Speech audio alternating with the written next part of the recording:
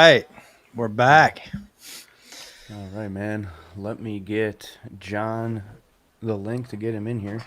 So yeah, tonight, guys, we're going to talk to John Cullen. We're going to go over the Charlie Kirk assassination. I think that's taken over social media like a firestorm. So there's I so mean, many different angles of people telling you it happened this way or that way. I think John's one of the best researchers. So we're going to see what he has come up with. And tomorrow night, actually, we got Ryan Matta coming on. He's going to go over all his research.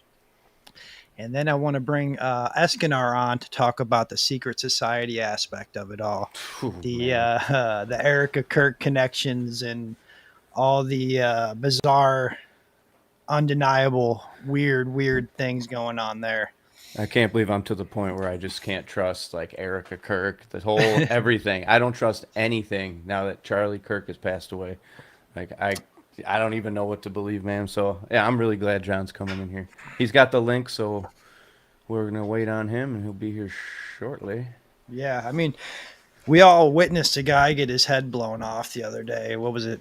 How many? Almost a week and a half ago, 2 weeks ago, It was 20 days ago, man. 20 days ago. Holy shit, time 20 is days flying. ago. Yeah, I don't think that is good for the soul. I don't think that did anybody any good watching that. Dude, I was watching a Charlie Kirk video. Any good watching that? Dude, I was watching a Charlie Kirk video when it happened. My dad texted me. He's like, Charlie No Kirk got way. shot. I swear, I got out of work. I'm sitting there eating lunch. It was like a video from like the last college he was at, 4 or 5 day upload, ago. Yeah. And then Well, no, that I, would have been an older video because that was the first stop on his tour. yeah, well, I mean, just saying the video was uploaded like a couple days before this happened. Ah, okay. And so I'm just sitting there, open Twitter, dude, open Twitter. The first thing I see is the video close up. I'm like, See, I saw Jesus the first Christ, shot, man. the far I away thought it was first fake. shot first, and somebody said it was Nick Fuentes who sent it to me at first, and I'm just like, oh man, they're dead. And then I realized it was Kirk, and I kept scrolling, and I saw the close up, and it was like, holy shit, there was no chance. I think once everybody saw that close up, I mean, there was no way Yeah, that man. anyone had any hope of him surviving. All right, John is in the house. Shall we bring him up? Yeah, Get him going. Hello, good sir. Welcome. John, welcome back. Thank you, guys. Good to see you guys. Good to see Definitely, you. man.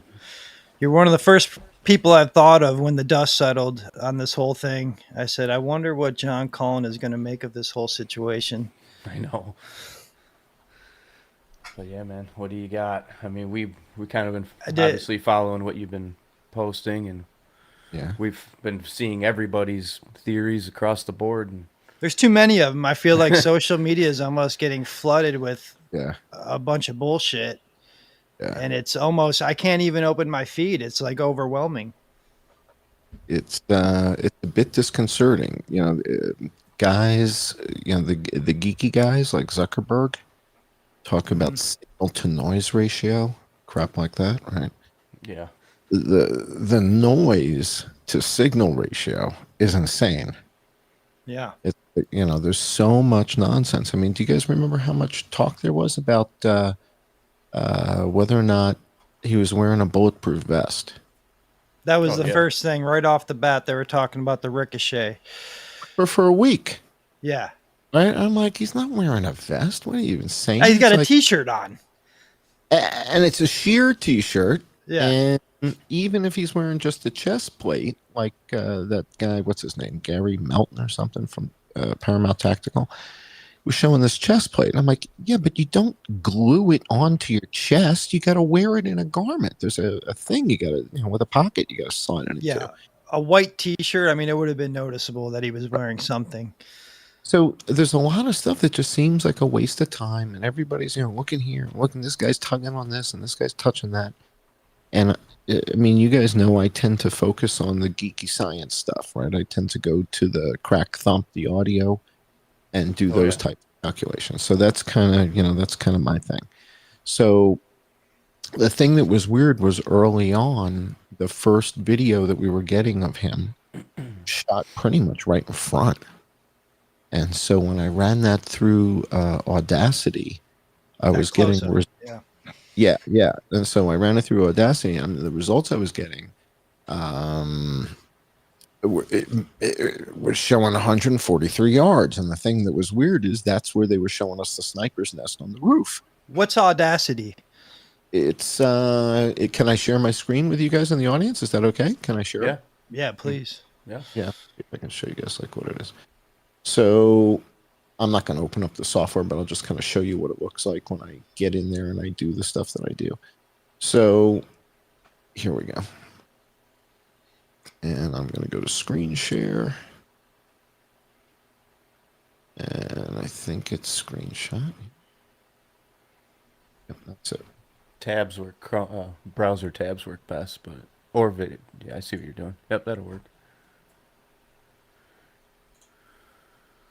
So what I do is I take the video and I extract the audio from the video, and then I put it into software called Audacity. And what Audacity, it's basically a scope, and I can zoom in and zoom out and basically measure the time difference between peaks. Right, so I can measure from the crack to the thump, because when you listen to it, when you listen to the shot, there's really two components. There's this supersonic crack piece, and then there's the thump piece. And the amount of time it takes to get from one to the other, if we can measure that, we can determine how far away we are from the muzzle of the gun, assuming certain things like a certain muzzle velocity, like 2,600 feet per second, 2,900 feet per second. The muzzle velocity will give you a different result, but not that much. Meaning, whether I put in 2,600 feet per second or 2,900, 3,000 feet per second, the difference is 6 yards, for example. All right, so that it's still giving me kind of a tight enough area, within 18 feet, right? So look to your left, look to your right. 9 feet one way, 9 feet the other way. It's not that far, except for the New York Jets. Don't tell the New York Jets to move 18 feet, right? So that's a whole nother story. First pick in the draft. So we're winners, even though we're losers. All right, man, what a mess. I'm a Dolphins fan, so I don't feel. I like the new uniforms. No, I don't feel bad for you. I like the. I think they're going to sell a lot of jerseys. All right, so back to the science of all this crap. I put the audio in the thing, and when I put the audio in this Audacity thing, I start measuring the peaks and all that stuff. And what happens is the results I get are telling me 143 yards. And I'm like, well, that's where the sniper nest is. So I start, I'm like, but the guy on the roof doesn't seem to have a gun. We got the guy in the black running around. And at no point do we ever see this guy with a gun, like clearly with a gun. Like everybody's like, well, if it kind of look, come on. If I'm running across with a rifle in my hand, you're going to see the rifle in my hand with a scope on it. Come on. So, was there not a picture circulating like the first day of like somebody in like a shooting position laying down? I thought I remember seeing that, and now I haven't really seen it at all. Maybe like that. Like you said, it was just flooded with bullshit. Yeah, and the FBI sends out the pictures of the guy in the stairwell. I'm like, all right, so then where's the gun, guys? Where you forgot to put the gun? There's no gun in the picture. And then they show us him running across the rooftop, and there's no gun there either. So I'm starting to wonder, well, all right, so we got a guy in black running across the rooftop. Is that another Patsy thing? Yeah, until I see a guy in the rooftop with the gun in his hand. You got, 3,000 cameras on campus? Oh, I know. That's the part that blows my mind. I mean, I find one of them showing us the kid with the gun in his hand. So, all right. So that takes us to Jason's discovery. So Jason Goodman and I had been doing podcasts together for 5 years every Friday. Like we were doing Christmas Eve podcast. We were doing New Year's Eve podcast. I mean, we did it for 5 years every Friday. I think I missed 2 or 3 because of the flu. And that was like it, man. We were every Friday for 5 years. And after Butler, we're kind of like, we should probably go out on top and we don't look like the Stones. I don't want to be using a walker to do podcasting. Okay, we're here to talk about the cover up this week. It's like, let's go out on top. And we just, we broke this Butler thing wide open. And, let's give some new guys a chance to come up. And he's been working with a whole bunch of new journalist guys who are great. So he does this thing, and he gets this guy on his show, who was there, who was filming, and he's showing the footage. This is Jason.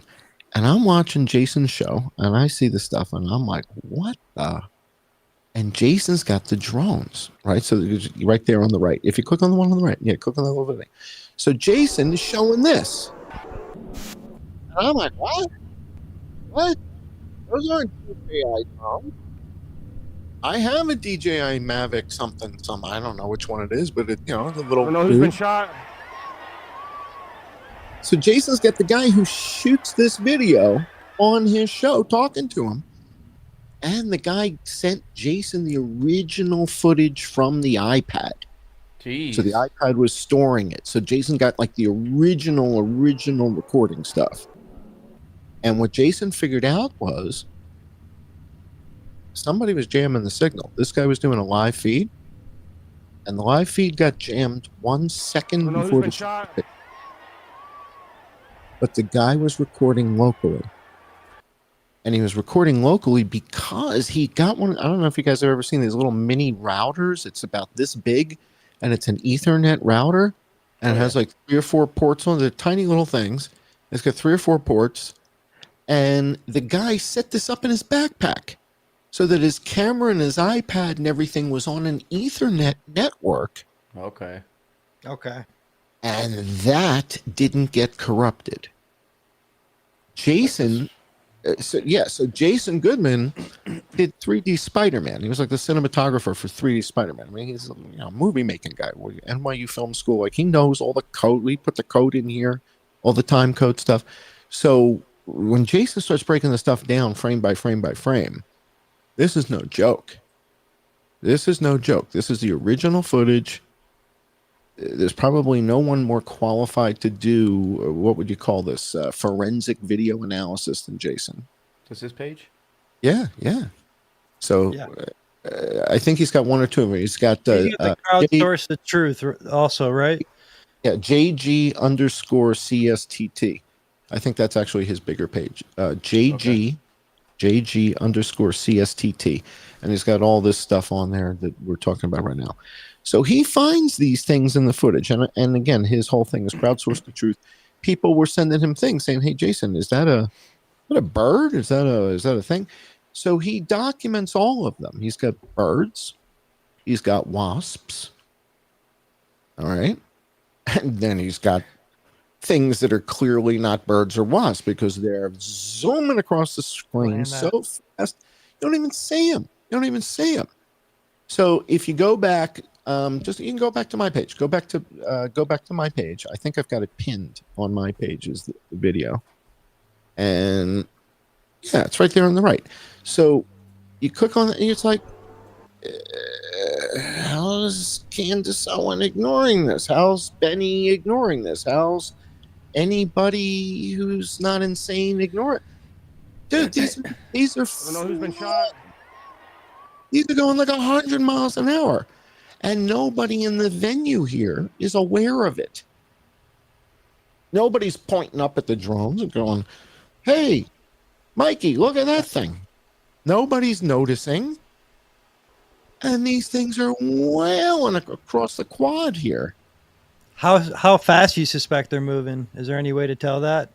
There's ways to kind of estimate it based on how far you think that distance is. Is that like 150 yards? 200 yards, 100 yards. So based on those distances, you're getting speeds about 100 to 150 miles an hour. Because it's only in the frame for 4 frames out of 30. All right, so it's 430. And there's no kind of civilian drone that could go that fast, is there? And there's multiple. He's got 2 or 3 or 4 of them in here, zigzagging, going. One's going this way, one's going that way. One's looks like it's catching on fire. Maybe it overheated the battery. It's got smoke coming out of the tail as it flies away. But that one's up high. Took a shot. I don't think so. It was kind of high. So for look at this one here. This one, see that where it's down by the concrete? It's like, where the hell this thing? Where the hell are these things coming from? Yeah. And how is this not front page news? Like, well, in other words, a bunch of stuff that I'm wondering why isn't it front page news? Like, well, but all we know, all they tell us on TV is there's the shooter. Like, yeah, that's it. Like, that's it. Dude, like, who has sex with furries and trannies? Dude, Like, but such bullshit. I mean, to me, like, you got to be able to triage. You got to be able to say, okay, well, which is the craziest thing we've seen so far? And to me, it's not anything but this. I said, when Jason came on the show, and I said to him, this is the game-changing evidence. This is the evidence that changes, the narrative. We just went in the toilet. What about the whole microphone thing? The guy in the front row pulling the thing in his pocket, that whole thing. It's all red herring horseshit. That's it. I mean, I got to believe the FBI loves that stuff. This has nothing to do with this. All the signals What the hell have to do with this? What are you going to tug on your lapel for one of these things to do something? What the fuck? It's got nothing to do with this. Which seems more sinister? Tugging on your lapel? I tug on my lapels every time we do a show. I'm sitting here doing this shit. It means nothing. I'm sure you did digging. Did Charlie Kirk's security team ever use drones in the past for security? They haven't. They had a drone there, but the shots that they were able to get were the mega aerial. Like, they went up to like 250, 400 feet and took the straight down shot during setup. They were not granted a permit to fly during the event. Oh, really? Yeah, they were not granted. I figure that would be something a YouTuber would want. To cut up a video. It would be something cool. Exactly. So it's been 3 weeks now. So if this was the Utah Valley University Drone Club, which we know they have, well, where's the footage, guys? Why haven't you come forward on TikTok and said, hey, guys, we were racing around the quad that day and we got a bunch of footage of Charlie getting shot. Where's that, guys? If they haven't come forward. Yeah, I mean, say it was the drone team or whatever, if they do have that, like you said they do. They do. If it is them, then they should have and would have come forward. You'd think. Yeah. And if it was us, if we were there that day, and now, we has any official forward and gone, dude, look what we got. We were flying that day. Has any official law enforcement acknowledged the drone or anything? No. In any aspect? It gets worse. Dude, it gets so much worse. It's way worse. Let's go back to my homepage. Go back to the zoom out, right? Because we're there already, right? Yeah. All right, so we zoom out of this. All right, so what's the thing on the left say? You send me a text. Oh, Jesus. Oh, wow. Well, I mean, that seems like technology you'd think they would already have in the bag. But as you know, like, we don't hear about what they have or what they're using until 10, 15 years after the fact. Something like that. All right, so here's what happened that day. So this is a little disturbing because that aircraft that you see right there in that story, yeah, that exact aircraft was adjacent to the murder scene 3 hours before Charlie was shot. 3 hours before Charlie was shot, that plane, which is a Hades spy plane, trainer, meaning it's like, the first two that they came out with to make sure everything works right before they make the real one.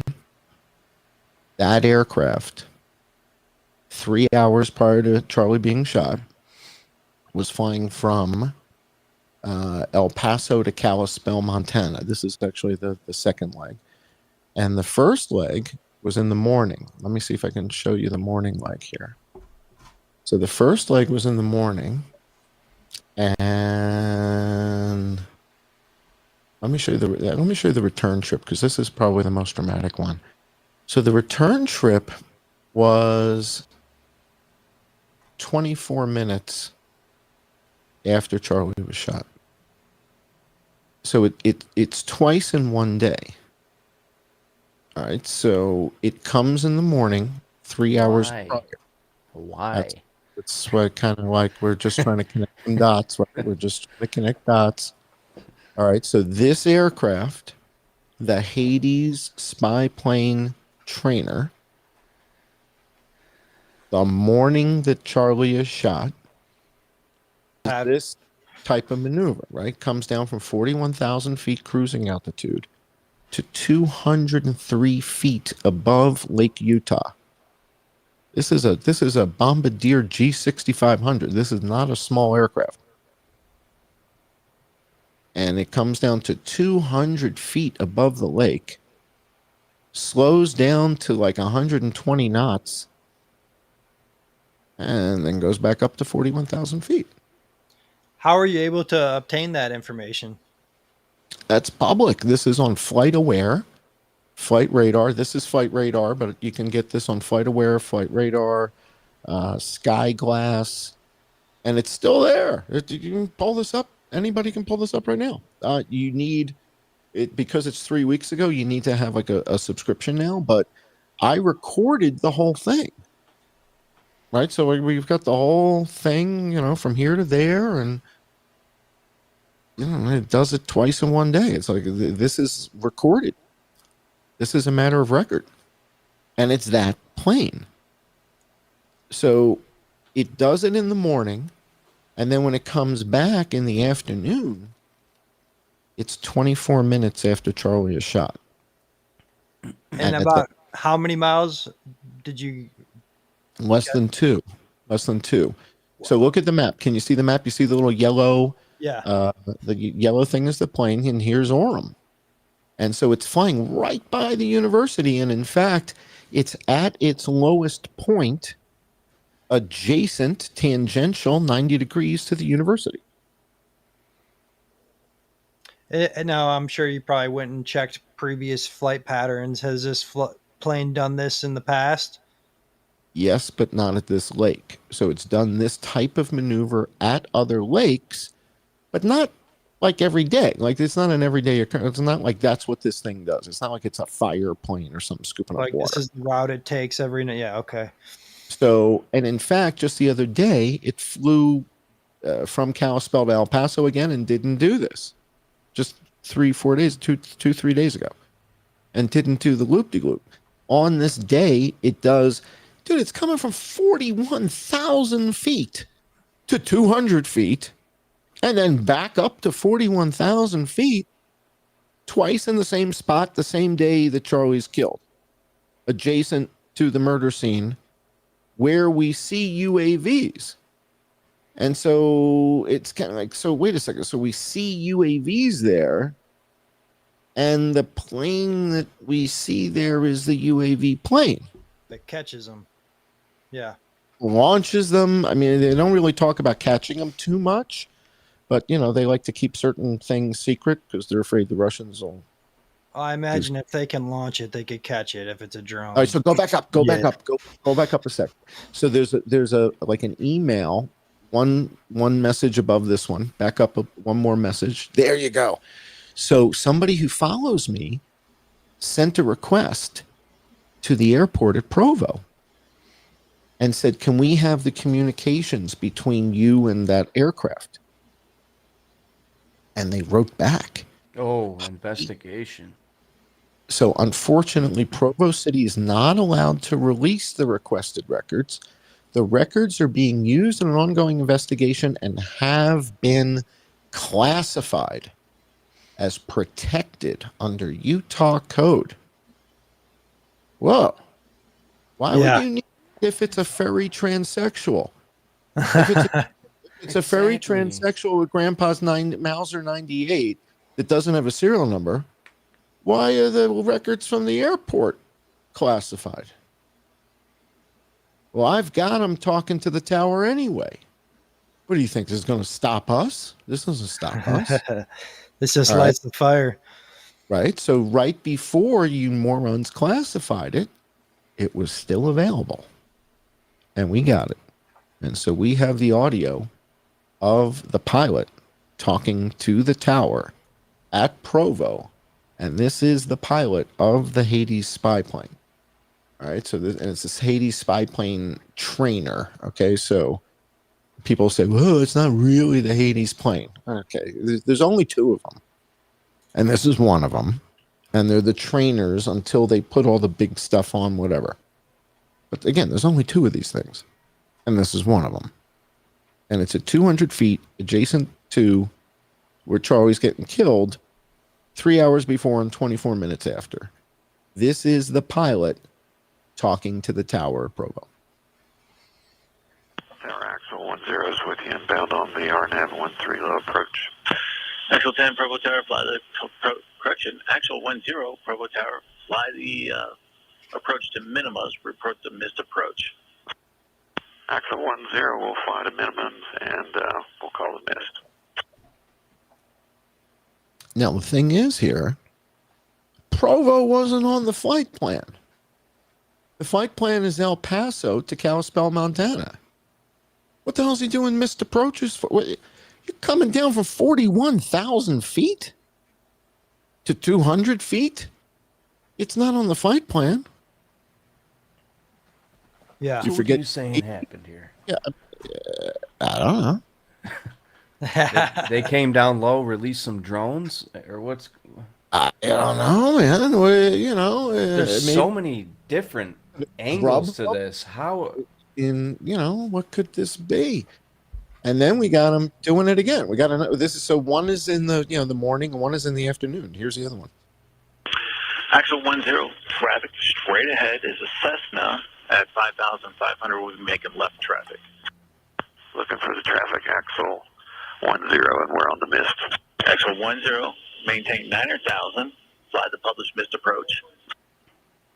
9,000 published missed, Axel 10. Axel 10, you're above that Cessna traffic. Contact approach 118.85. 1885, roger. So he's at 9,000. There's a Cessna at 5,050 or 5,500. Yeah, and it's another one of these missed approach things they're going to do. So it's basically they've got cover for why they're in that area, right? So now we can say, well, we were doing missed approaches at Provo. But Provo is classified. So this is all classified. You can't get this anymore. You can't hear this. He doesn't sound Israeli to me either. Right? If that guy was like one of those falafel guys on the falafel cart, I'd be like, dude, that's not one of our guys. That's one of their guys. But he sounds very white to me. But I could be wrong. You know, that could be but he sounds very Air Force-ish or very CIA-ish or something like that. And, you know, what are you going to say? There's just so many angles to this. What if Trump and Butler actually got killed?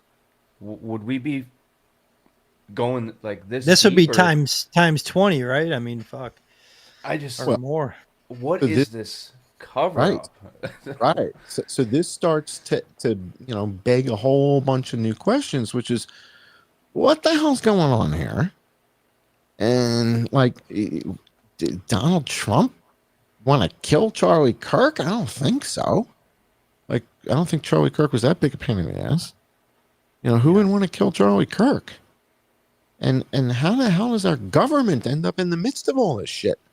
With spy planes and UAVs? I'm not saying the UAV shot Charlie Kirk. I'm just saying They were there. Something going on. Yeah.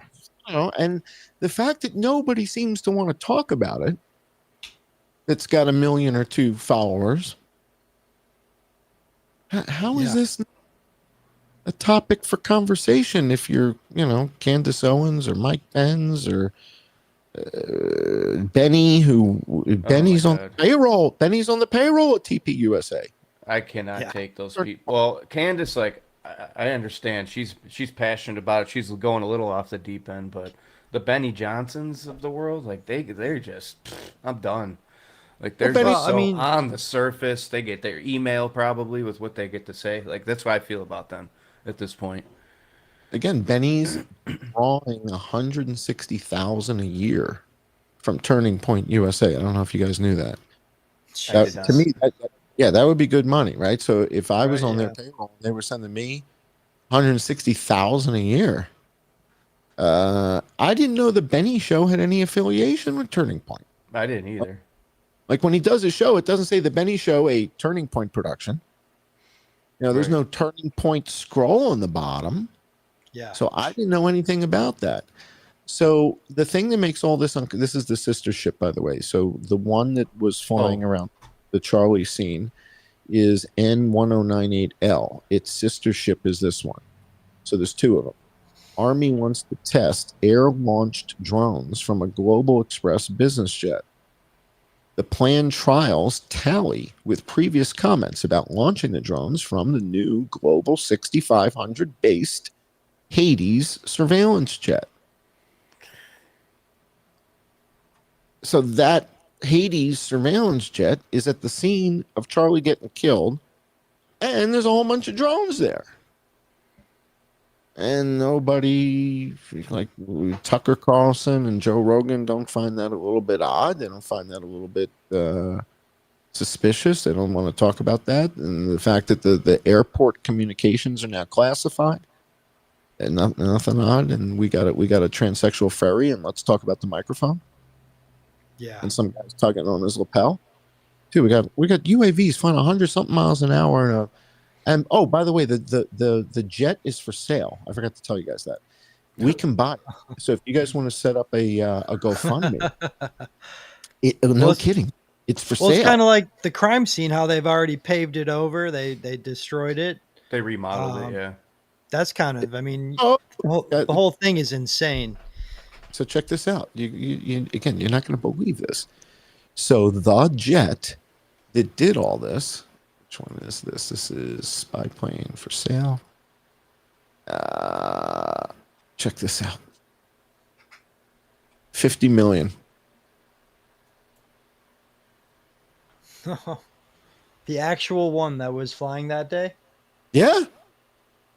Why? What's going on, they can't fit enough CIA shit in it, so they need the bigger one. So they're going to upgrade, and look at the interior. They got all the spy. Yeah, they got everything. Mapping. I mean, dude, I say let's set up the GoFundMe. We could raise this in 10 days. Wait, so a civilian could buy this? $50 million. $50 million.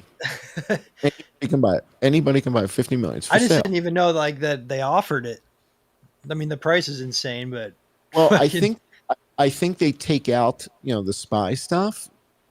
It doesn't include the spies, but it's got terrain mapping. I mean, that's hot stuff, right? And, you fly it in there. It's just $50 million bucks. It's for sale. Yeah. Now it's for sale. That's fucking crazy. So it's I don't know what to make of it all, man. To me, it's like it would be creepy if we just had the spy plane twice in one day at 200 feet. Yeah. And what the hell's that doing here? Twice. But now it's a spy plane that specializes in drone surveillance and we got a ton of drones flying all over the place. It's like it's obvious those are drones. And when you watch the footage with Jason, he goes through and shows you the birds. He's like, I said it looks to me like an egret or a heron. It's like it's that clear.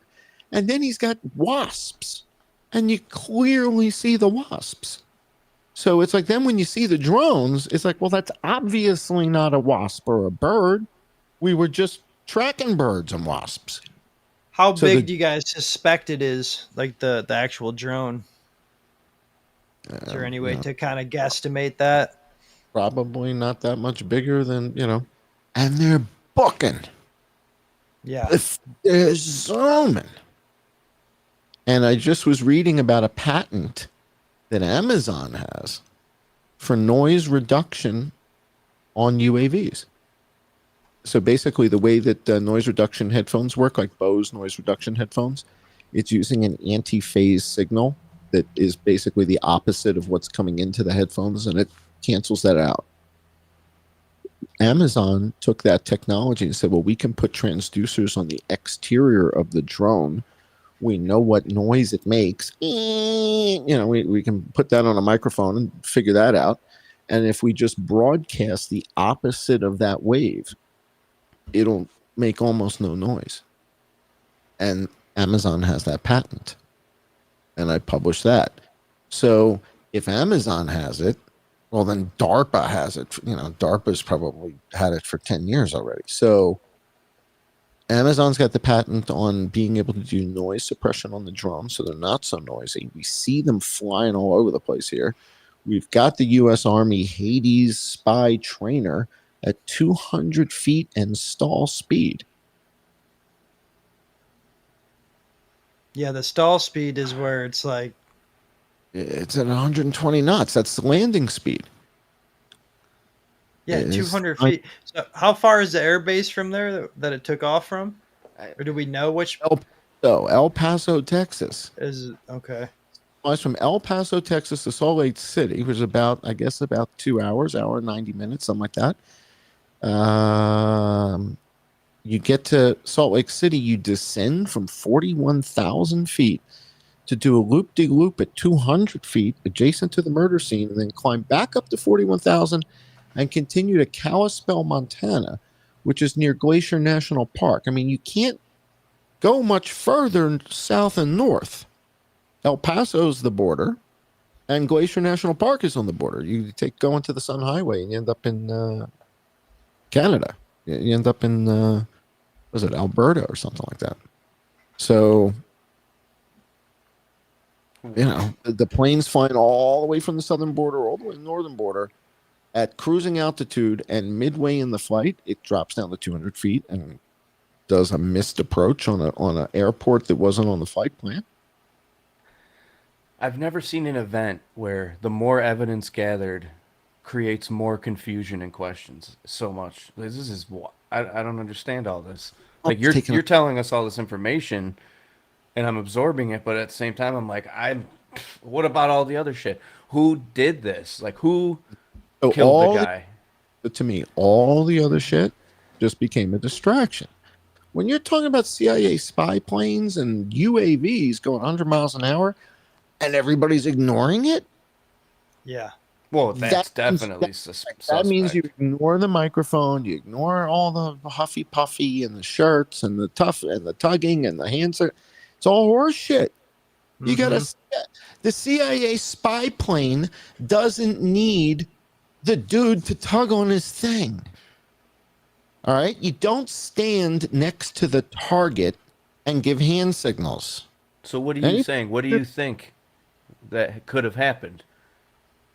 I have no idea, but I know where the shot was taken from. All right, let's hear it. The analysis, right? So when you run the audio through Audacity and you get the timing and you measure the time and you know how fast sound travels, and you can hear the crack thump. Let me see if I can get the crack thump stuff for you guys.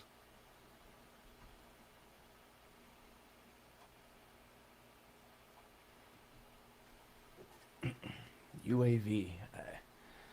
And then I got other. I mean, I don't know how far you've gone with the whole autopsy stuff and all that, but the produced video of her praying over his coffin, that's all fucked up to me. Creepy. Yeah, that's all pretty creepy. Yeah, very creepy. Yeah. But again, to me, that's all like what's called circumstantial evidence, right? Yeah. So, this is why we called you. We like to get these kind of receipts. But that's not where the shot came from. It's like I'm all about where'd the shot come from, and if I can figure out where the shots are coming from, I might be able to figure out, who shot him, right? So I kind of look at things from that perspective, and that's how I did the Vegas shooting. Same thing with Butler. It's like, where's the shots coming from? What's happening here is this is changing the Butler scenario. Because now we saw UAVs in Butler, but we were assuming those were, the good guys, Secret Service, something Service, like. Sure. Yeah. Yeah. And now I'm not so sure. Opens doors for, Okay. So, right. Is becoming kind of game changing. I'm still looking. Hang on, bear with me, guys. Well, then you got Netanyahu the other day talking about basically alluding to how you have to move with the times and how, in warfare, he's like drones. He says, but I'm not going to get into that. It's just like, exactly. I think you posted the video. I may have seen it on your page. Yeah, he's talking about social media, and he's talking about drones in the same sentence. And I'm like, Yeah, it's like, what the fuck? What's on your mind? yeah, not a good look, bro. All right, here we go. Here I got the video. All right, so I'm going to play this. This is recorded by this guy. I think it's Adam Bartholomew. And this is the original audio. This is the gunshot. There's no blood, so there's no gore here. You guys aren't going to, get grossed out or anything like that. So let me share this with you guys.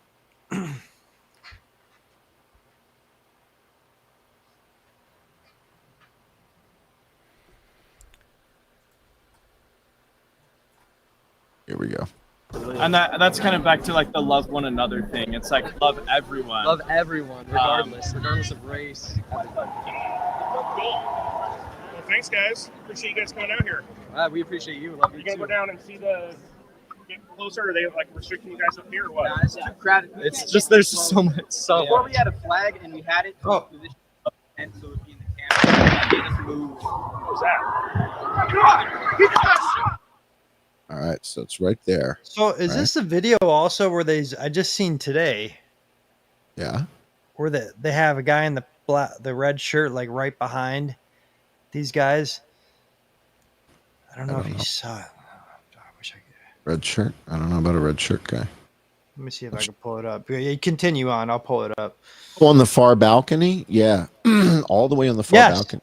Then he has the hat on and everything. Someone did a close up. It's actually that hustle bitch account, John, we were talking about before. Yeah. Yeah. There's some people out there. Yeah, I saw some of that, and it's a little weird. But let's just focus on the sound of the shot, right? So we get the sound of the shot. Are you gonna go down and get closer? Or are they like restricting you guys up here or what? It's crowded. It's just there's just so much. Before we had a flag and we had it so it's positioned above the tent so it would be in the camera. It made us move. What was that? So that is what I'm putting on the scope. All right. When I put that on the scope, it'll tell me what the delta is between that crack and the thump that we hear after. It's like we call it crack thump. So let me pull that up and I'll show you kind of what the results are. And that's from this microphone. Meaning, so from where he's standing, which I go into Google Earth and I map where he's standing based on, let's see.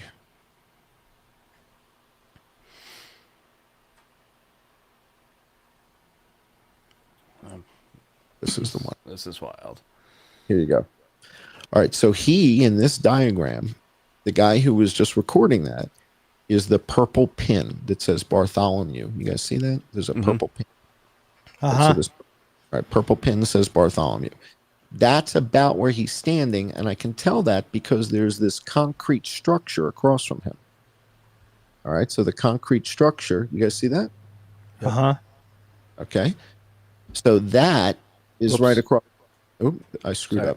No, that was me. Oh, okay. So the concrete structure is directly across from where he's standing. In other words, he can see that in his video.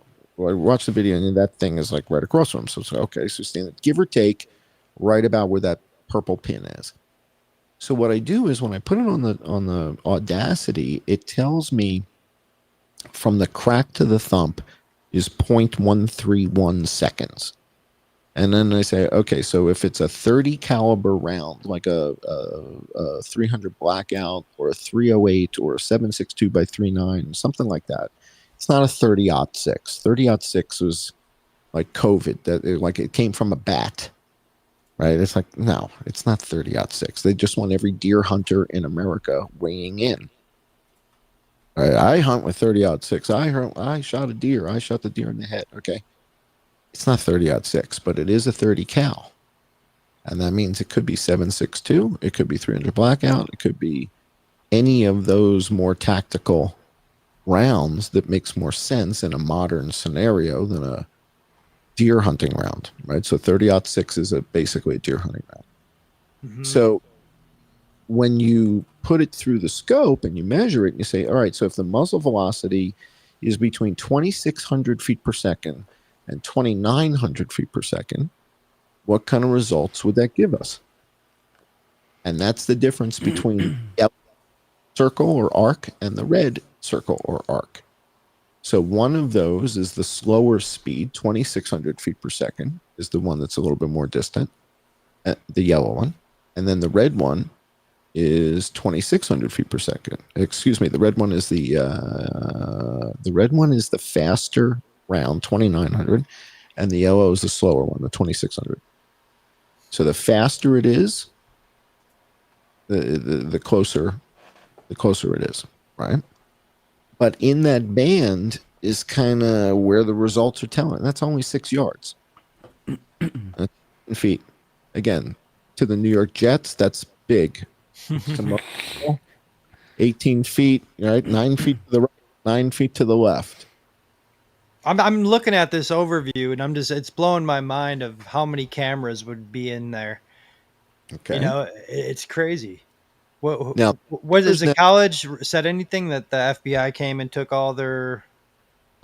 We've got some footage of the FBI guys walking around on the rooftops, but I don't think the FBI. Again, it's like the Vegas shooting. I don't think the FBI had a clue what was going on. You think they got the call after and was just like, "Hey, clean this shit up"? Yeah, and they're looking around and they're like, "We got nothing." And then if they do get access to these cameras at the university, what I think they're looking at is a guy dressed in black runs up on the roof with a backpack, lies down, does nothing, and then a shot is fired and he gets up and runs away. And there's no gun. And that's why they can't show us footage of the guy with the gun, because there is no footage of the guy with the gun. The guy on the roof, I believe, and this is speculation, is like a first-year CIA guy. Just graduated from the farm. One of your first missions, no weapon, no ID. We'll give you $210 in cash. That's it. You're going to be in all black. Black jeans, black hoodie, black hat, sunglasses. No weapon, no ID. If you're caught, you heard gunshots. You were scared. You're running for your life. What are you kidding? You ran straight across the road. Hell yeah. Or jumped off the second story if you could have. You got nothing with you. You got a backpack with a bunch of dirty laundry. If he gets caught, but he doesn't get caught, he makes it out to the roadway and he's picked up in a car and they drive him away. He's a decoy. Without him, we don't have a shooter. With him, we don't have a gun. Where the hell is it go? Where's it? Where? You found a Mauser in the woods somewhere?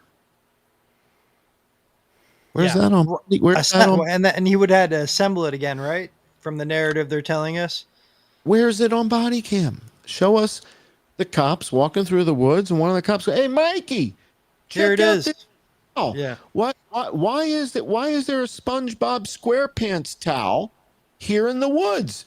This looks a little bit suspicious. Come, let's check it. Somebody call the dogs just in case. Where's all that footage on the body cam? Yeah. If we're walking around looking for a perp and we're walking around the woods, at this point, this guy was still on the loose. Right. You don't think we got our body cams on? Dude, we're walking around looking for a freaking shooter. Of course. We got our cams on. I got my pistol out. I'm looking for the freaking shooter. I'm walking around the woods. Of course I got my body cam on. I'm getting ready to engage. No? Nobody had the body cam on? There's like 6 patsies at this point, in my mind. Well, you got the old man with no answers. Started yelling, "I did it! I did it! I did it! I shot him." Who knows? I mean, the guy, he may just be an agitator, right? I mean, he may just be the kind of guy who, when they're like, "Hey, you, put your hands up," and he's an agitator guy, and he's just like, "Oh, really? Why? You think I'm the shooter? You think I did it? F you. I'm not putting my hands. Oh, I'm the shooter. Okay, I'm the fucking shooter. Okay, I'm the shooter. I did it, you assholes." Didn't he pull this shit at 9/11 and the Salt Lake City bombings? And there's a lot of fucked up connections, with him. They scrubbed a podcast where he was talking about all the events he was at. Here's the thing. Whenever you get new evidence like this, when you get the spy plane, the UAVs and all that shit, you then say, all right, what the hell does that guy have to do with a freaking CIA spy plane? Probably not much. Unless he's a CIA operative or something. You know, he seems a little old to me for this type the of fact that he was at those two events too makes me think. Yeah, I'm sure. I'm sure you're aware of like at the MK Ultra program. I think my theory is that this kid went up on the roof, maybe thought he was that whatever gun they gave him, he thought he was going to kill Charlie Kirk, and he thought he was going to take the shot. Maybe he did take some sort of shot, but nothing happened that he did, and then now he's the patsy. Did you see the footage of him at the car show? No. Did you see that? All right, so I'm trying to remember how long it was before.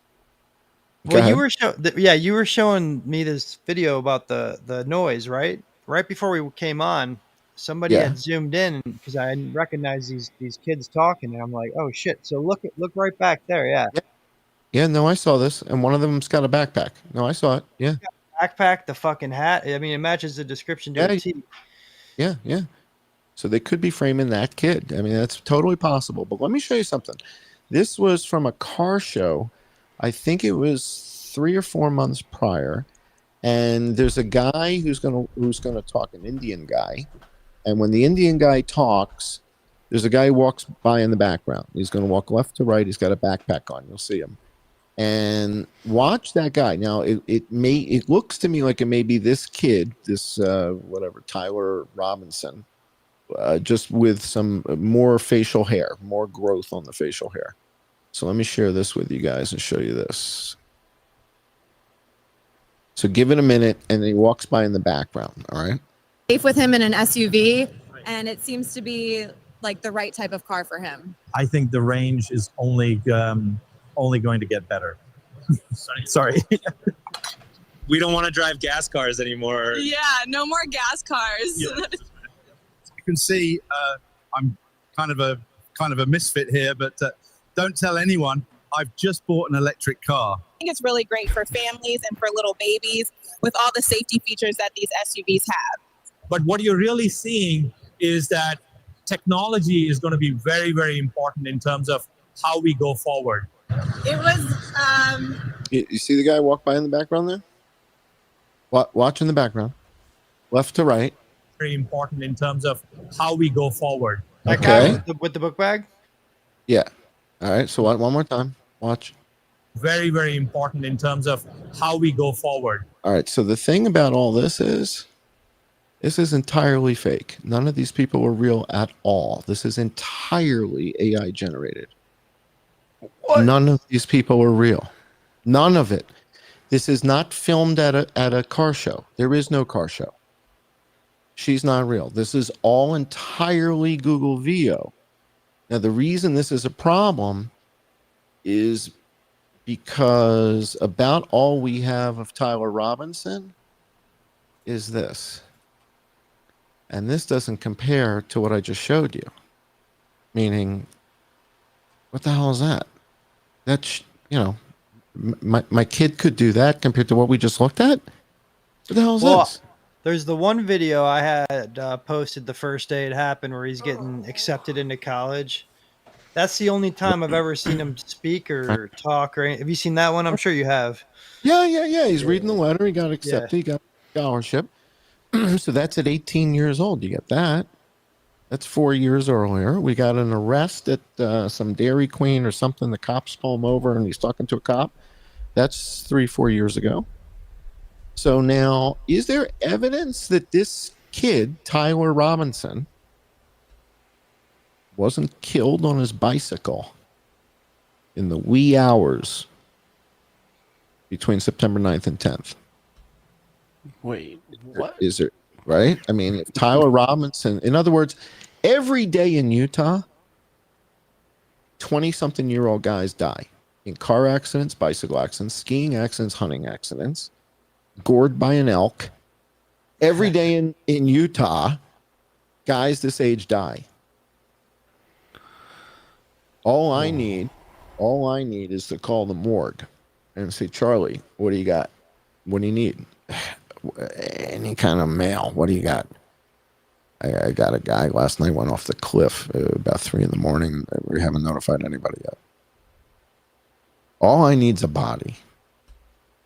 And now, if this kid who maybe was in the yearbook, maybe was pulled over by the cops 3 years ago, maybe did this kid mountain bike off the wrong trail, impaled himself on a tree last night at 8 o'clock, is in the morgue, and they haven't been able to get in touch with the parents yet, and they need a body.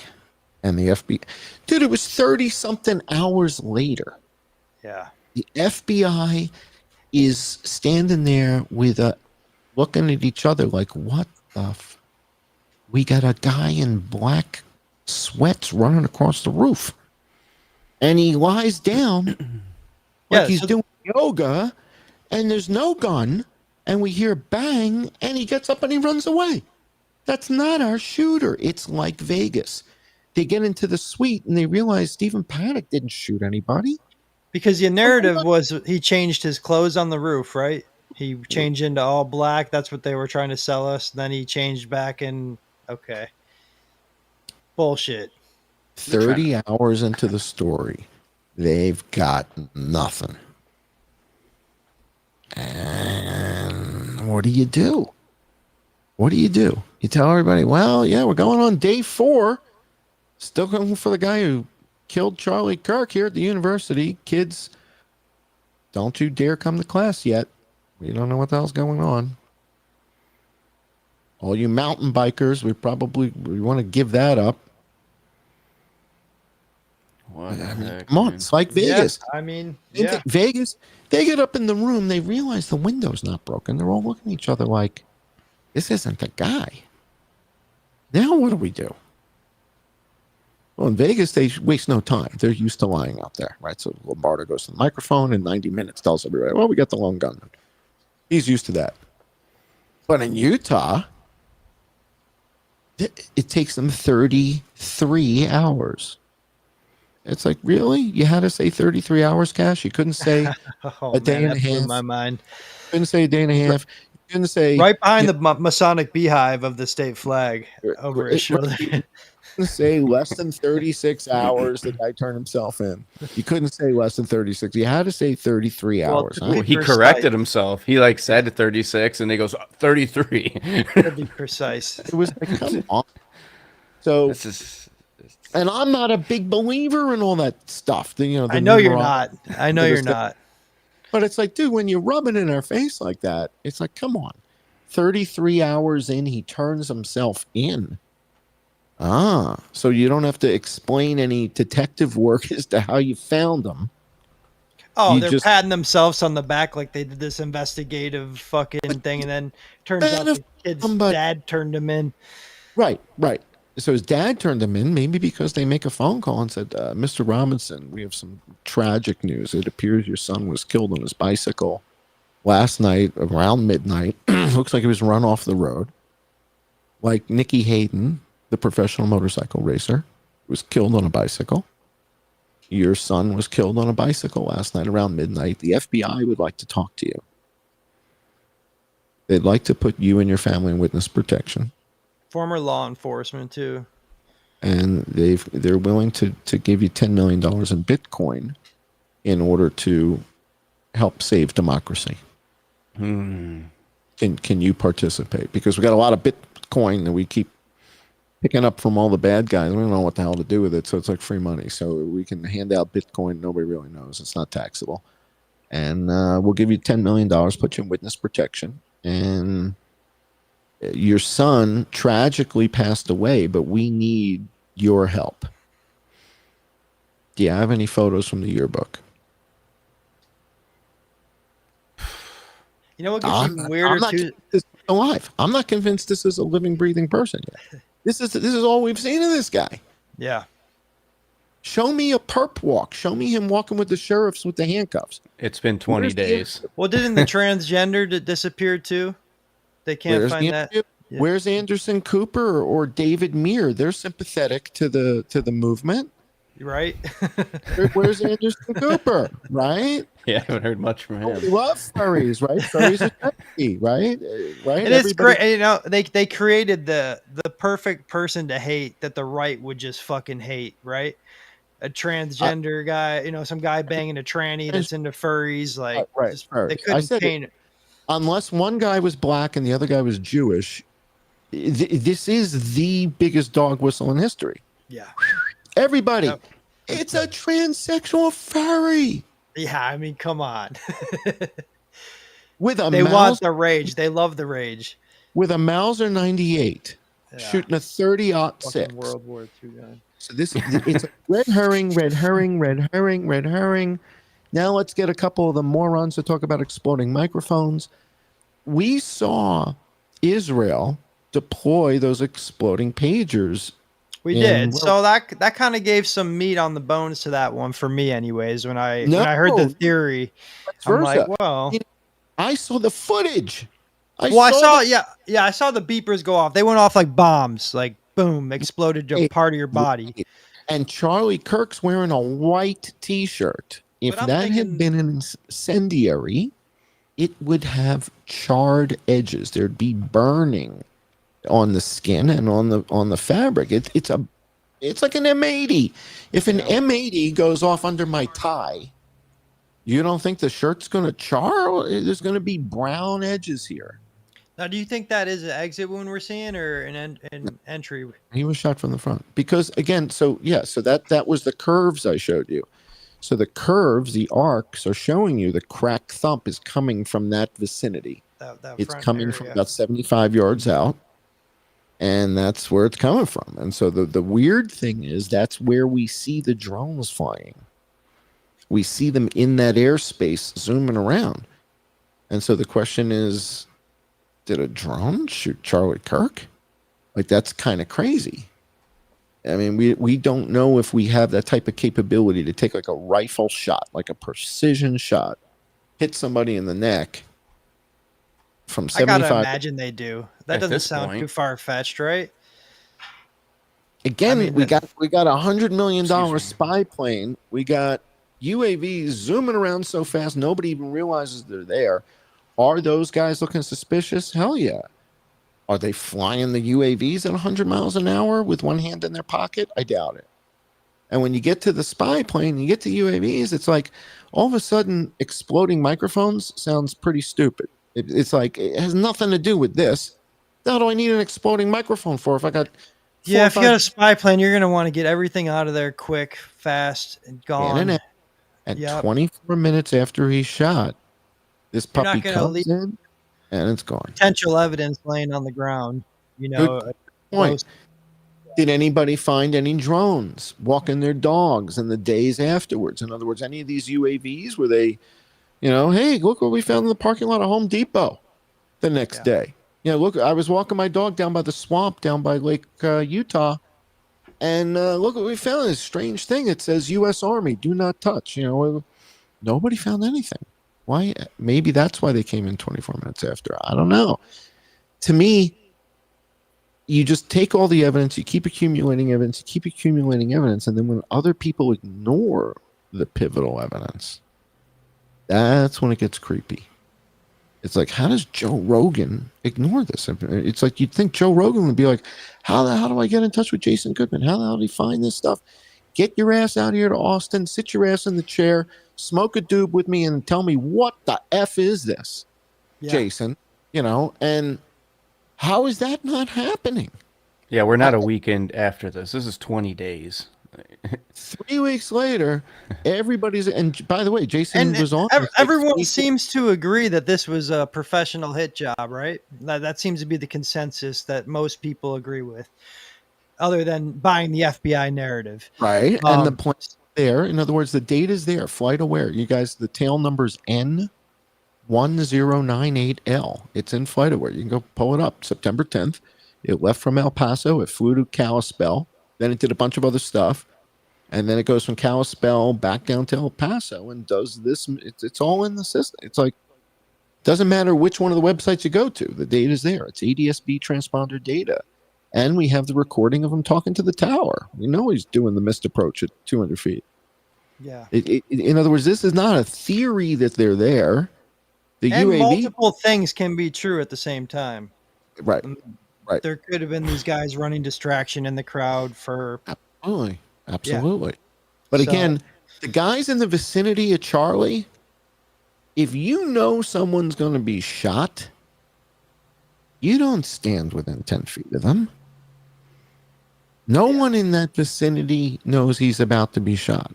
And so all the focus on all those people is distracting from what I think is the gorilla and the elephant. You got an elephant in the room, which is the drones. You get the gorilla in the room, which is the spy plane. And people were talking about exploding microphones. All you got to do is pull up the footage from the Israeli attack with the pagers. And you say, no, come on. The clothing's all burned. Yeah, their mid parts were getting exploded out. Yeah. Like, there's smoke coming out of your neck. It's not an explosive charge on a microphone. It's not the guy's tugging on his shirt if you got UAVs flying 100 miles an hour. And if I'm part of the mission and I know the guy's, I'm not standing next to the guy. What, I'm going to tug on my thing to tell you to shoot him? F you. Yeah, I mean, I can't tell you how many times I've been sitting in a crowd or waiting for a concert, and I'm sitting there like this, and I'll go like this, or fucking, just it's a natural thing. And when you put it in slow motion, it makes it even look more. Yeah, you start hyper focusing on it, and That's what's going on. That's the problem right now. Right. I'm using the science of the acoustics to say that's really hard to fudge. It's hard to fake it. Originally, when I thought it was 143 yards, it's because I was getting the audio from the PA system, because the filming was people in front and the audio was coming from the PA. And that's why it was telling me it was 143, 145 yards. Once I got the audio from this guy, this Bartholomew guy, he's standing off to the side. We barely hear the PA. We hear the rifle shot. And so that's clear audio. Then I got another video from the other side that's far enough to the side that the PA is not the dominant audio. The dominant audio is the direct shot. And that measurement and the measurement from here are both about 75 yards. And where they meet is about 75 yards out from Charlie. And that's where we see these UAVs flying around. So it kind of begs the question, was he shot by a UAV? A lot of people think, that's crazy. That's insane. That's like impossible. But when you see the spy plane and you see it's like... Well, I mean, we took Soleimani out with the fucking drone halfway across the world in an armored vehicle. I don't know. I'm trying to collect evidence and put the evidence together. And right now, the crack thump stuff is telling me 75, 78 yards out from Charlie. And in that area, we see these things. You see it right there. It's flying right there. Like right there. That's it. That's the spot. And that's what makes this kind of kooky.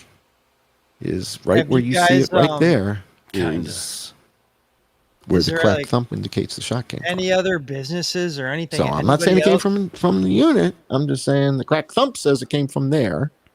And we see a UAV there. Yeah. And we got $100 million spy plane that's for sale for $50 million because they keep things have more landings than any other plane for sale, like online. Like every day they fly it from here to here to here to here to here to here, and it lands like 5-6 times a day.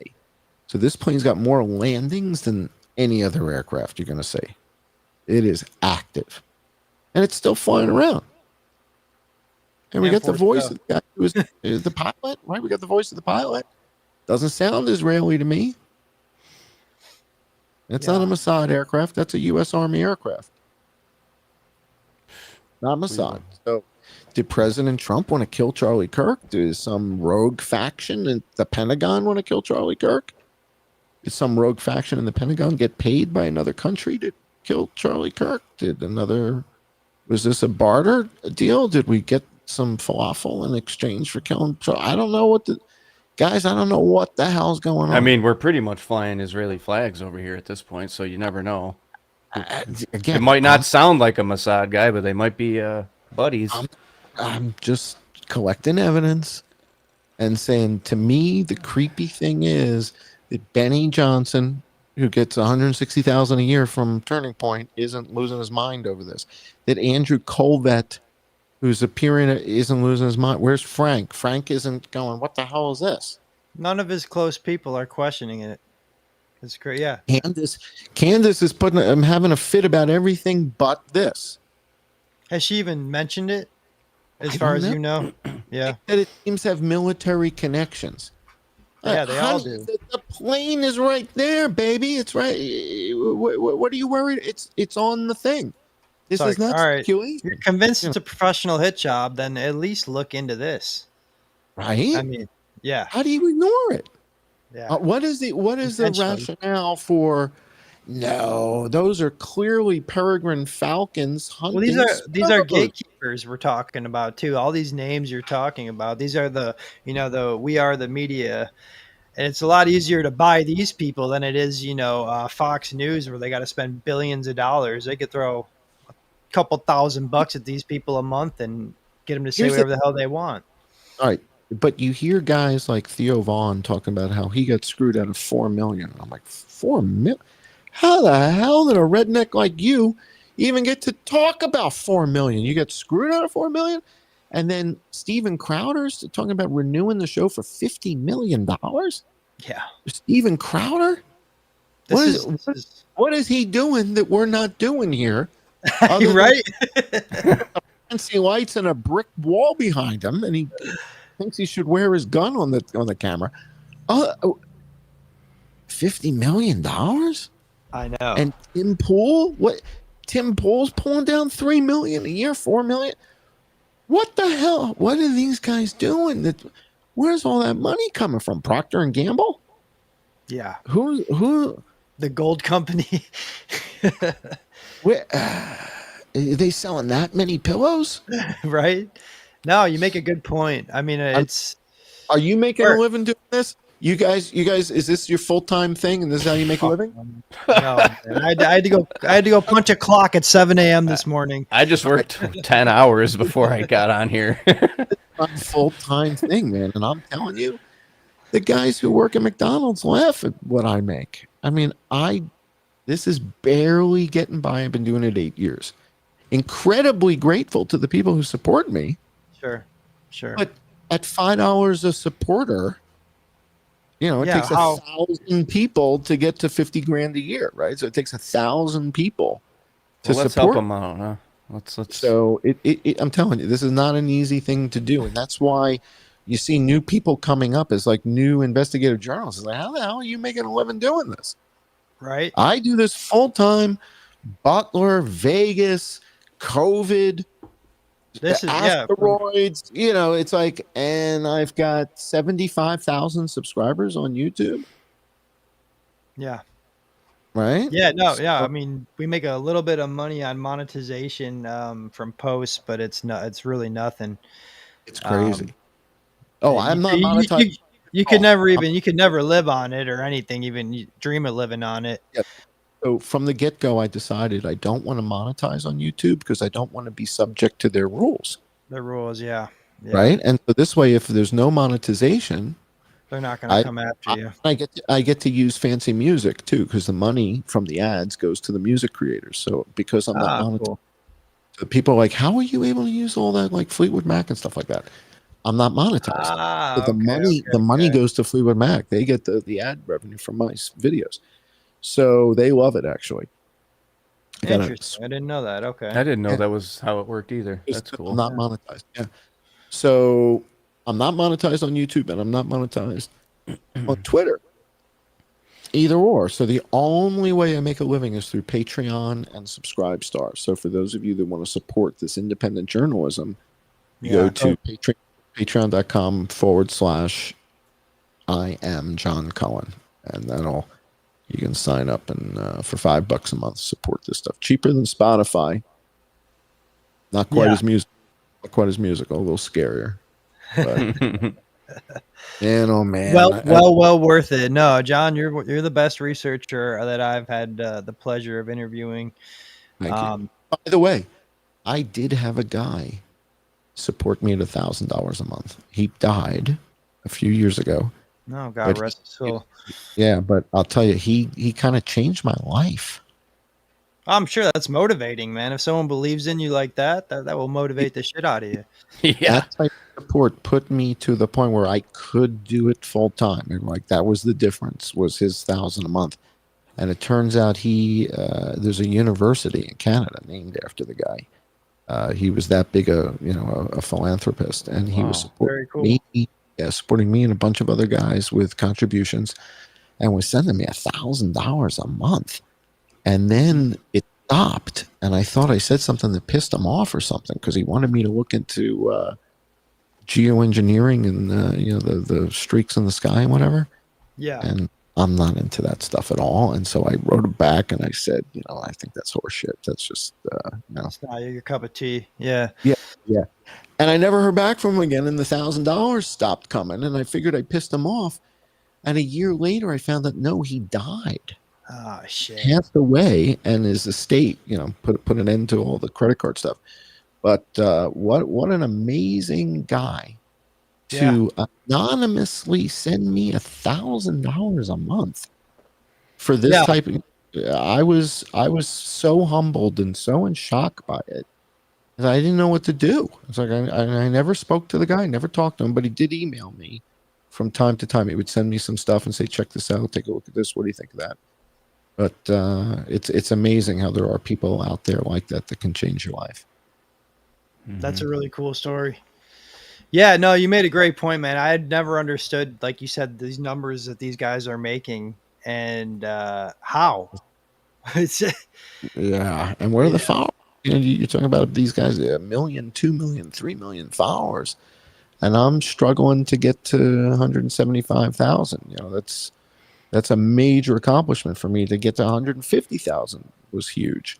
So, and with the type of content I publish, I got meteor craters and the maps and, ballistics. And it's not like I'm publishing boring looking stuff. And it's pretty high STEM material. Absolutely. No, if you're into not wanting to go down the mainstream media rabbit hole bullshit, John's the guy for you. And for $5 a month, I mean, that's nothing. Indeed. So go and support.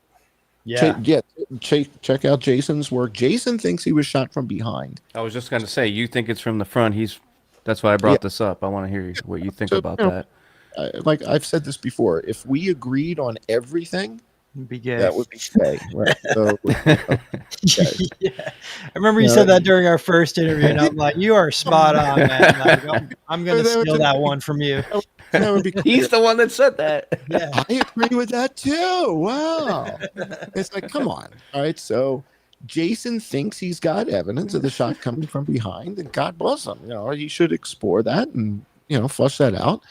And that'll happen, right? I'm just going off the acoustic stuff, right? So he's going frame by frame in the videos and kind of documenting what they call like MPEG compression artifacts and stuff like that. It's out of my league. I mean, I don't know about that stuff. I'm doing the acoustic stuff, and from the acoustic crack thump, it's telling me it's coming from the front, about 75, 78 yards out, along that trajectory that would have indicated where they had what would you call him? A dummy decoy guy on the roof. So along that same trajectory, just a lot closer. And again, I'm just going by the acoustics. I'm just going by the crack thump stuff. What Jason sees, could be legit. And we might have both, right? I mean, we hear the crack thump. We hear the bang, right? So something happened. And the something that happened appears to be 75 yards out. Was there something else that happened at the same time? I don't know. Again, he's looking at the video frame by frame, and I'm going by the audio. So to me, that's okay. It's like, you go to the west, I'll go to the east, and, I'll see you in Nova Scotia. We'll meet somewhere. Valhalla. That's what I figure. So I don't get too worked up about it. Isn't that the Yeah. witness protection program? No, I lose you guys? I said no. Valhalla. I said, why don't we meet in Valhalla instead? Looks like I lost you guys. Did we lose him? Oh, I still hear him. Yeah, I Hello, still hear hello. you. You hear us, John? Here, we'll send him out, send it back in. Let's see. Come out, bring it back. How about now? Can you hear us? Oh shit. Well, Yeah, this is a lot. This is a lot, and I can't believe it's gotten to this. Like Maybe the levels of this. Is there a oh, he's gone now, but he might come back. Is there a chance that the shot that he's hearing, the shot that we all the audio that we all hear, could that be another patsy sound? Somebody just shot a gun and just to give you that, you know what I mean? for the microphone to pop up, I mean, we're pulling so many strings that it's just like, and I think Can you that's hear what they us? want. Oh yeah. Yeah, the more the more distractions, the better. Especially for the shit show they're running. I mean, do you expect any more information to come out from the FBI? Any more evidence to be shown to the public?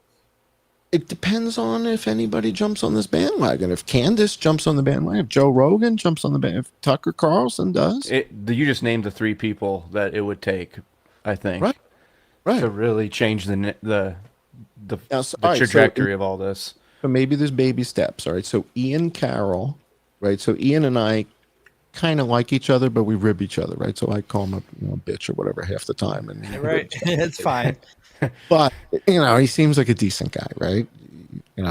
Yeah, my interactions with him seems like good dude. He seems like a decent guy, right? Yeah. He's either one of the best they've ever produced out of Langley, or he's a decent guy, right? He's one of the best they've ever had, or he's a pretty cool guy. So Ian's been talking about the work. Ian's been mentioning this stuff, and he's talked about our work before me, my work, Jason's work on Vegas before. Mm-hmm. All right, and he's talked about it. But he and I were supposed to do some podcasts together. He kind of blew me off.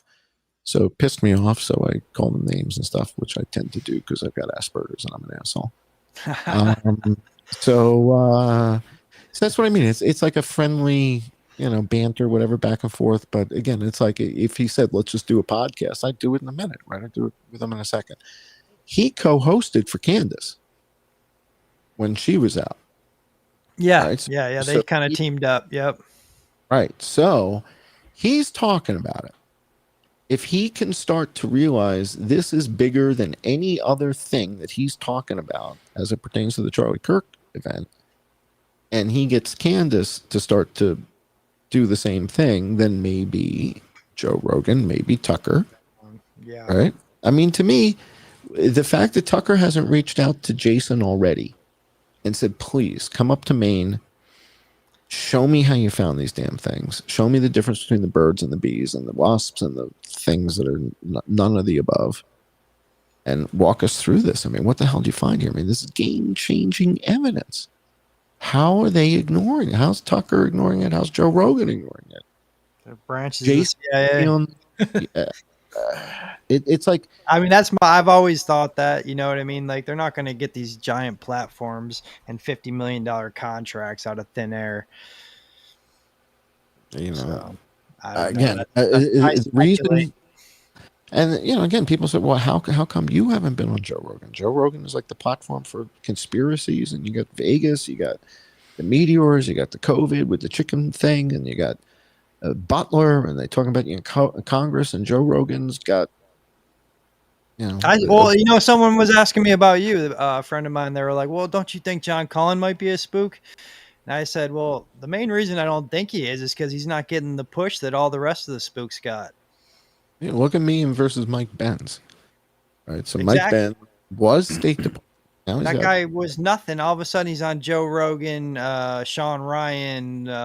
What did he do? What did he say? I don't even know who he is or what. Yeah, I have no idea.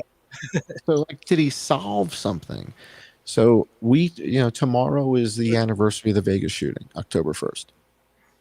And for most people said, it looks like your work on the helicopters and the MBS assassination is kind of the go-to thesis. I mean, nobody's come along with a better research thesis that says it wasn't Maita bin Abdullah, Mohammed bin Nayef, Mansour bin Mukran. Nobody's done this level of research and produced an alternate thesis. And that means, this is probably what happened 8 years later. And Kash Patel was the chief counsel for Devin Nunes back then. Interesting. And Devin Nunes was the head of the House Intelligence Committee, which means they know all this stuff. And Devin Nunes know all this stuff, yeah. And before they even took this new round of jobs, right? Yeah. He's the CEO. So Kash knows what happened in Vegas. Devin Nunes knows what happened in Vegas. The people who are in that House Intelligence Committee and the the Gang of 8 that gets the intelligence stuff, they got to know this stuff. So they just keep these secrets from the public because they think the public is too stupid to be able to handle the truth. And, whether it was September 11th or Vegas, and then it was the COVID thing, and then it was the asteroid thing, then it was Butler. And what we see here in Utah is forcing us to go back to Butler because we saw these things flying around in Butler. And we thought it was probably just a Secret Service guy because we knew there was a secret. Again, Jason called the damn guy. Jason calls him up and says, "Is this Ed Castro, the drone pilot?" He's like, "How the hell did you get my number?" I just that's not the point. Are you the drone pilot? Jason calls the guy. He's got his name from the call sheet. So Chuck Grassley published the call sheet, but it was redacted. Jason got the unredacted version of it. Gets the guy's name, calls the guy up. And he's from Nevada. But he was the listed drone pilot, UAV pilot, for the Secret Service that day. He's not a Secret Service employee, but that's who they have listed as the pilot. So okay, so that's crazy. Yeah, that must be Castro's thing flying around. Yeah. Maybe not. Maybe there's 2, 3 in Butler. And Castro was out of his league.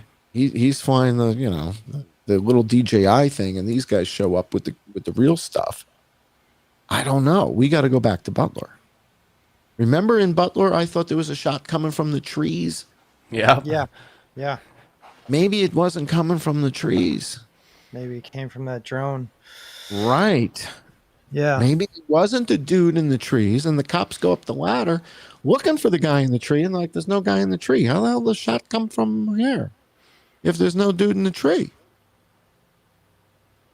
And all of a sudden, we may have our answer 15 months later. I'm not saying we might get to that answer, but what the other answer we need is why? Why kill Charlie Kirk?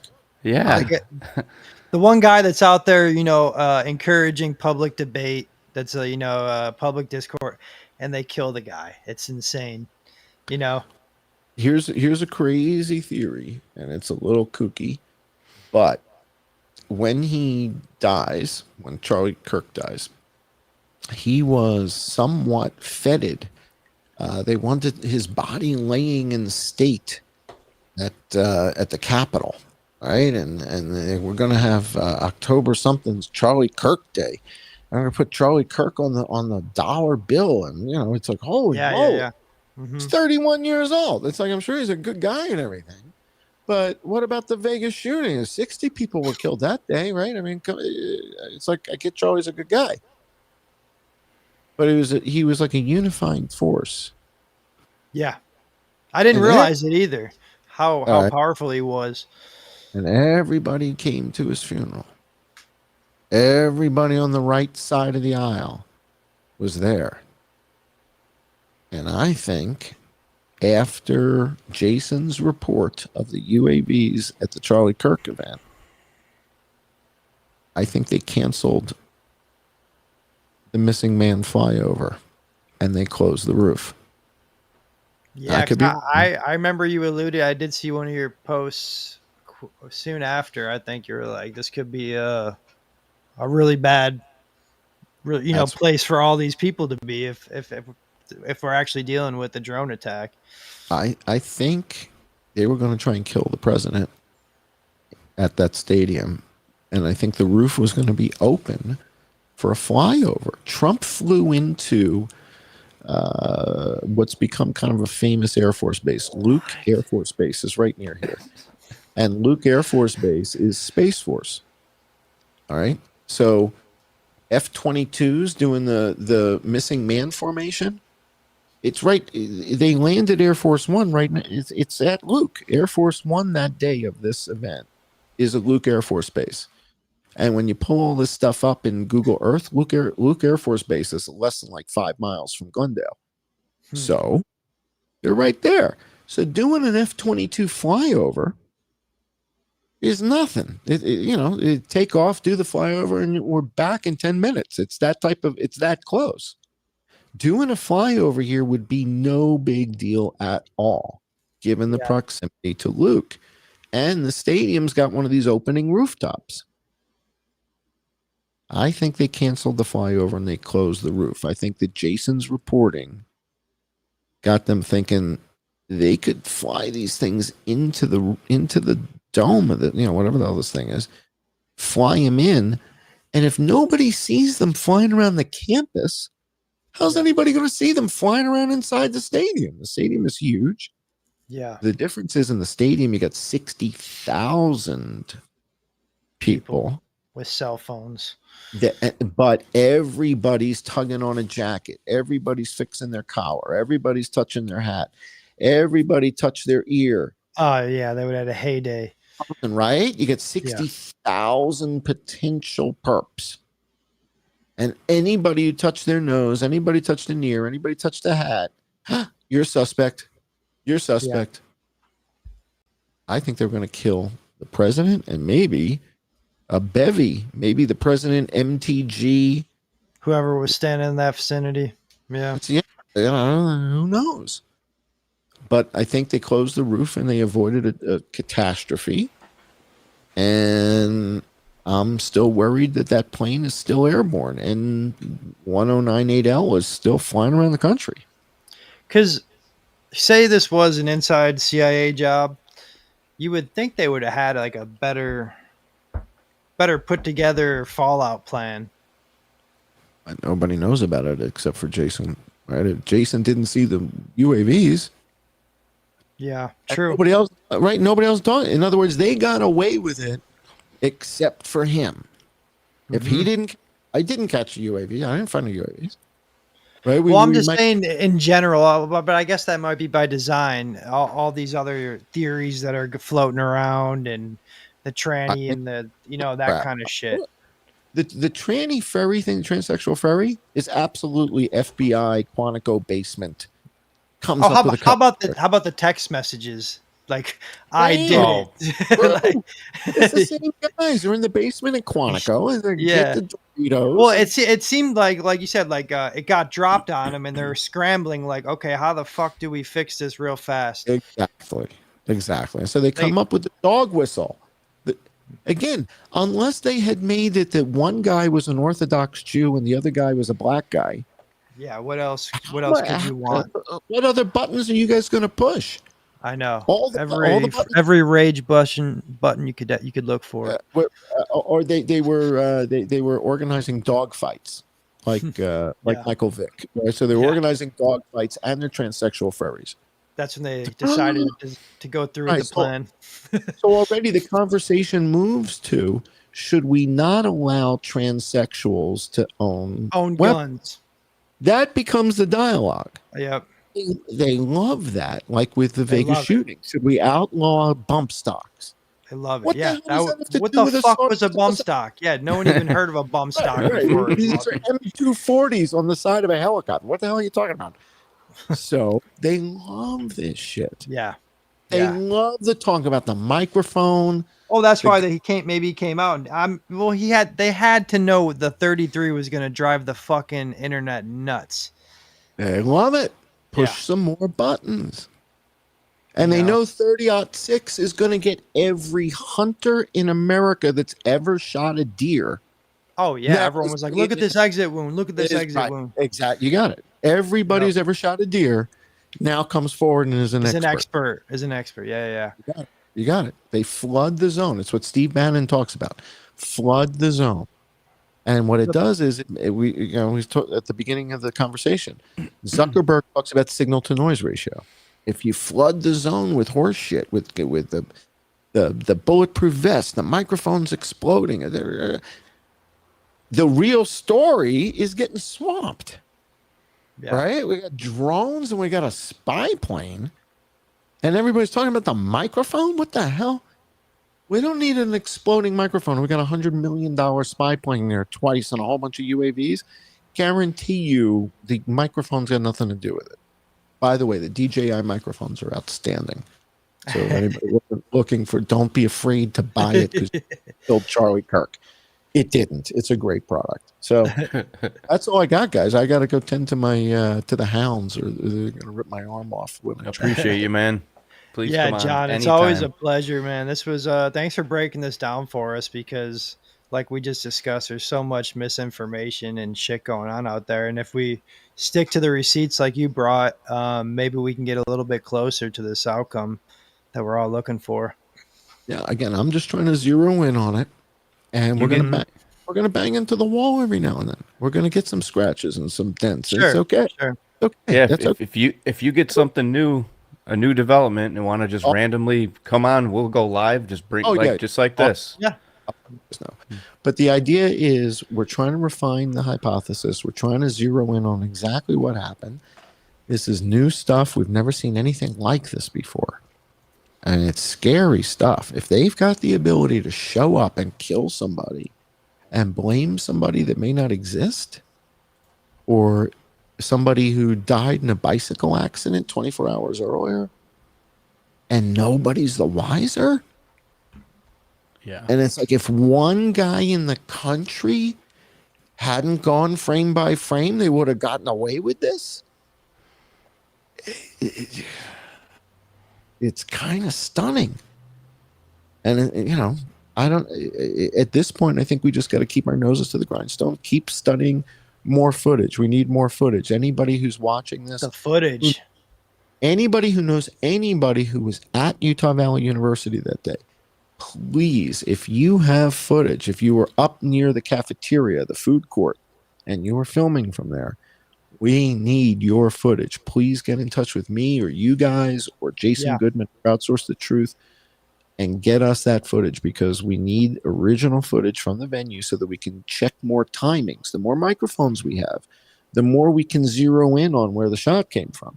And there has to be more footage out there, even by civilian. Absolutely. Absolutely. Anybody watching? Cell phones. It was at UVU.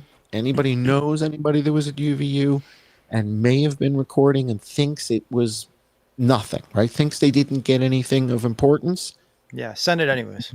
You may have, right? Yeah. We don't need Charlie getting shot for your audio to be of value. So please, anybody who knows anybody who's got that, get it to you guys. Get it to me. Yeah, I'll get it right to John. If you guys can get it to me, or John, go right directly to him. But yeah, please. I mean, it's out there. It's definitely out there. There's no way it's not. Hell, folks, right now. Write, tweet with your Congress people, your senators. How are they ignoring a spy plane at 200 feet? It's a U.S. Army spy plane. It's a Hades. It's there twice. You're not curious? All I'm suggesting is, just like with the Vegas shooting 8 years ago, is this not worth further investigation? Absolutely. That's all. Absolutely. I'm not saying 100%. Phone shot the guy. I'm saying, yeah. Doesn't this warrant further discussion and investigation? Joe Rogan, Tucker Carlson, Kansas Ellen. Yeah. A person actually in charge of like some serious shit, not just the commentators. Yeah. Whenever the president's ready for some real leadership, I'm glad to run that hellhole, and we'll close it. You got our backing, man. I'll sell the firm. I'm gonna put all the chairs on eBay. Why do we need a federal police force? The Department of Justice needs their own police force. Get the hell out of here! I'd sell everything. I'd keep the guns and sell the furniture. Love you guys. Thanks for having me back on the show. I really appreciate it. You're the best, John. Man. We'll talk soon, man. Thanks a million. Yeah, you're the best. Talk soon. Bye-bye. Bye. So that was interesting, huh? Wow. I mean, that just got me thinking more and more of what is bullshit. So I'm gonna go online and look at more videos, look at all the stuff Ryan's sharing when we talk to him tomorrow, and try to. It's only you get more fucked up because we're gonna talk to Ryan. He's gonna have a lot of Right. stuff to go over, and Right. then when we talk to Eskinar, that's when it's gonna blow everybody's heads because that's when we're gonna get into secret societies, who's pulling these strings potentially. Sex Kittens is his wife, Erica Kirk. All sorts of really, really dark, deep shit that can't be ignored. Definitely not. And at the beginning of it all, I was like, okay, this is getting out of control with these conspiracies. But now, no, I'm all ears for you. Show me a little bit of evidence to this twisted story of what the hell's going on. Yeah, compared to what the FBI is giving us, like this has to be investigated more. If you're telling me a hologram was sitting there and something came up from under the ground, whatever the heck someone's talking about, all right, let's hear it. That's where I'm at with this. Let's hear it. Like, it's better than Cash's story. Yeah, this bullshit. God. But yeah, man, that was awesome. Tomorrow, I think we're going to be going live right at 7:00 with Ryan. Confirm that. Yeah, yes, sir. 7, right? Okay, cool. Well, it says 6:30. We'll confirm with him, but we'll get that information. 6:37. I'll tweet it out in the morning and let you guys know. But stay tuned for that. And then either Eskinar is going to be coming on Thursday, Friday, or Monday. One of those days. So, yeah, this is going to be the topic. Hopefully, you guys can come to your own conclusion after watching each episode and getting a different perspective of each different person. So, yeah, stay tuned. Yeah, stay tuned. All right, man. I think we can cut it out here. Yep. Take care, all right, guys. We'll see you tomorrow.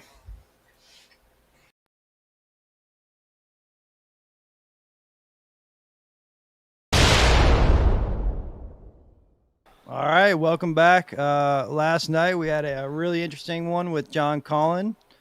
Tonight we got Ryan Matta joining us, investigative journalist. We got also Sean here and John.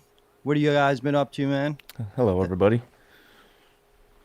It's a pleasure to be here for the first time. I've been hiding out in the background, running STF media operations as best I can. I'm really excited to be here with you guys, and it's been incredible what I've seen you do with the Kappy page, Dave, and I'm happy to be a part of Isaac's army and facilitate, as you call it, the return of Kappy. Hell yeah, man. We got to take these bastards down. And yeah, John and Sean have been the guys behind the scenes. Any kind of live stream you see me do, they were the ones kind of making it all happen.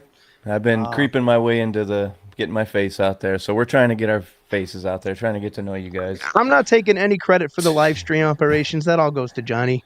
It really does. He's become so good at this. But let's get into business. Yeah, we got a special one. We're going to talk about the Charlie Kirk assassination, obviously. Ryan's been on fire lately, but yeah, bring him on in. Good, sir. Welcome. Hey, gentlemen. Thanks for having me, man. Super excited to be here. Yeah, absolutely. Dude. Welcome, dude. You've been absolutely on fire with this assassination, just keeping the coals to the fire, man. Like, not letting anything go. It's pretty incredible. Every time I open my feed, I see you there. Like, are you just like on like a blitz, like trying to every hour pump something out? Yeah, I didn't really have a schedule, and I never really did the vertical format content like I'm doing now, and in the way that I'm doing it, kind of just one thing fell into the next, and I've kind of gotten to a groove that's really worked. So, and I've also been doing this for so long that I, multiple YouTube channels, 3 YouTube channels. I was doing 30 million views a month across 3 different channels before they nuked me on there. I lost 3 Instagrams, 12 TikToks. I took my ex-girlfriend's TikTok from 10,000 to 64,000 in a year. We took 2 of her TikToks to over 100,000 a year. My favorite thing to do is break algorithms. And once you figure out how to break the algorithm, right, or you figure out what works, and I shouldn't say break the algorithm, but I figure out, I know there's a way to really get the algorithm to to work for you, right, which is what you're kind of trying to do here. So, it takes me a while to figure it out, but I think I've got on a stride here on X. Oh, right now I'm fucked, dude. I'm in my worst algorithm slump I've ever been in. Like I'm getting like 5,000 reach, and I'm not one to complain. I know how it goes. It goes up and down. Are you But using hashtags, emojis, special no, characters, putting no, anything but a nothing. asterisk in your tweets No, or but anything? somebody did tell me in my post today that they had notifications on. They're no longer getting the notifications when I got that tweet. today too. I got the exact same thing. So it's like everybody turned off or X went and removed everybody's notifications from you guys. So yeah, that's the second person that's told me that today. And So it's weird. This all happened like when the WEF lady left, that Linda, whatever the hell her name was. I noticed that, but oddly enough, I don't know why. I mean, maybe AI is fully taken over X, or I don't know, dude. Well, we know what happened with TikTok the other day. yeah, it's. I mean, we're so lucky to have as much as people don't dislike Elon and they complain about Elon, which I've been a big critic as well myself. But you know, without him right now, and without having the free speech ish that we do have on X, Sure. you know, and it's fairly.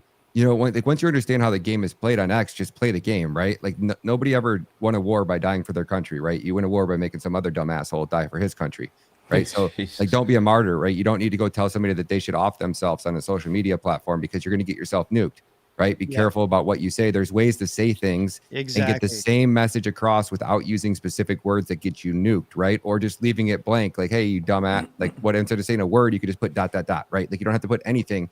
You know what I'm saying? Like you can be creative and get the same message across without getting yourself nuked. So I went and I go back through. I highly recommend this too. Like if you know, how many people are, I don't drink, but I assume a lot of people get drunk and they shit post and they go into comments and they talk shit, you know, those nights that you're having a few too many drinks and you're in the comments dropping, you know, the J bombs and in an aggressive way. 3 weeks from now, who cares what you said in the comment? Nobody's going to see it. So what you do is go to your profile and you search the J word, and then you just go through and you delete every single post that you have, because what they'll do is once you become a threat or you become a problem or you get a tweet that goes viral, the trolls go through your account and they're looking for anything that they can mass report, and then they put it in their group and everybody goes and reports that. And if it's even fringe, it'll get you nuked. So just go and be smart, clean up your timeline every once in a while and stay in the fight with us. It's great advice because, yeah, I mean, a lot of the stuff that gets people in trouble is irrelevant, you know, garbage that they were just shit posting with somebody. 100%. So I just think the biggest part of, I think like the biggest thing that our side does well, and I think like why we're starting to get more and more public favor, everything is done with class. You know, there's not personal assaults, there's not personal attacks. It's all fact based and it's all very well spoken. That's the difference between the sides. And we know that the sides are rather undefined, but that's the biggest thing. I think carrying yourself with class and making sure that you're coming with information that can be backed, vetted, sourced, and receipts provided is the best way to go. Yeah, and we're all fighting for you know, the Democrats just have one mission and why they're so united, and that mission is just destroy America. So however they're going about it, and whatever, you know, woke, horrible cause for our country that they're promoting, they'll promote it. But, you know, at the very least, we have most of the time the truth on our side, and we're all starting to wake up, right, and realize, you know, they've been pitting us against each other for so long. And, you know, I think that this is really, this Charlie Kirk thing is bringing people over. I put out a girl's video yesterday. She had rainbows and LGBTQ in her profile, and I'm looking at this girl. She goes, I'm more heartbroken and grieving over the loss of Charlie Kirk than I believe his own wife is.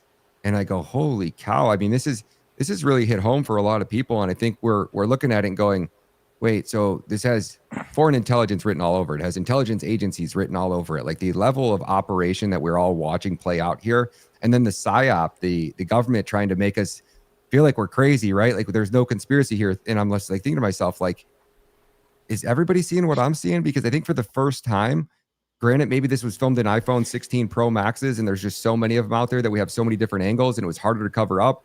And then you look at how, like, you look at the change of Charlie Kirk over that last, like, 2 or 3 weeks of his life. Yeah, I didn't know. I had no idea that was going on. I kind of wrote him off because he wasn't asking the questions that I wanted to hear. You know, so I had no idea he was going that hard, and he was actually going pretty hard for his standards. Oh, for sure. And then to find out yesterday that he literally penned a letter to the most powerful Jewish donors at Turning Point and told them point blank, I am cutting all ties with Israel. And that was after. Has that been verified? Well, I've been a little bit out of the loop about. They did not come out with a public statement today. So that's such a salacious claim that you're the organization of Turning Point. You're going to get out immediately, 6 a.m. press release, and you're going to say, and you're going to adamantly deny that. 100%. And that was the whole bait and switch. Because right, if they would have jumped out in front of that, and somebody in their organization would have greenlit the, hey, we didn't say that never happened, because you would want to say something like that. That's a big claim right there. And if they're not saying it, well, that's all we needed to hear, right? That would have, when we're 24 hours later now, there's no way a claim like that goes unanswered for 24 hours unless it's absolutely true. And then we had another insider that came out, and basically this person is in the know. He's in an inside Turning Point, and he's saying that those letters were only given to several very, very high up individuals within Turning Point. So there's only a few people who would have seen those, and somebody that's seen those is giving those to Candace, because he also like fact checked a couple other claims that she made that had went at a little bit lower level where he must have been in the know on. And he's saying that he was corroborating what she was saying and the claims that she was making. So, you know, it's pretty freaking interesting. And I'm still on the fence about, you know, Erica Kirk. I see you guys playing that video on the screen there, and it's just like, Oh, dude, so I had John Cullen on. I don't know if you're familiar with him. He's very convinced about the drones, had a big play in this. So we had him come on with and kind of make his case tonight. I wanted to hear what your whole thought on it is. And then we have Eskinar coming on in a couple of days. I don't know if you're familiar with his account, but he's very well established in research in the secret societies and all those kind of connections. And it sure looks like there's a whole lot of them with this Charlie Kirk thing and Erica Kirk thing. So they all there might be a whole lot of things that could be true in this thing, you know? Yeah, so we could start at the beginning. You know, the first thing we really came to conclusion was like the first big breaking story was when Blake Bednar's broke or basically showed us that we could prove that Tyler was on that roof, or whoever was on that roof, within 3 seconds of taking that shot fired. Whoever fired that shot was in a full sprint in 3 seconds or less. Now, Blake goes and analyzes the footage, and he claims that like it's sub 3 seconds, meaning like he was in a full sprint at the exact same time that shot was fired, so that it would be mathematically impossible for the man on that roof to take the shot. But from what we can see, we can show definitively at least 3 seconds or less that man was in a full sprint running on that roof. So if that he's man dressed in all black, right? That video, that's the one. Can you pause that right there on that slide? Go back to that one right there. So that's the one where they allegedly sent us this photo, right? And this photo was from Tyler inside, or supposedly Tyler inside the parking garage when he was walking up the stairs there. So that hat right there, if you clearly look at that, now they said that they did enhance this with AI, but I don't know if AI blurs an image like that where a Hurley logo would look almost like a Quicksilver logo. Like it looks like a completely different hat. His hat, Tyler's hat, looks blue in that photo. The guy that's wearing it looks black. The glasses are very similar. Now Candace is saying that is his gun. So we haven't really heard how he got the gun. We also heard that somebody, I believe on Redacted show today, said that she offered to buy Tyler a new attorney, and that the cops are denying that. They're not letting anybody speak to Tyler. They're letting him keep his face covered or hidden in these court hearings. Like, this shit is so sketch. Candace just went through all like the new people that are involved in this. We have a new FBI director of the Utah field office who started September 2nd. The surgeon at the hospital, which they received Charlie Kirk at, started like a couple of weeks ago. So the coroner also is new on this case. Yeah, I saw that shit today, dude. It was blowing there's my so mind. many like new, and I'm just like, whoa. Like, and it's funny. I remember when he fired that Utah guy like a week before. I remember just reading it in some headline, and yeah, it was some chick, wasn't it? I can't remember exactly. I just saw the headline, and because I was like, oh, Cash, maybe he's trying to make face looking like he's firing people or something, Yeah, just my thought. And then now this happens a week later. It's like, oh man, did he place this guy Where's there? the roommate? Where's the roommate? The roommate's entirely disappeared from anything. Yeah, the roommate. What do you know? Are they in about witness that? protection? Yeah, he's allegedly in witness protection. And allegedly. the parents also. House is empty. Everything's gutted. All gone. Don't know. Very, very weird. The first thing that stuck out like a sore thumb to me was 100% those text messages. They were so fabricated. It was so very obvious. And whoever gave the green light to send them out really needs to have their job evaluated, because if they were trying to send people in the wrong direction, all they did was wake up everybody who thought this might not be what it was. Oh yeah, and everybody that thought that it was legit.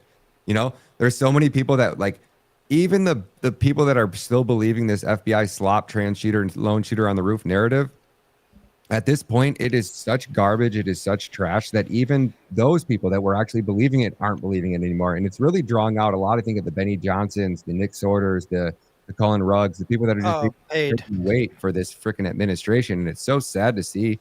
As I said, people are like gave me a hard time when I agreed with Nick Fuentes when he said we are almost in a better position when Biden was in office. And somebody's like, how could you say that? We're obviously exponentially better. I said, well, yeah, kind of. But instead of having all of us, it was like literally every single person on X that considers themselves a conservative. We were all raging against the same machine. And we thought we were trying to get Trump in office so that we could eradicate this rot, this cancer inside of our government. And I thought he was going to do it. I thought there's no way that they were going to put Trump's son. They were trying to put Donald Trump Jr. in prison for treason, which would have been punishable by death. And I think that these Democrats are psycho enough to actually attempt some crazy shit like that. And I'm At like, this point, it seems that way. They're going after his kids. They were going through Melania's panty drawer, and these FBI agents were still there. Like, Cash didn't even fire them until Kyle Seraphin completely humiliated him. So Cash is such an embarrassment in this entire investigation. The FBI is just the least. If you thought people trusted them least under Chris Wray, I think you're sadly mistaken. I think people trust the FBI even less today than they did under the Biden administration. No, there's so many questions surrounding Cash himself too. Like, what's the story behind his wife? Is she a classic honeypot? There's like so many different things floating around out there that all have some credence to them, and that's what makes this all so convoluted and hard to understand right now. Mm-hmm. Allegedly, people are making that accusation, and she fits a script if there was one. That's for sure. Erica Kirk does too, but like I said, we'll keep that kind of banter for Eskenar. He's got some receipts on all that kind of stuff. So, but yeah, like you were saying, the shooting just doesn't make any sense. People are questioning it. Everybody's starting to question it. We don't have one photo, not one video, nothing that clearly definitive shows us like, yeah, that's our guy. That's the right guy. See, that's Tyler. That's definitely him. None of it. We had better images from the 1998 Columbine shooting than we do of this Tyler Robinson. It's 2025, and they're using Think about how many cameras are on that college campus. CC thousands. Cameras. I mean, thousands. So students went back there and they filmed every single doorway, every single entrance, every single parking garage, the entire perimeter of the entire campus. You can't get off that campus without being on surveillance footage 24/7.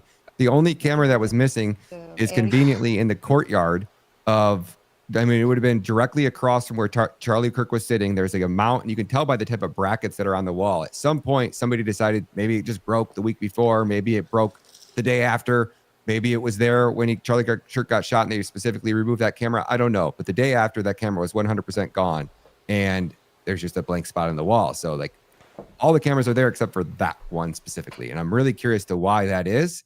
I don't think that, there's so many conspiracy theories out there. And I just think that just kind of trying to stay focused on the fact that the FBI is covering this up. And they flood it too. The tactic they use too is to flood a lot of misinformation out there to keep people, pulling strings in every other direction. That's a old tactic they use. Dude, it's brilliant. Yeah, it's called flooding the zone.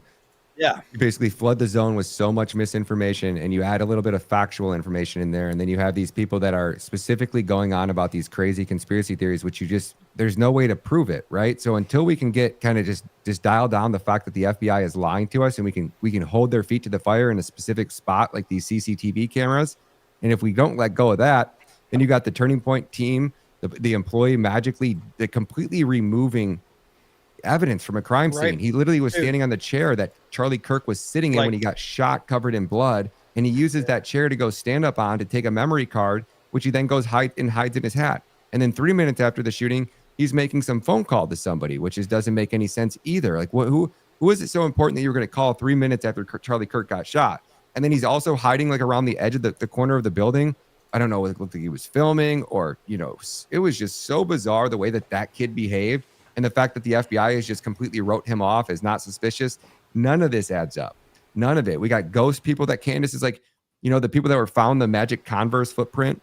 Now there was allegedly a girl that was with the shooter. Whoever was the man that went and ditched that gun over there was running with a female. And then the FBI specifically edited that out and released the TMZ video, and it doesn't show the girl in there. So it's like, who is this girl that was allegedly with Tyler, if that was him, when you're telling us he's a lone shooter on the roof? Like, and then the FBI is now putting pressure on the Utah sheriffs to basically close this investigation and just put a bow on it, stamp it, Tyler's guilty, lone shooter on the roof. That's it. Nothing to see here. Don't ask. We can't let that happen. We absolutely can't let that happen. No. How close are we to that? So I got a call from Redacted. This was last Friday. And he said, hey, man, I'm kind of sick, but I might put this story out, so don't break it. He goes, I'm getting calls from my sources inside the FBI that are basically saying that the FBI is about to basically close this case. And that was last Friday. And then he put that out Friday. And then Candace came out 2 days ago and said the same thing. She said this time the FBI was putting pressure on the sheriff's office to actually close this investigation. So I'm going, I think that would be, it's a PR nightmare. The fact that they haven't already did it and they've wanted to do it for however long now, I think is telling us a lot. I think with the pressure that we're putting on them, we haven't even really heard from them lately. I haven't heard anything new. Well, no, I mean, it's been such a mess. It almost seems like, whoever did this called them afterwards and was like, hey, clean this fucking mess up. That's dude. You're so like, I don't think that this was like a long thought out thing. I think at best they started planning this 2 weeks prior as Charlie Kirk started going around, because I think so you want to really go down the rabbit hole and what, we talk about the honeypots, right? So, I thought the first instinct that I had just naturally was that his wife was in on this, that she was a honeypot. And this is all allegedly. I have no proof or any facts, so don't put me with a $5 million lawsuit, right? This is just my thought process, and I think I'm allowed to think freely here in America. So my first thought is, okay, so Charlie probably doesn't trust many people. Like, he's smart enough to know and read people and tell, like, something wasn't sitting right with him. He changed out security a few times. Like, there was a lot of things that were going on that just, you could tell, right? But the one person I don't think Charlie saw coming was his wife. So you think if anybody would have known how Charlie truly felt, and he was probably having open conversations with his wife. So we know that roughly, was it 15 days prior was when they decided to announce this tour. And then again, somebody scheduled him to do 2 shows in Nevada, which didn't make sense. He was also putting together Doge, which was going to be auditing Turning Point USA. So allegedly there was somebody that showed up on that campus roughly 2 weeks prior and was seen on the roof, to the point where the professor had to come outside with a student, and they went out and talked to this guy that was on the roof. They're like, hey, are you everything okay up there? And the guy's like, yeah, I'm just taking photos or whatever he said he was doing. And the professor's like, oh, okay, just want to make sure you're all right. He's, yeah, I'm fine. And he just kind of came off the roof, walked off the roof, and then left. They didn't really think anything of it. So I think that when they announced that tour, I think that he was having these conversations with his wife. And if his wife is some type of agent, right, she's feeding that information to she's just his handler, right? So somebody's handling her. So she's feeding that information to her handler. And then finally it got to the point where 2 days prior, he writes this letter to, the most powerful Jews at the organization, says, hey, I'm cutting ties. I think that Charlie had made that decision several weeks prior, and that's why he was going on all the podcasts. That's why he was speaking out. That's why he was bringing Tucker Carlson and these people onto Turning Point and giving them the stage. I think that his wife knew that he was going to do this before he even wrote that letter. And if she did, and she was his handler, then she was feeding that intel to whoever was handling her. And they came up with this decision probably 2 weeks prior to this thing. And then all of a sudden you get the new FBI agent there. Was somebody pressuring Cash to remove that girl? Why did it take him 8 months to remove this woman from her position when, Kyle Seraphin and everybody and all these FBI whistleblowers said that she was trash from the very beginning? She was a complete DEI hire. That was one of the first people you would have got rid of. But you get rid of her 8 days before this assassination. And then you have the new doctors, the new coroners, like every single thing. And you think about the power that these guys have, especially the intelligence agencies in these organizations. You wanted a new coroner, you could have easily promoted somebody. You could have found any reason to fire them. Like, they control everything. And it's not unbelievable to think that they would be able to get the people that they needed into the key positions. They could easily silence the others. I think we're going to start to see a lot of random strange deaths start to happen, just like we have in the Las Vegas shooting. All 9 eyewitnesses magically vanished or died of strange circumstances within a year. You have the Anthony Weiner laptop, all 6 police officers that seen that. Every single one of them has magically committed suicide. So I keep warning these officers, right? If you weren't in the know in Utah, if you were at that university and you saw something, you made a call, and you made a call and said, hey, I seen this guy in a tactical mask, and the FBI hasn't reached out to you, nobody's contacted you, or if they have contacted you, they just ask you a few questions and they let it go, you are now a loose end. And you need to come forward with that information to everybody. I don't give a shit what the FBI tells you. We were told that people inside the Turning Point organization are being told to stay quiet because they don't want to interfere with the investigation in Tyler. They don't. The higher up at Turning Point are being told to basically try to avoid specific questions and talking about specific things because it might interfere with the prosecution of Tyler Robinson. So they're being told to keep their mouth shut by the FBI. The FBI was ordering the local police at the crime scene the day the event happened to stand down and not interview any of the witnesses. Why would the FBI telling the sheriff's office these things, right? So you start putting all these pieces together. You got the Patsy, George Zinn, George Zinn, that creates the perfect distraction at the perfect time, like that. The odds of and these things happening. And his history is just. Were you the one who did that video in the Grok? That 1 in 2 billion, I think it was. That was me. Yeah, that video got like 7 or 13 million views or something crazy like that. Mr. George Explain to me how George Zinn found that passport. No, are you kidding me? Are you kidding me? Seriously. He didn't find the passport. He saw the planes flying to the Twin Towers, and he actually called and reported it. I got a photo on my computer of him. I might be able to throw it in the live chat. It's actually Rudy Giuliani. And George Zinn. I saw that one. Was he giving him like an award or something? Yeah, something crazy like that. I guess George Zinn is like really embedded into politics, and he just happens to be at the right place at the right time. And now he's got caught with he's been caught with child porn. Somebody sent me a podcast link that supposedly got scrubbed. I didn't download it. I didn't know the person, and I'm like, I don't know what the fuck this is. But apparently there was a podcast he did a couple years ago where he was talking about all these events he was at. And, they completely scrubbed it. But I do have a link. I'm just afraid to touch it, honestly. It's wild, man. The amount of stuff think about back in 9/11 days, like that was 2001. What were we using back then? Like Nextel flip phones? Did we even have the i90 back then? It was like we didn't think we had color screens yet. So nope, brick attack on the green screen. Yeah, it was pretty rough back in those. Kids don't know how good they have it nowadays. So like I just keep thinking, imagine how they would have covered this up. Sprint. Imagine if this would happen in 1995. How easily it would have been for them to cover this up, dude. So like technology has just made it harder and harder for them to get away with these operations, and they haven't evolved in their tactics. You think they would get smarter? You know, like they have this advanced military technology, these zero gravity devices, cloaking technology. Like they could have easily put probably literally a hovering device, 50 feet out in front of Charlie Kirk floating in the sky. None of us could have seen it.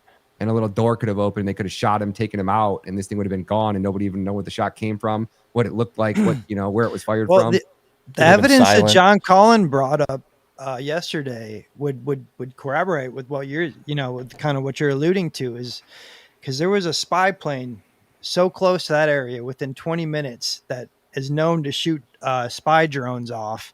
And have you seen like the footage of the drones in the over the crowd right after the shooting? Like they look like they're just taking off. Yeah, I've seen a whole bunch of black specks that have kind of been, moving across. I would look into that, man. John brought some pretty crazy receipts. If you guys sat down and talked, I think I've seen a lot of the videos. I mean, Blake's went through it, but the thing is that like until we prove that Tyler wasn't on that roof or Tyler didn't take that shot, everything else is irrelevant, right? It's just a distraction. Like I could have video evidence of a drone flying out right in front of Charlie with a little gun on it, and people still wouldn't believe it, right? You know what I'm saying? Like until we prove that they're lying about Tyler and that whole operation, everything else is kind of irrelevant, if that makes sense. Yeah, no, I hear It's just mighty convenient that he stopped talking too. All of a sudden he's not cooperating because they don't want him to screw up their narrative. They want to stay in control. Yeah, it's absolutely bizarre, man. The whole attorney thing that his parents are missing now, the boyfriend's missing. It's too many coincidences here, right? And I don't know if you guys believe in coincidences, but every time we have a coincidence, it turns out to be a 6-month spoiler alert, Yeah, absolutely. Where are you at like with this? Have you come to like a conclusion or maybe come close to one, or how you thought he got taken out? No, I'm right where I pretty much was the exact first day. Was the FBI is lying to us. I don't know 100%, but I think it's highly unlikely that shot came from whoever was laying in that prone position. But we also had Candace with the eyewitness who filmed that person laying in the prone position, and they said that shot went off 20 seconds after he stopped filming.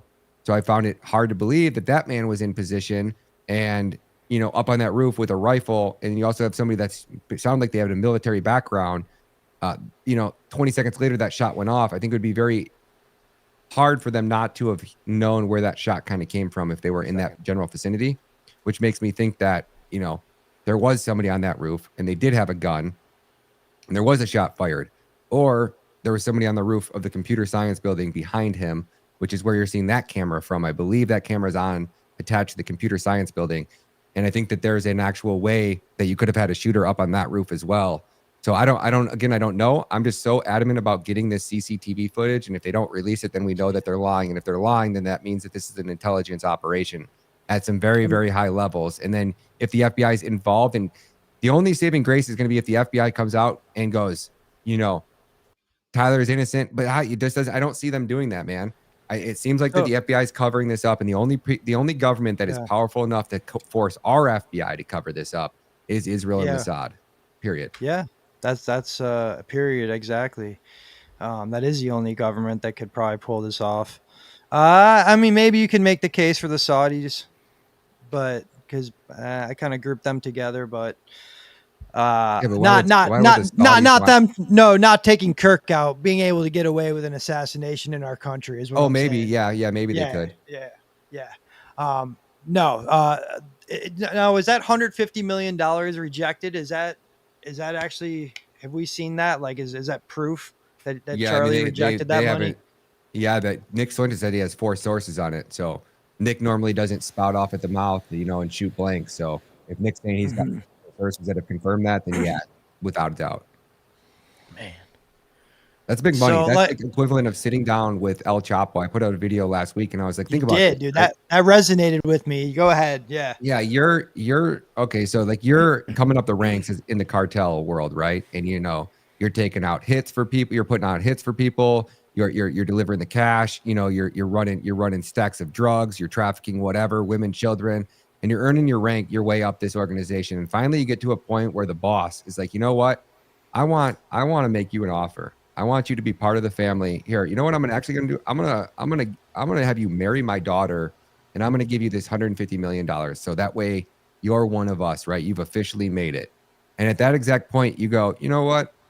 I got this side chick that's over there. She's looking pretty good. And I don't really need your money anymore because you've already built me up and you built this organization, and I got my own businesses and I got my own team and everything's running and firing on all cylinders. So you know what? We're actually not going to work for you. We're going to work against you. Yeah. You think you walk out of that meeting with El Chapo because Benjamin Netanyahu is literally the El Chapo of politics.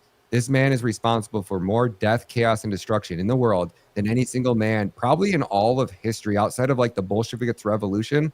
And I think we're getting up there with Netanyahu and the Bolsheviks. Like he's definitely number 2, that's for sure. So you sit down with that man and basically tell him that you're going to turn your organization against him. You ain't walking out of that gosh damn meeting. And you're the only person in the world powerful enough.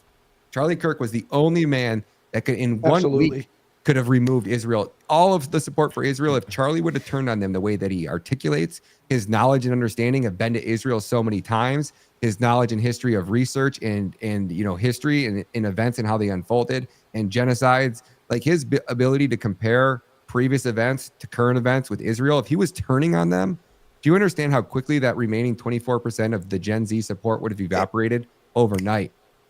And people are saying like it's very obvious that people didn't realize the amount of reach that he had until afterwards, but I know that those in the know knew all along the type of reach Charlie Kirk had. And the second he turned, you'd lose not just that 24%, you'd lose people you didn't even expect to lose. There's no way they could afford to poison the the minds. Like, that's what the Israelis are thinking. If he could poison the minds of these fucking college students, like we've lost everything. They were looking at Charlie as, I think, like a president that they were going to have in their back pocket in the next 20 years.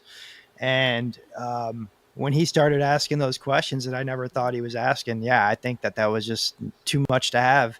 And do you think Charlie saw it as just a Netanyahu problem, or do you think he was waking up to it's the whole thing?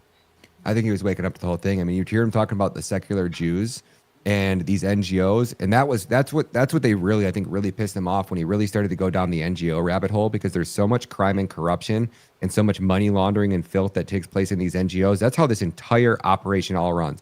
At every level, every regime change, it all revolves around, number one, social media, and number two, these NGOs. And they think about this, they were willing to spend, they forced the sale of TikTok, a Chinese company that's worth billions and billions of dollars, and then they underbid that for, what is it, 16 billion, when it's doing like 16 billion in revenue per year, and it normally the lowest valuation according to the truth teller is like a 6x. So meaning it should have at least sold at the very least for like 82 or 84 million or billion dollars, and somehow they forced the sale of this, but they were willing to spend a $16 billion to acquire a social media platform to try to sway and manipulate the minds of the youth. And Charlie was already had the ability, so they could have bought TikTok, and then Charlie would have been on TikTok going against Israel. I mean, are you kidding me? Like, this is so crazy to think about. Like, the amount of money that we're talking about here is literally trillions of dollars was on the line, because that's about what Israel sucks out of America every year. If I just had to take a best guess, or over a couple year period, like, we're giving them between support, the amount of politicians that fly over there on our tax dollars, the amount of money, contracts, and then the amount of money our intelligence agencies have to spend covering up their crimes and carrying out these covert operations on behalf of Israel, fighting Israel's wars. I mean, it's trillions and trillions of dollars we're talking about here. And imagine that over the next 5 or 10 years, at the amount of money that our government just seems that they can just steal from the American taxpayer and funnel into these, these forever wars. And Charlie was the one who was opposing them. And I guess he had a meeting with Trump where he sat down with Trump to talk about why we shouldn't go to war with Iran. And Trump barked at him, snapped at him, and shut it down before Charlie could even talk. And people closest to Charlie told us that was when Charlie really realized that basically our president was controlled by a foreign country. Yeah, and his initial reaction to the Iran thing was pretty marked too. I mean, I remember he was vehemently against Trump for the first few days on that, and he was right there with everybody else in lockstep. I mean, he scaled it back a bit, but that was surprising to me at the time, because you'd never thought you'd hear something. And to me, that right there was the start of Charlie starting to ask the tough questions, become more involved, and start to maybe understand and get out the fact that things might not be as they seem. Dave, do you want to jump in there? I kind of lost my train of thought, but I wanted to ask you about the Nick Fuentes whole aspect of it, because you'd figure he'd be the one leading the charge, but it's almost like he's jealous that he didn't get killed by the Jews.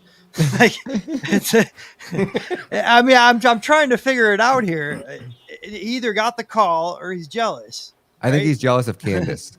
I think he's really butthurt that Candace is getting so much attention from this, and he was dogging on her, he was bashing on her, he was mocking her. And I think that Candace comes out and says it's Israel, and everybody's giving Candace the attention. I think he's more jealous that Candace is getting the attention than anything.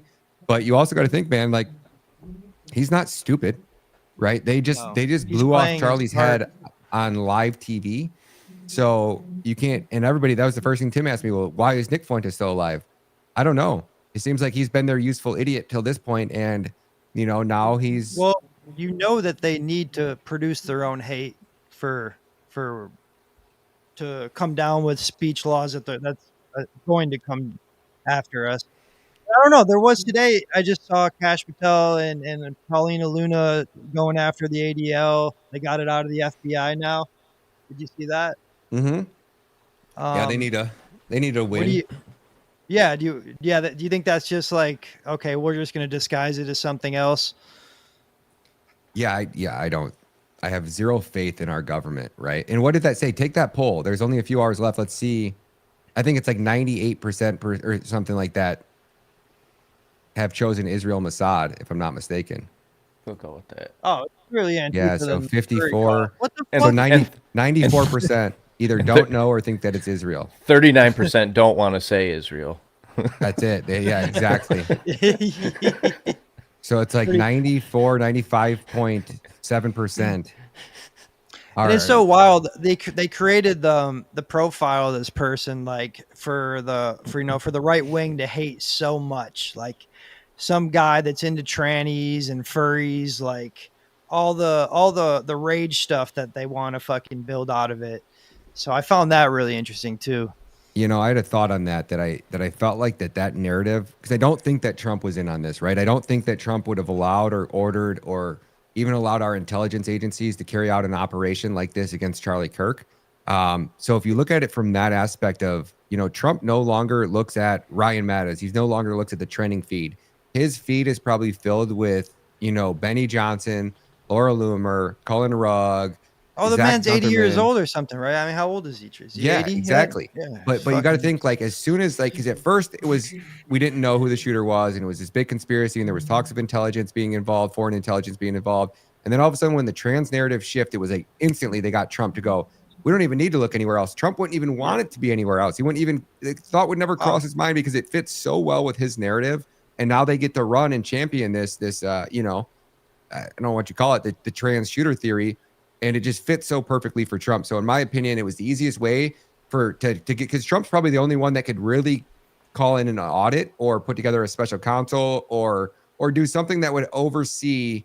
He could call in, he could put together, what is it, you know, like we had the 9/11 council, or we had what was it when they did that with the CIA back in the day and we found out about Project Mockingbird and the other things, something hearings.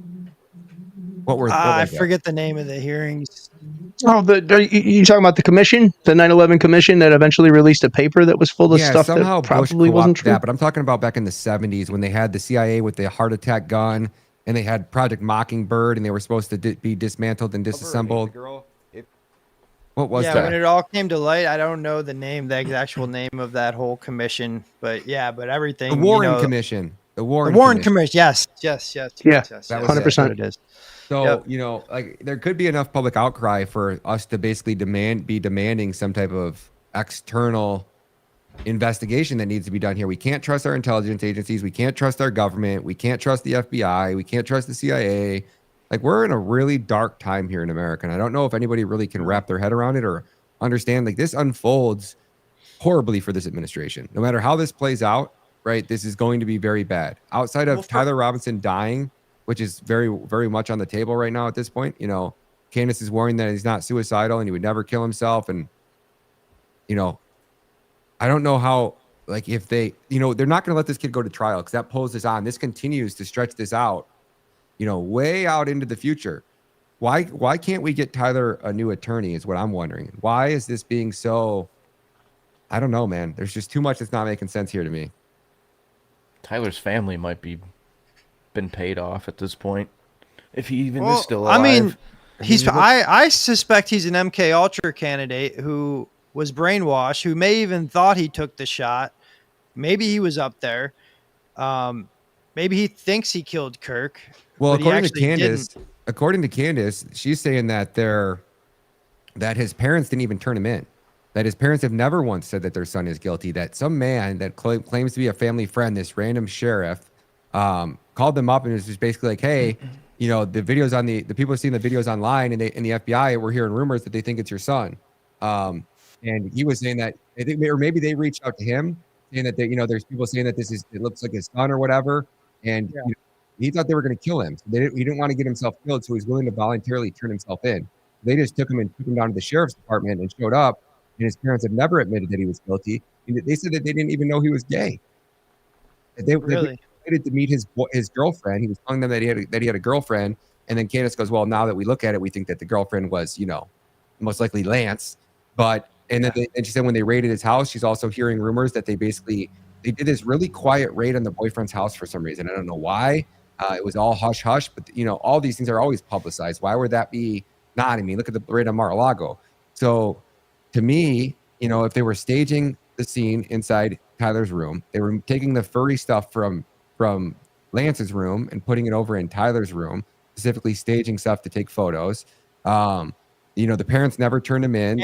We know they do that because remember the New Orleans terrorist attack? Yep. And then the reporter walked into that house and the Quran was fucking, everything was staged. Oh my gosh. Yes, I do. Now that you mentioned that, I sure do. I mean, it's like right out of their playbook, dude. Dude, our government's rotted, guys. Like, this is not good. Yeah. It's way rotted. It's so bad. Phil Lyman. Yeah, Phil Lyman was really weird because, you know, Candace was breaking that stuff. And the day before he came in and a bunch of people were blowing me up saying, get Phil Lyman up here to speak. Get Phil Lyman up here to speak. He has something to tell you. So I was like, okay, cool. We brought him up. seemed like he was completely normal. Like, nothing was really weird or suspicious. And then Candace broke that story. And then I started going back and looking at things and I go, well, it's kind of weird, right? And then as I was saying that, he was in our Twitter space. So then we played the Candace video and we interviewed Phil. And in our interview, I was very clear. I'm like, so wait, I called him his nephew. And he's, what do you mean my nephew? And I'm like, that kid wasn't your cousin, your nephew, or a relative to you. He's like, no, Shaner? No, not at all. So he was telling me that Shaner is in no way, shape, or form related to him, which was really bizarre. And then I was like, well, what about the photo? How did he get the photo? He's like, I don't know. Ask Shaner. That's Shaner got that photo. I don't know how he got it. And I'm just thinking, like, you've been laser focused on this investigation this entire time, and you never talked to the kid who allegedly took a photo. Like, that's what I was thinking. But I wasn't fully aware of like who he was or like how everything went down. I just watched a little bit of that video of Candace, and I got to interview him right after. So I wasn't really prepared to interview him, I guess, to say the least. But sure. He did say a couple of weird things that I obviously aren't adding up. I think in the first time he tried telling us that he was outside when he heard the shot. I'd have to go back to the first time that he was in our X space and actually go listen to what he said in there. But now Candace got his video, and he was inside of a building when Tyler was shot, because he pulled out his phone and started recording as he was walking out the door, and it was at 12:23. And by the time he got outside, they had already been shot. So the shot already went off. So you were inside of a building. How do you know where the shot sounded like it came from inside of a building? You know what I'm saying? Like, I don't even know if you can tell that if you were outside, let alone inside of a building, unless it came from like the roof of that building, and then he went out there and tried to blame some goth girls. That Phil Lyman was a really weird dude, man. I don't know. He got mad at me for saying he was weird, but some shit ain't adding up. That's for sure. Yeah, no, if someone's going to try and bring receipts, they got to add up, or you got to call it out. Especially in this serious of a situation. Yeah, and then you just go through the day that they claim that Tyler, right? So what we also know is that the man that allegedly took the shot in that roof was in a full-on sprint within 3 seconds of that shot being fired. But previously to that, according to this would have been the affidavit for probable cause, which is what they got the warrant to go, I guess, raid his boyfriend's house or whatever they needed to bring charges on him. And in that document, they clearly state that it was a 30-06 that was used. So we know the weapon for sure. That was confirmed in their reports. They can't walk that back. They said that he was up on that building at 12:15. I believe they said that he was crouched down on the edge of the building at 12:15. And then right prior to taking the shot, maybe 1 minute before, he runs over, gets into position, which that's confirmed by the metadata on the video that Candace Owens got. She contacted the team, the man that videotaped that. That's the one where the guy's like pointing at the roof. And he's like, hey, man, I think that guy did somebody run across there? Is he already in position? And he was like, it was really weird how he said that, but I think he assumed that was probably like a law enforcement officer that was up there in tactical gear that was there to oversee and just keep an eye on things. Like, he's already in position. That's weird. And then he said he stopped recording, and 20 seconds later, the shot was fired. So I think that guy being there, would have had to have heard that and assumed that, if it didn't come from that roof, you think he would have told Candace that. But he also said that the FBI had never tried to contact him. You're one of the only people with an eyewitness of the shooter, and our FBI never tried to contact you. And then the FBI has given the stand down order to the local police on scene, according to the leaked, police scanner calls that were coming in. They told we should stand down. We should have every angle of this possible, left, right, center, like every angle possible. And then even John brought up, he did some research. The college actually has a drone club. So he's like, one of those drones could have been one of them taking footage over the crowd, which would be probable. So like, there's so much footage out there that needs to be brought up that would just put this thing to rest. Yeah, you'd think so. It's just bizarre that it's been allowed to get to this point, because you would think all the public question could be put aside. All that has to be done is the CCTV footage has to be released. How are you not to deduct that there's something that we don't know, or something that they don't want us to know, if they're not going to just do the most simple thing possible? We already saw his head get blown off. Car shows with AI. Like we already saw his neck get blown apart. Like, whatever you're going to show us is not going to offend us. It's not like they're protecting like a child from some it's just really fucked. Yeah, I'm trying to ask Grok right now I want to be precise on when I tell you guys this, and what was the amount of time that it took for us to get the CCTV videos and the video footage or photos or whatever of the, of the scene and of the event. I want to know, because I know that I believe it was Valdi, it was like 2 days. The Nashville trans shooter, I think it was like 10 days. Almost every one of these major events, we've had like pretty definitive, rock solid video evidence of the suspect, the shooter, whatever, within a very short period of time. But I'll be able to tell you guys that in a second. Yeah, and we're talking about a college campus here. Yeah, with 1,200 at least. So I was the one who broke the original story on. I went and got their like campus documents. I was looking for CCTV cameras and the amount of cameras on universities and like schematics. And they do these budget reports, if you will. So it's like a 10-page PDF was one of them, and the other one was like a 100-something page PDF. But they went through all of like basically the security cameras and where they'd be laid out. One was updated in 2022, and the other was updated in 2024. So we know that they had state-of-the-art Arlington cameras. There wasn't a specific number of cameras that was in this report. So I went and did research based off of other universities. And other universities have anywhere between, so the ones that I researched, 30,000 students per university, roughly on average, gives you anywhere between 15 and about 2,200 cameras on that campus. Then I put out that report, and I had an expert call me, and he goes, Ryan, you're spot on.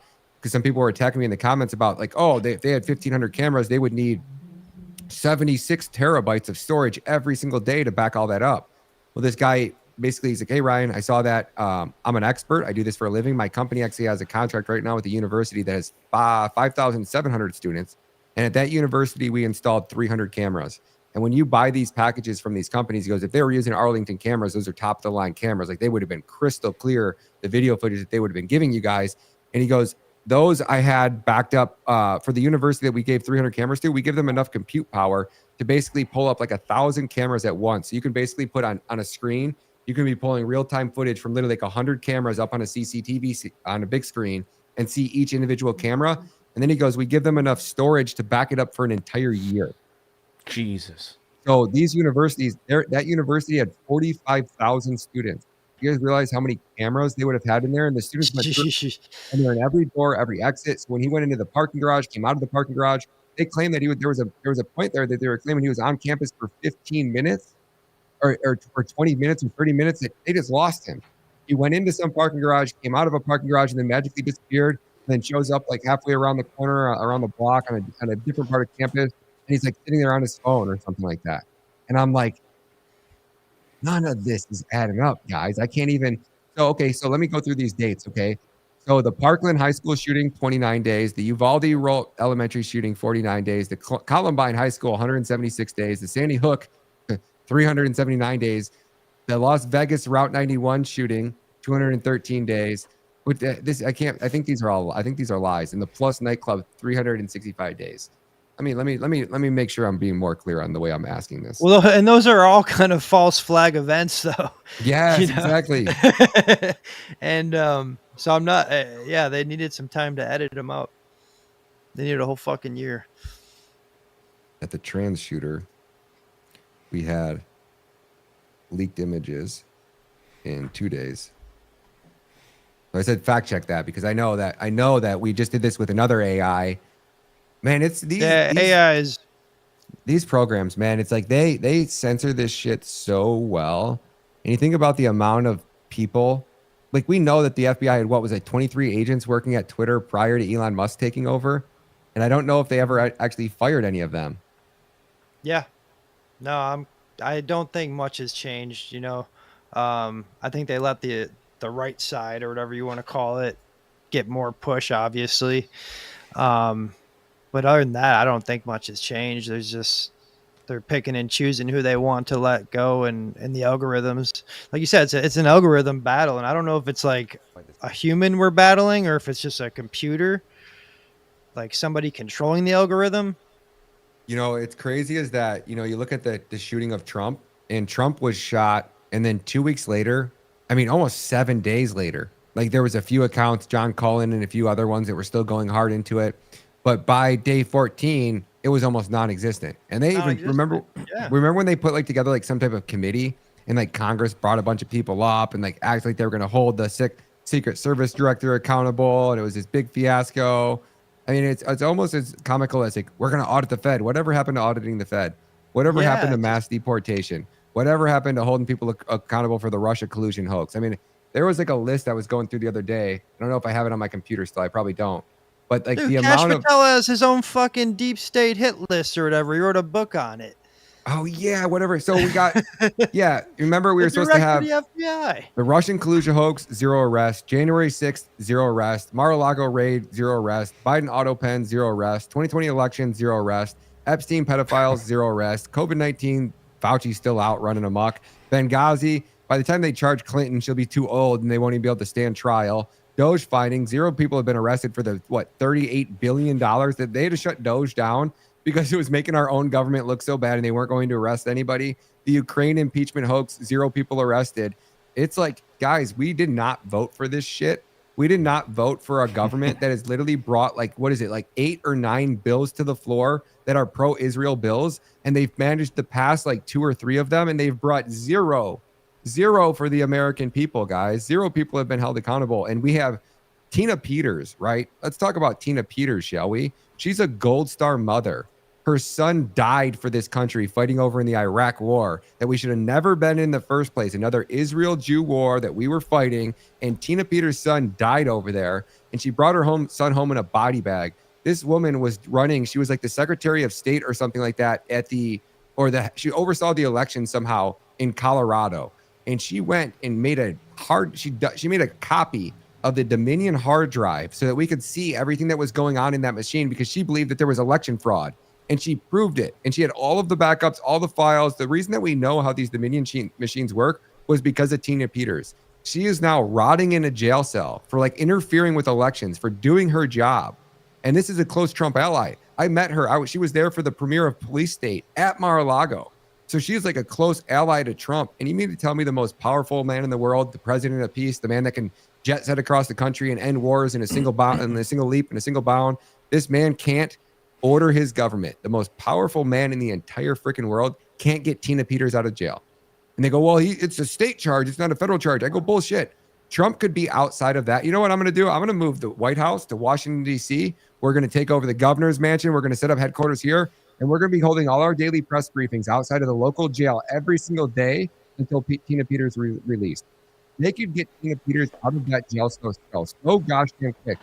She was in there doing dishes, wearing like these giant rubber gloves. She's just had her 80th birthday, and she's been over a sink inside of a freaking prison with gangbangers and drug dealers serving slop to inmates.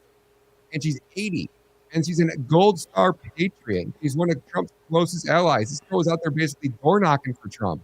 This government has absolutely crushed her, and you think Trump's coming to save you. I know your audience doesn't think that, but gosh damn, man. That doesn't. I didn't realize how deep it went with Tina Peters. I didn't realize she was in jail still, sitting rotting. She just got. I didn't. I thought she was. I thought she was. I thought he had given her amnesty. He can't because it's a state charge, I guess. He can't pardon her because it's a state charge, which is why I'm like, you can't tell me that Jenna Griswold chick who runs the elections or ran the elections, and all of these people are guilty. They're all guilty of one crime or another, whether that's insider trading, whether that's money laundering. I went and got the offshore bank accounts of ambassadors to America, and these guys are moving around millions of dollars offshore. You think Biden was the only one, and Penn Biden Station are the only one taking money from China in these offshore accounts? All of these politicians do. And if you look at the elaborateness of Biden's money laundering scheme, that man and his wife and crackhead Hunter are not smart enough to put together an offshore bank account money laundering scheme like that. That is your intelligence agencies who built that shit for them. And all of these politicians have the exact same shit. They're getting filthy rich. What we see in their bank accounts and what we see in their net worth is nothing compared to what these people have in these other countries. And they go to these other countries and they're treated like royalty, man. And I could go on and on about these other countries, but the ambassadors to these other countries are more powerful than the presidents of those countries. Because our intelligence agencies have went into all of these countries, 100 different countries we've carried out regime changes in the last 50 years. And when we go in and carry out a regime change, it's never to benefit the American people. It's to install corrupt dictators who will do the bidding of America and not what's best for their citizens. So we basically do all these regime changes. We install these politicians just so we get their vote in the UN. And we drive these countries into absolute poverty. With the IMF and the money thing, we force them to privatize their oil and natural gas. So a lot of like Libya, Venezuela, all these countries were thriving when they had nationalized their natural gas. Same with Iran, right? Iran naturalizes their natural gas, which means their government makes the profits from it, which means they barely have to tax their citizens. So the citizens end up having a very high standard of living because the government can be corrupt and get rich as hell just selling the oil and gas, and they can skim all the money they want off it. I would much rather have, 17 cent dollar. I would much rather have 25-cent gallon of gas and let my government take all of that money and do whatever the hell they want with it so we don't have to pay taxes than I would having BP or one of these other corporations or mega conglomerates. You know what I'm saying? Like our government could literally drill here in America. They could take all of our oil and all of our natural resources. They could sell it to the world at a cheap price. They could get gas for us for 25 cents a gallon, and we wouldn't have to pay gosh damn taxes, and our government would be filthy rich. Why are we not doing this? Why are we not talking about these things? Oh, a dictator would take over BP. Take over BP. You think anybody in America gives a shit if some rich assholes lose everything? Just one fucking family? Yeah. So we don't have to pay taxes? You think that you can convince Americans right here? This is where we're headed with this country. This is why they're so terrified of people like me or you getting a fucking voice. Because when you start speaking with so much simplicity, okay, some rich assholes that have raped and pillaged us over the oil and gas. Like, you think I care about those assholes? Take their gosh damn companies, nationalize them, and eliminate the IRS. Brilliant. Ban BlackRock from buying single family homes. Ban BlackRock from buying any real estate, period. None of these hedge funds should be able to buy freaking real estate, period. You should be a limit to 5. I'm not trying to knock the hustler, right? So maybe an individual person in a business can own 5 pieces of real estate. Okay, you got to do business in 5 states. You want to have 5 different, whatever. Maximum, 3 locations per state, 15 per company, whatever. Some type of limit scale on it to where you don't have one corporation or Vanguard, BlackRock, State Street managing everybody's retirement in America. Yeah. And they've now created a way for them to manage that manages. So it's not even like it's your 401k person or a company. It's a company that owns a company that owns a company that owns a company, and they own everything. And because they own everything, they can then borrow against all of that collateral that they're managing. It's not their money, but yet they're taking out loans on our money. And then they're using that to build and buy businesses and acquire more assets that makes our life fucking miserable. No, this is it. Like, I think we're waking up as Americans, like as a whole, and going, the way that this world is working is not going in our favor. These data centers going up everywhere that are going to destroy all of our water, and they're going to drive up the cost of electricity, and they're going to, have cameras that analyze every data, everything that happens in every second of every time. Bill Gates putting up, 50,000 low orbit satellites that are going to be able to see every corner of the globe. None of us. We all have a rap sheet now, like in like a snap of a finger. Yeah. Like, you know what I mean? It's nuts. And you go to El Salvador, and this is why I keep telling everybody, get your wealth out of America, guys. If you guys are sitting on a pile of cash or sitting on 3 homes, sell those homes. Go take even if you have to sell them at a $25,000 loss, but you're going to end up with some liquid cash. Who cares? The amount of money that you can make in real estate in El Salvador is so exponential right now. And Bukele is the only president in the world who's come out and literally mocked what's going on in the UK. He's like, oh, that's putting chips in people's hands. He goes, that's literally the mark of the beast. That man is never going to allow that to happen in El Salvador. You want to feel what freedom feels like? You want to know what the American dream felt like? Go to El Salvador. You wake up every day and your life literally gets better. And you know why that is? Because Bukele has eradicated every ounce of corruption down to even the Secretary of State levels in his country, to the point where they are no longer incentivized to be criminals, and they're no longer incentivized to steal or skim from the system, because if you get caught, you're going to prison. Period. It's that simple. So every day, your entire government wakes up with one mission, and that mission is to make life better for the citizens of that country. And you're watching what once was the deadliest country in the world. In 3 years now, they just set the world record for going 1,000 days without a single homicide. There has never been a country in all of human history that has ever gone 1,000 days without a homicide.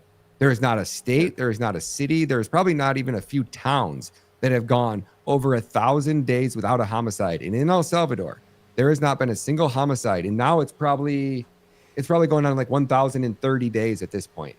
And he did that. I cut off the USAID money spigot. Yep. Yeah. Yeah. For the amount of murders, it was like a running joke. Like, absolutely. So my family, my wife is from Ecuador, and like right now they're getting just ravaged by the cartels.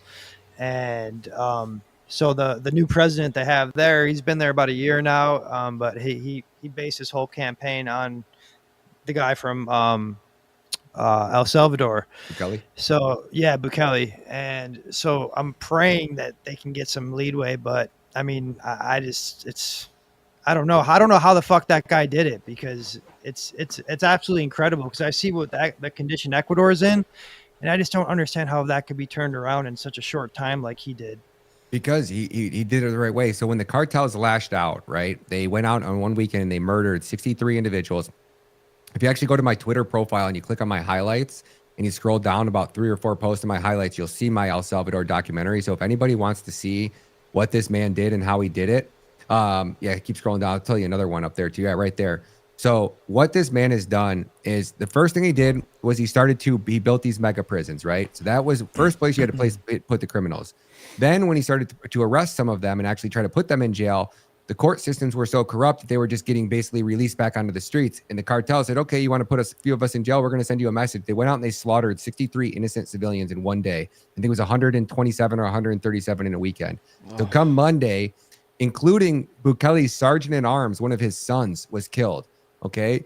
So what that did is there was so much public outrage that it was basically like, our government is going to overthrow Congress, or you guys are going to vote with Bukele and give him the opportunity to fix this. So he suspended the Constitution. That gave him the ability to pass a law that said if you have gang tattoos on your face that show, and you're covered from head to toe, and you have tattoos that show how many people you killed, you're literally bragging about how many people you killed by tattooing on your face, you go to prison. You don't get a trial. You don't get a phone call to call anybody and say goodbye. You don't get to run your shit from inside the jail cells. You're going to prison. You're going to have no contact to the outside world ever for all of eternity. And you're lucky we're not killing you. Then he went through his government. Then he went and cut off the USAID money spigot. So he cut off the USAID's ability to funnel our money into these woke corporations and these NGOs that were then buying off politicians and blackmailing people and bribing people and carrying out hits. These NGOs were the absolute, head of the snake, and Bukele cut it off. Ecuador is just littered with them. They're sending like transgender money all down there, all sorts of fuck shit, dude. And that's exactly what we do with it, right? Our government sends all of this money, and you got to think, right? So like, let's use Guatemala, because I was invited to Guatemala by the Attorney General to talk about the child trafficking, right? So I get down to Guatemala, and the Attorney General, like, hey, what did Thelma, the previous Attorney General, make salary? $30,000 a year. Wait, what'd you just say? So we funneled in $796 million into Guatemala in the last 4 years. And you're talking about hundreds of millions of dollars in a country where the most powerful law enforcement officer in that country, the Attorney General, would have had a salary of $30,000 a year. And I think it's now like 50 or 60 or 70 or whatever it is now, but it's still pennies. And you talk about George Soros bragging about being able to install any judge or any district attorney in America in these races for $25,000. What do you think they can do in these third world countries for $25,000? Oh, I mean, it's insane. So what we do we go in first with these NGOs, and USAID is just the main, like the head of the snake. And then you'll have like the National Endowment for Democracy, right? So USAID being a government organization, we can FOIA and audit them technically. But once they fund that money to an NGO, there's no paper trail after it goes to that NGO. So that NGO can fund the next NGO that funds the next NGO that commits the crime, and it's almost impossible to tie it back to USAID. But what the National Endowment for Democracy does is they act like the recruiting arm or the staffing arm for the deep state. So they'll put out job postings like, oh, we need a Guatemalan national that's articulate, has a master's degree, has 10,000 followers on TikTok, has 2 local businesses with over 50 employees. Once you meet all of that criteria and you go apply for this job, and the jobs are, they're offering $100,000 a year in a country where you're only making $25,000. So this job comes with a huge financial windfall. So they're attracting the best, if you will. And then once they get you in and you fit that bill, they either bribe you, blackmail you, or you're just corrupt and you're willing to do it for power. And then they take these people and they install them into things like media outlets. So they look for a media company that's failing, that has a big presence and is, even doesn't have to be respected by the masses. But they go in and they go, hey, we're willing to offer you $100,000 a month to sustain this operation and actually scale it. If you want to double or triple the size of it, we'll bankroll the whole thing. But here's what we're going to do. You're going to give us the ability to pick who's on the 6 p.m., 7 p.m., 8 p.m. primetime slots. And then they go install their puppets in the media. And then they blow up that media organization. Then they use that media organization to install these politicians. And they use it to attack any of the politicians who won't do the bidding of the U.S. So over a 5, 10, 15, most of these countries, USAID has been in there for 60 years. We control every aspect of that government, from the politicians to the judges. And every once in a while, you get somebody like a Bukele that tries to run and make a difference. And most of the time, they end up figuring out a way to plant evidence and fabricate lies and put that man in prison before he ever becomes a threat. And we've seen it in Brexit. We've seen it on all these countries in Romania. Every country, basically, the U.S. has been meddling in their government, in their in their government, in their politics, if you will. So that is the key to this. You have to cut the USAID snake off at the head. You have to at least first thing you should do is be removing all NGOs that are bringing any type of money or aid or anything into the country, or at the very least force it to go through the government, through an organization that you create and you control and you know is actually going to be delivering that aid and money to the actual citizens if they need it. Like I just got back from Tanzania. I've been to 20 different countries in the last 40 weeks. I've been to Tanzania, I've been to Madagascar, I've been to Thailand, I've been to Honduras, I've been to El Salvador, I've been to Guatemala, I've been to Mexico, and the list goes on and on and on. I went to Tanzania. We given them $20 billion in the last like 10 years. And that money was to deliver electricity and clean drinking water to every basically village in Tanzania. I went, 54% of the country doesn't have electricity. 46% don't have access to clean drinking water. 54% don't have access to basically running water.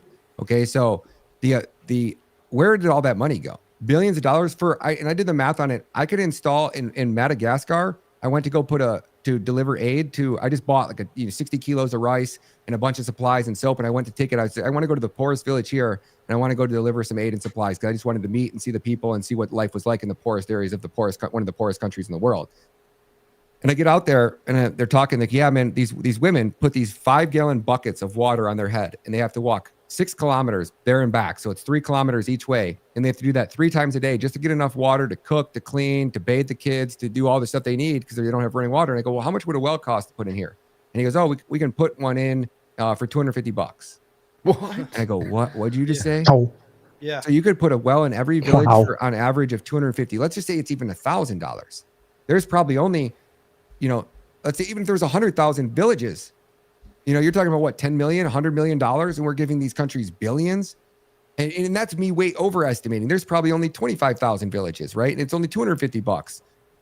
And a lot like they buy these votes too. Like in Ecuador, for example, they were giving out like flat screen TVs to the the poorest villages just for these people to show up and vote. So that money eventually it came from somewhere, and it was probably an NGO from the US, and they bought these fucking TVs to give. And it was wild. We were driving through like the poorest part of Ecuador. These people don't even have doors on their houses, but they have the flat screen sitting right in there on their TV. And you're just like, I'm like looking at my wife. I'm like, is that a fucking TV? Like, are they watching Netflix? So she's like, yeah. Like, pretty much everyone has them because if you went and voted, like they were paying people off with these TVs. You gotta just be shitting me, cash payments. I mean, also anything you could think of. Yeah, one of your guys over here in Access, Shine Bomb's a puppet of the Jews. Yeah, you have a country like Mexico, which is what, 95% Christian nation, and you imagine electing a female who's Jewish to be the head of your Christian nation. You can't make me believe that shit in a million years. No, that one blew my mind. I mean, they're such a Christian nation that we'd have to run that one through Grok to see what the odds are. The odds, yeah, no shit, right? And that's they got to be astronomical. I have Oscar Ramirez, right? He's my buddy down in Mexico, one of the best journalists in the world, I've right? Oscar is a real G, dude. That guy is Bukele potential, right? So what you do is you go into Tijuana, and here's how I would do it, right? If you had an organization like USAID and you actually used it for good, what you would do is you'd go in there, you'd send your team of people, of guards, and I'm talking like straight killer Navy SEALs dudes to protect Oscar, right?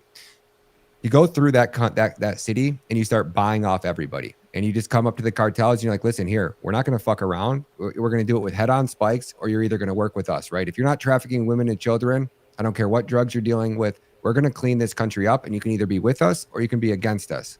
Take your pick. And it's either bullets or lead, right? Or what is it? Silver or lead, right? You're either going to work with us or we're going to take you out. And then you go one city at a time.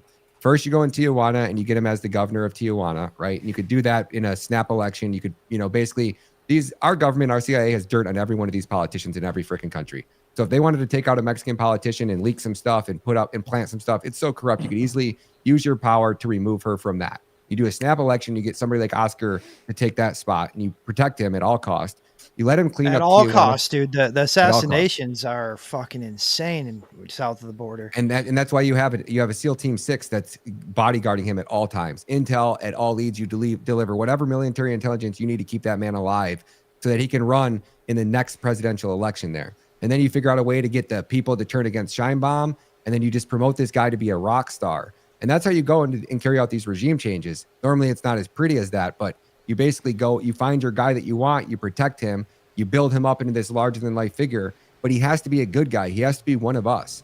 And Oscar is that man that you could literally go into Mexico and you could build up into being the next Bukele. I mean, he is, when it comes to being a straight up Christian, God-fearing, just honest man, they don't get much better than Oscar Ramirez. And that is, I would pick to be president in Mexico. You just got to find your guy and you got to protect him and you got to make it look like it's natural. The citizens don't know you're carrying out, like think about how easy, like we said earlier, it would have been in 95 to carry out one of these psyops. So easy without technology, without what we have, social media. In these countries, they don't have any of this. So when you go in there to carry out these psyops, it's like, if not worse. So it's so easy to carry them out and install politicians. It's just like, it's child's play for our CIA. It's almost laughable to think that any of these other countries actually stand a chance. That's why I think Bukele, they never thought he was going to do it. I don't think anybody thought that he was going to be able to stay alive. There's rumors that he made deals with China. Staying alive is the biggest part. Let's keep him alive, I heard. China's going in, and this is what America doesn't understand, is I go into Tanzania, and China's going through there, and they're putting in these like Sam's Club like Walmarts in all of these poorest cities, and the citizens freaking love China. I went into Ethiopia, and I'm at the airport. Same thing in Ecuador. Yep, I went into Ethiopia, and it's the world's largest airport in Africa was built in Ethiopia. And I go, just out of curiosity, how many people work here? And she goes, 25,000. And she goes, at the very least 25,000. So in the poorest country, Ethiopia is one of literally the poorest countries in the world. China goes in and puts an airport so big that it literally employs 25,000 Ethiopians. So you literally propel 25,000 citizens in the poorest country into like a above middle class living and lifestyle. They loved China. You go into El Salvador, China built a new library, and they didn't just like, hey, we're going to give you money to build a new library. China sent their guys, Chinese people, laborers, bricklayers, and they built this gorgeous, beautiful library for them. Then China put in a $1.1 billion water filtration system because 95% of the water is contaminated in El Salvador because of third world living and just dumping shit into lakes and contamination. And China's got these machines, and they've already filtered, like, I think it's like 40% of the water in El Salvador is now usable. Like, you can actually go swimming in one of these, in the largest lake there because of what China did. China's also helping them build a port that is the size of Singapore in El Salvador. They just put the second international airport on the east side of their state, on the west side of their state, which is now going to be like a hub for, I think it's Honduras or Ecuador, those countries over on that side. And like, that's what I'm saying. Like, China's going around the world and they're repairing all of the damage that we've done. They're making allies. I can tell you right now. They really are, dude. They rebuilt Ecuador's entire road system. It's like when we were driving around, I'm like, these roads are way better than our roads. I'm like, this is crazy. I was expecting dirt roads and stuff the first time I went there. But like it was incredible what they've done, but they take advantage of them too. So at the same point, like they do all this illegal fishing off the shores of Ecuador. There's nothing the Ecuadorian government can do.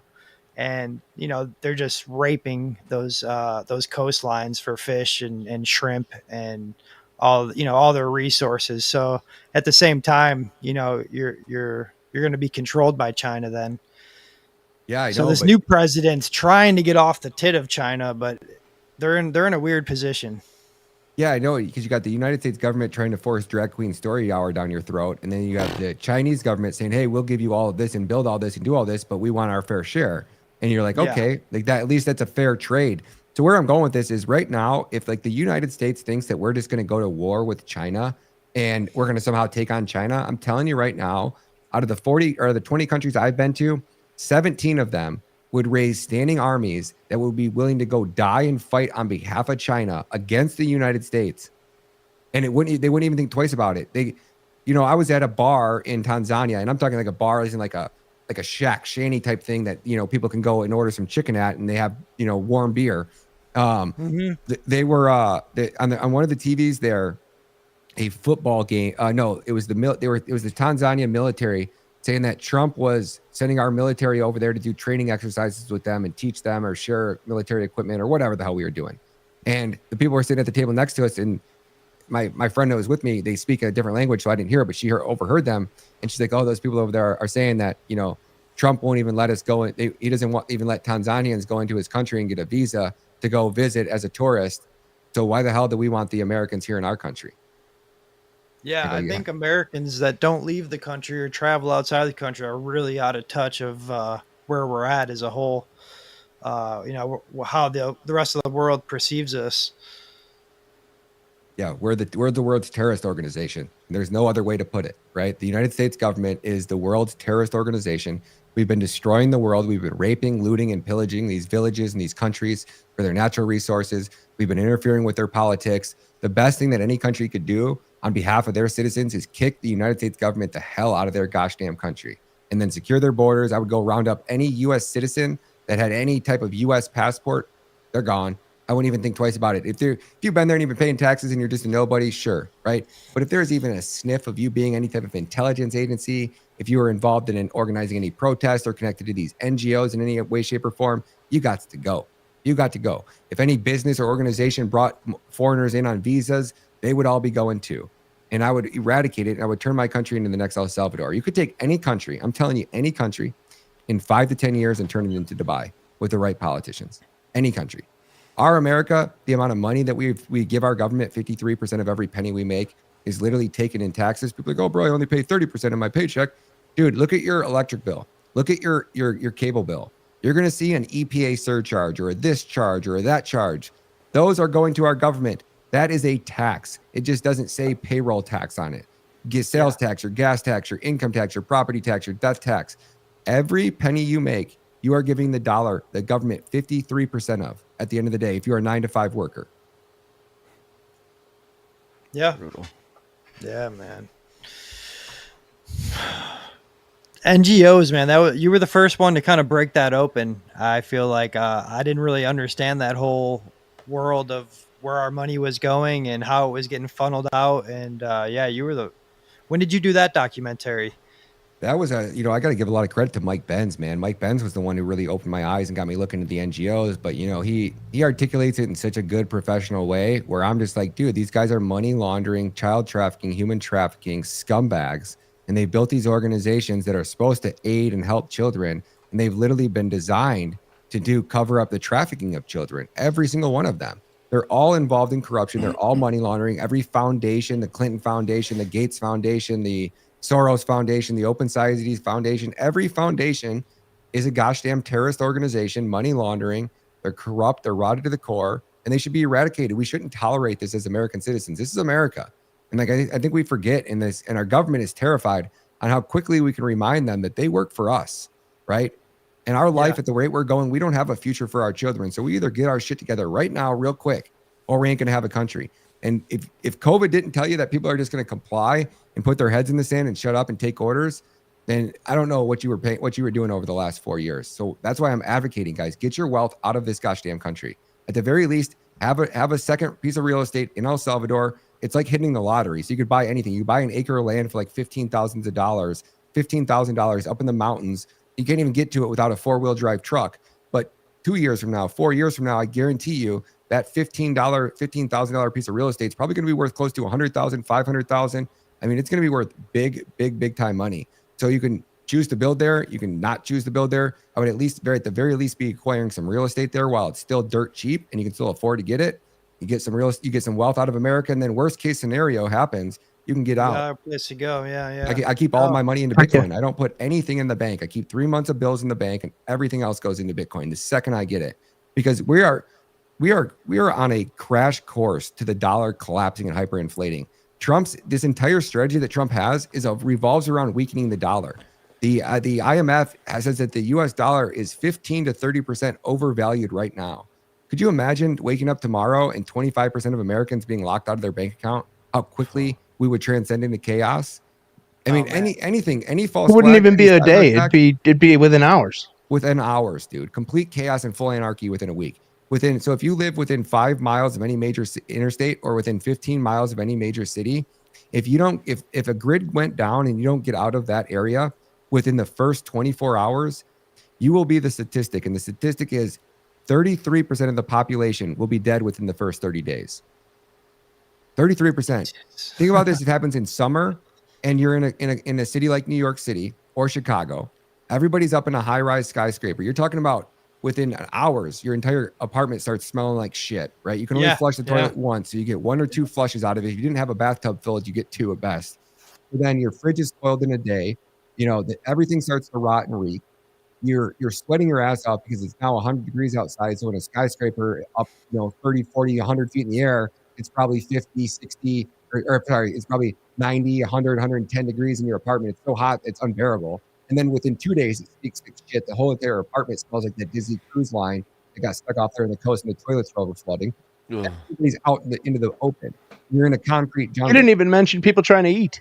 People eat. Everybody's stealing everything. And if you're the smart one that had a generator, okay, well now you good luck guarding that thing. Yeah, good luck guarding. You're the target. So unless you live out, if you've got canned food, you got a generator, you got resources, you're on the menu. You're attacked. 100% on the There's menu. no way you can protect yourself. None, especially if you live in a major city. So I just want to keep those things on everybody's, kind of mind, because we had NGOs that brought in 30 million illegal immigrants into our country. In Venezuela, we had 100,000 mercenaries that we were delivering shipments of weapons to in 2017. Those were all work for the CIA, and they were going to go literally carry out a guerrilla-style regime change in Maduro in 2017. But he shut down the bridges, and then he burnt the USA trucks down and killed all the employees. And under the USAID trucks were all firearms. It was all AK-47s, AR-15s, grenade launchers, rocket launchers, and that's what we were shipping in there to carry out this, mass regime change operation. All of those Venezuelans, you can't tell me that those 100,000 Venezuelans didn't come across our border. And why was our government shipping all the Venezuelans to Chicago and Colorado for some reason? I don't know, but I would assume that they went there for a reason. When these people were hitting boats on our shore, right? And the speedboat was literally flying up to the beach. And as these migrants are jumping out of the boat onto the sand, they are getting handed brand new iPhones wrapped in plastic. I'm sure a lot of people in the audience have seen those videos. So why is our government handing out ways to communicate, brand new, most likely encrypted communication devices to all of the mercenaries that they're bringing into our country? And Trump's rounded up 25,000 of them, or 250,000. We just got those numbers like a month and a half ago. 250,000 out of 30 million is all he's deported. What happened to mass deportations? What happened to lowering gas prices? What happened to auditing the Fed? What happened to the Doge audits? All of it's been a fucking lie. And they funneled all of it. And all they do is pit us against each other and send our gosh damn money to Israel. And I am so fed up with this shit. I don't even know what to think. Just a giant dog and pony show for all of these agendas. You see 1 or 2 things that are promising, that gets the people who don't think deep very excited, and then all of a sudden there's a wave of positivity, and then a big event comes up like this assassination we with the show's about tonight, or really any other thing, to get both sides going back and forth against each other, and then quietly at the same time everything you were getting excited about gets pulled back, and then we're so far lost into all the other things that have taken place in this crazy 24-hour news cycle that everybody forgets what they were excited about and they just move on to the next thing. And that's the problem. The average person's brain doesn't process things fast enough or have the depth of thought to slow down and just really ask yourself the questions. And what I'm hearing reality? Are the things that I'm being told, can I verify them? And most of the time, with the way the world's become nowadays and the way media is, you can't. You just can't verify any of this. And I think a big problem is like a cognitive dissonance out there. People are afraid. Can you imagine if all these things that we know are probably a reality? Can you imagine if the average person really had to take time and sit and really dig deep into their soul and realize that everything they've ever been told since they were born was an entire lie? Can you imagine the weight of that has on a person? I'd be terrified to come to that conclusion if I'm a person who hasn't really paid attention to any of this stuff. When you just that's the mess we're in right now. Yeah. I don't know how we recover from this. I don't. Like this assassination, and I think this is our best opportunity to really wake up every single person in the country, because whether you were left, right, or center, you felt that in your heart when Charlie Kirk got hit. I didn't agree with him politically. Like Dave said, I didn't know how hard he was going until after he got killed, right? So I was completely not aligned with him politically. I didn't agree with anything that he was saying. And now after looking at it, I'm like, he was one of us. At the very least, he was an American citizen. And it looks like he got assassinated on U.S. soil by a foreign gosh damn government. And now it looks like our government's actually actively covering that shit up. And I'm 100%. done. I'm so done with it. Yeah, quick little story. Like my cousin who's not into any of this stuff, like he knew who Charlie Kirk was from like just seeing viral videos. He texted me that day. He's like, "Holy shit, man, he's dead." He's like, what do you think happened? I, gave him my point of view, and he's just like, man, he's like, that's so crazy. He's like, I just could never imagine. He's like, that guy just, he got me to go back to church and get my family to go back to church. And he's like, I didn't, I don't really pay attention to politics. He's like, that was really all I took from him. And I'm just like, man, that's kind of fucked up that the one guy that was out there doing open debate, getting people to go back to church, they took him out. It's like, yeah, man. and that's what he wasn't that. I mean, you look at what he was doing for the hearts and minds of the youth. He was warning everybody that college is a scam, and these colleges are their indoctrination. You can't indoctrinate the youth. I never knew he didn't go to college 100%. until after he died. No? I did not know that about him. No, I thought he was just me not doing the research I should have done, but I thought he was just kind of like some smug college dude that was just going and debating other college kids. And I had no idea that he didn't go to college. His college is a scam. He's literally the perfect like example. huge. The perfect example of the fact that you don't need to take part in, as John just said, the scam of college to become something, to make a difference. Like anybody who had a question of what they could do or what their possibilities were with being set at a disadvantage in life or whatnot, they just need to look no further than Charlie Kirk. Charlie Kirk proved that all it takes is will, a good heart, and a good soul and an effort. And that will never be forgotten. That above all will never be forgotten about him.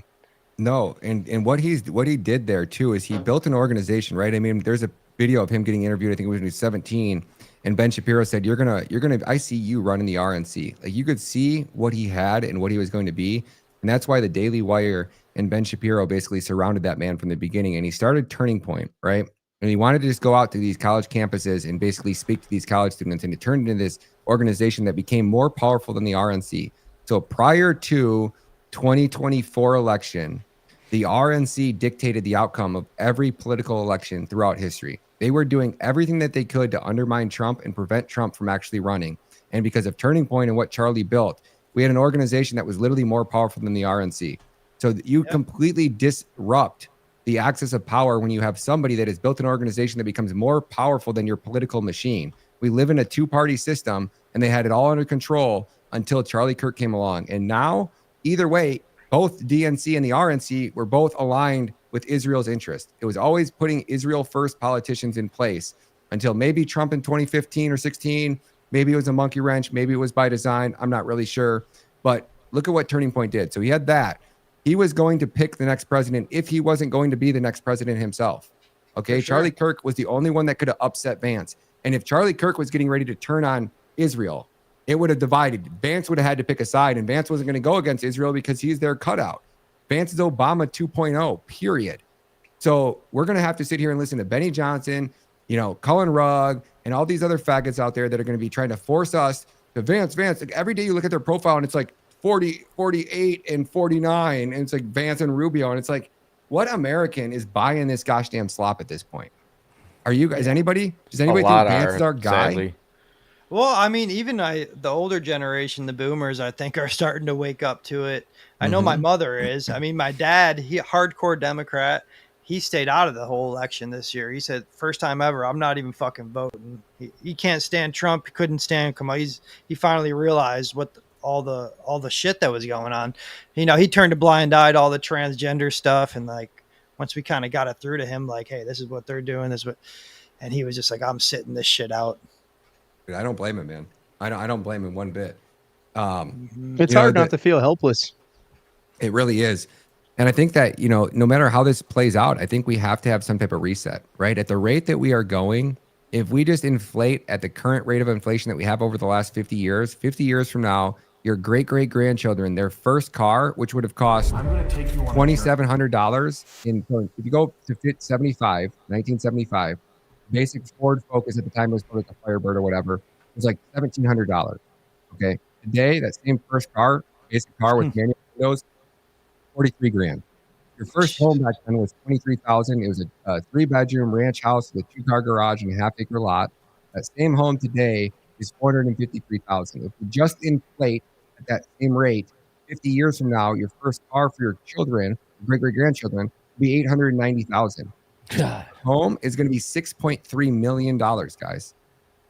Yeah, no. If you if you haven't bought a home right now, you're priced out for all of eternity. So if you think that you're a couple $1,000s away from saving to buy your first home, I'm sorry, you're wrong. You're never going to do it. You're going to rent for the rest of your life, which means you're going to be a slave for the rest of your life. All of eternity, our children are guaranteed to be slaves in this country. The American dream is dead. Everything we thought this country stood for is gone. It's all changed. And if we don't wake up and get our heads out of our ass very soon, we're going to be cooked.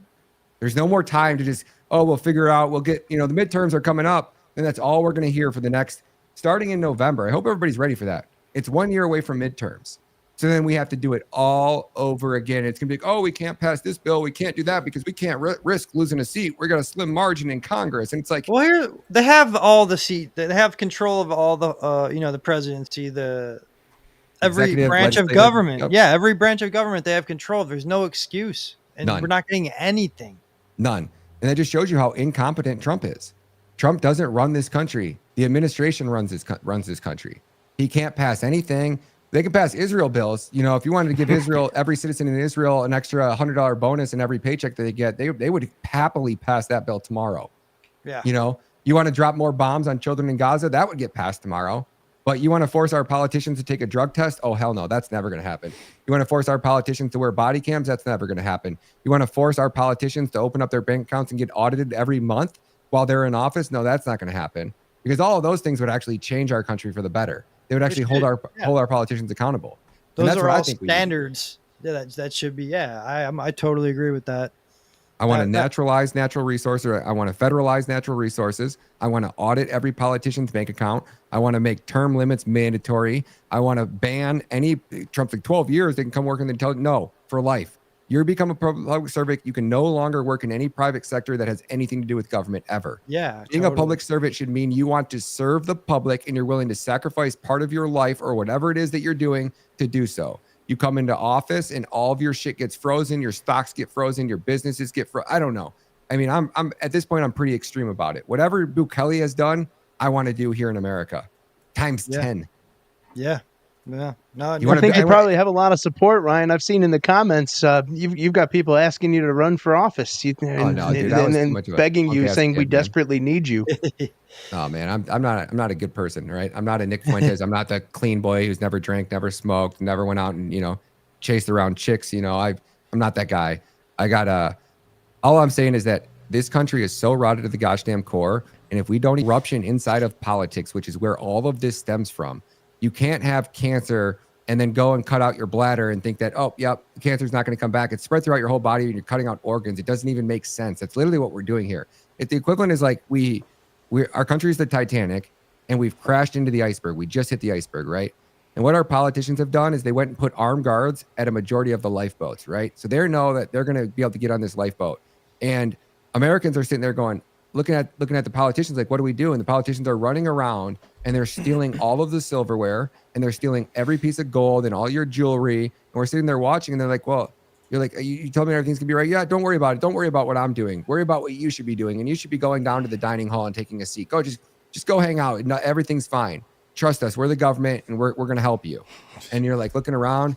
Everything in you is telling you to get to that lifeboat, right? And the smart people you're watching around and like the people that that are smart, right? They're getting their wealth out of the system. They're getting onto that lifeboat.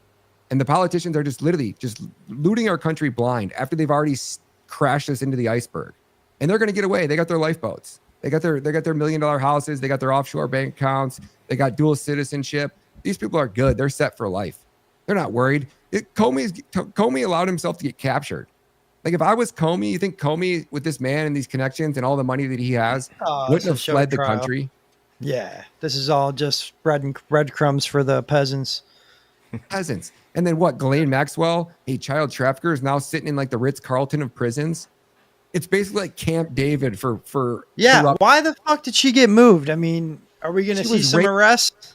8-year-old girls. I know. She was 8-year-olds. Yeah. Disgusting. Epstein. They had 23 victims in 2005. Underage minors. Come forward and testify against Epstein.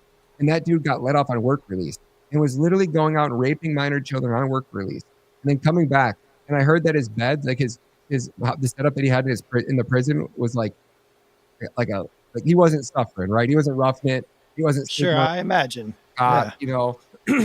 it all of I them. don't think he's dead. I don't personally. I believe he's still alive. I agree. I couldn't agree with you more. And thank you for pulling this up. We got a huge Twitter space tonight at 9 p.m. over on X. I lined up a bunch of big name journalists. Everybody's going to be coming to it. I actually have to run here right now, so thank you guys for reminding me. But we're going to be going pretty hard into the Charlie Kirk stuff. We try to do a little bit of an open mic if we can, but a lot of it is I just try to get the best journalists and the people that have been working on this, the Charlie Kirk stuff, to try to get the actual real information out to the masses. And I think tonight's going to be a really good show. Awesome. Oh, I will certainly tune in. Anyone listen, tune in if you want to get more into this. Ryan's, it's in 20 minutes. So, dude. Oh, thanks for coming on. This has been awesome. It's super Ryan, informative. Are you coming on next week to talk about your documentary? Yeah, in about 2 weeks. Yeah, when that documentary releases. Yep. As soon as that, it should be done any day now. And then as soon as I get the actual date, I think I booked that out far enough. But if I didn't, I'll have to push it back maybe one further week. But yeah, when that documentary quick little teaser. Oh yeah, this is so it's child trafficking, right? So it is on CPS, right? And if you guys have seen my work and watched my documentaries before, you've seen the one with JJ Carroll right here on the screen. This is what is treason #trafficked. We go hard. I don't hold any punches. I couldn't figure out how HHS was able to traffic 431,252 migrant children ages 0 to 17 arrived at our border. Our government took physical possession of all of them because once they hit the border and they step foot on USA soil, they become property of the United States government. After that fact, they took 350,000 of them, vetted the adults that they delivered them to, delivered these poor migrant children to adults, and then couldn't locate any of them. Not one of the 350,000 could be located. Our government, Trump's been all hands on deck, allegedly, going to find these children. They've only found about 20 or 30,000 of them in the last year. I could have brought home 200,000 of them within the first year. I could have brought home everyone that was still alive probably within the first year and a half, 2 years. And they're still all missing. And they found how many dead now? How many, like 8 or 10 of them were confirmed dead? These are children your government took physical possession of and then delivered to a grown man in America. And that child is now dead because of your government.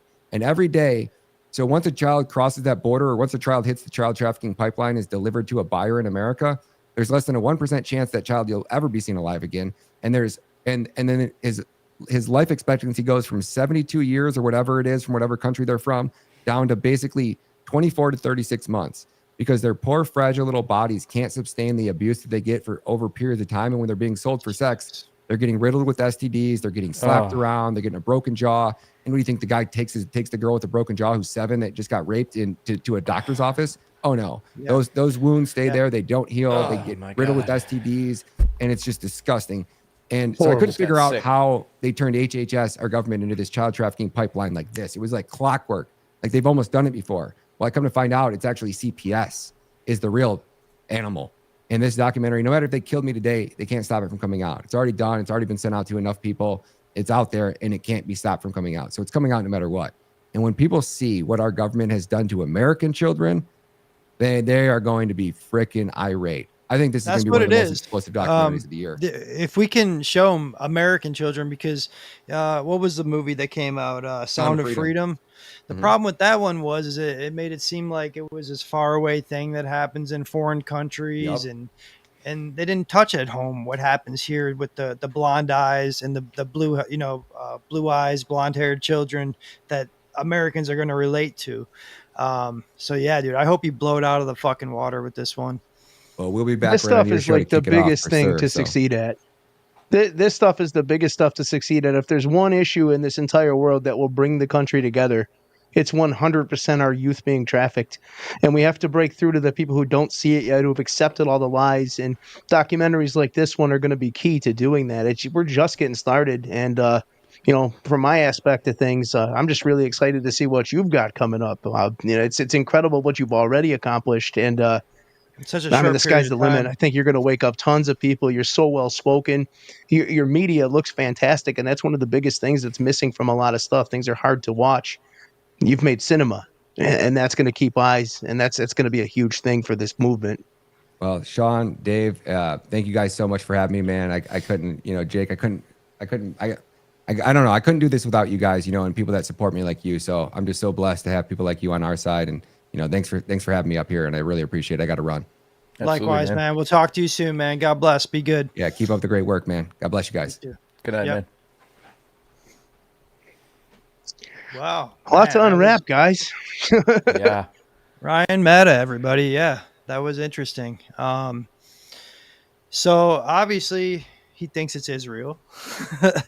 But the other work that he's done with the NGOs and all that stuff is just incredible. He really opened my eyes to all that stuff.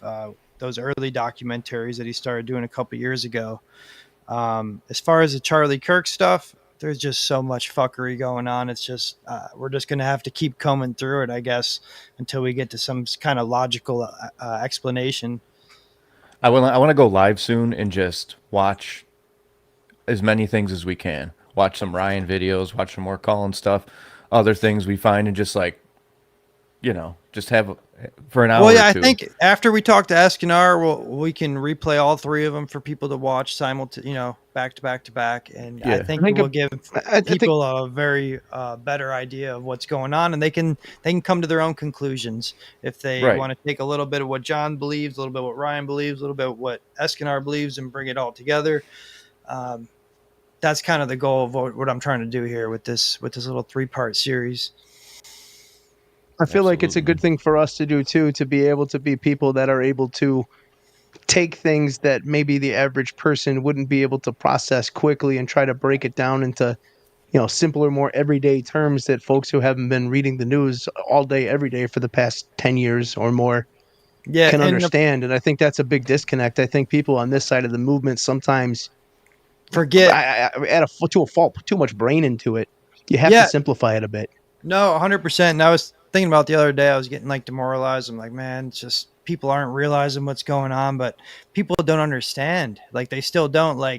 Maybe we have sped up our knowledge of what's going on in the world, how it's getting controlled, but there's just so many other people out there that are still so far behind. They don't know what a Freemason is, or Illuminati, or any of this kind of stuff.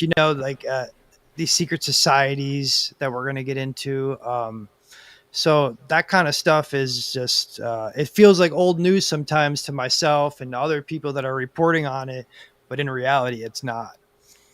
It's all got to come back to the surface. The more eyes that open, the more that need to understand the things that have been discussed and receipts have been provided for in the past by our movement.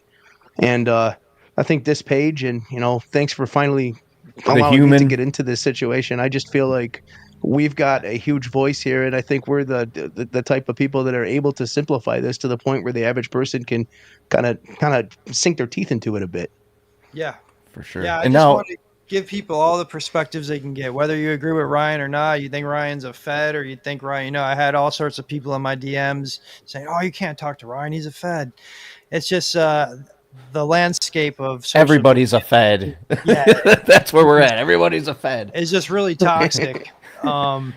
So tread lightly, and take everything with a grain of salt and come to your own conclusion. Is do you think?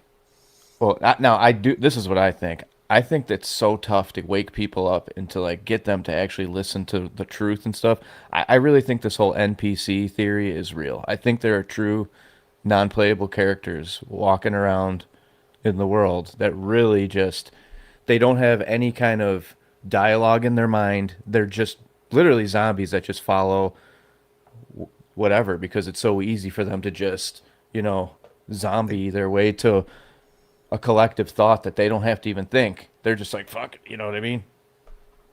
Well, yeah, I mean, that's what you got, these distractions like football. I mean, people claim that chemtrails are keeping our pineal gland fucking calcified. Well, there's multiple things doing that. Food, diet, the air, the water, the whatever, dude. For how long? That's a whole nother episode. Yeah. Oh, it's been an all-out assault on the human mind. Literally an all-out assault on the human mind. We got to clean our minds and clean our guts. It is. To be able to think stronger and think better and clearer. Yeah, as much as social media is great that we got this voice, but I suggested everybody take some time off every now and then, because it is it is kind of a disease. It is. Say touch grass. It's the truth. You Yeah. need to. The internet is just it's not based in reality as much as it seems like it is. As much as it seems like everything that's forced on us is popular opinion. There's this, there's that, but no, it's not. I mean, from my heart, I would say to everybody watching this broadcast right now, just take some time. It may be scary because of the amount of division that's been sown into everybody's brains, but please just take some time. Go talk to your neighbor. Have a conversation. You don't have to make it political. Have a conversation just about life. Talk about the weather. Be a friend. Change the That's when energy, you man. realize that the internet's not based in reality. Yeah, there's so much negative energy out there already that we don't need to add to it. And if we can get some positive energy out there, I think things can change, at least on a personal level. Lower the entropy, aka lower the chaos. Make everything orderly. Yeah. You know. And we're going to blow that up with our next podcast when Escadar comes in with some of the darkest shit you're ever going to hear about. Is that Friday? Is that Friday? I'm gonna confirm with him tonight. It's either going to be probably either Friday or Monday. Sweet. So let's keep it rolling, man. Yeah. Do Monday. Guys, Do Monday. thank you so much. Yeah, Monday you can join us, Sean, if we do Monday. Yeah, I'll be able to. Okay, cool. We will try to shoot for Monday. I'll talk to him. I'll see what's up. But yeah, guys, stay tuned. We're going to be doing a lot more of these. We're going to try and stay consistent as possible. Go live more and like react to the chat, like be more interactive with you guys. And, you know, we see something in the chat like, oh shit, we'll click that. We'll go see what that's all about. I want to do shows like that too.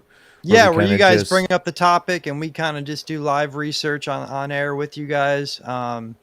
Open spaces up while we're doing these kind of streams so we can talk to y'all.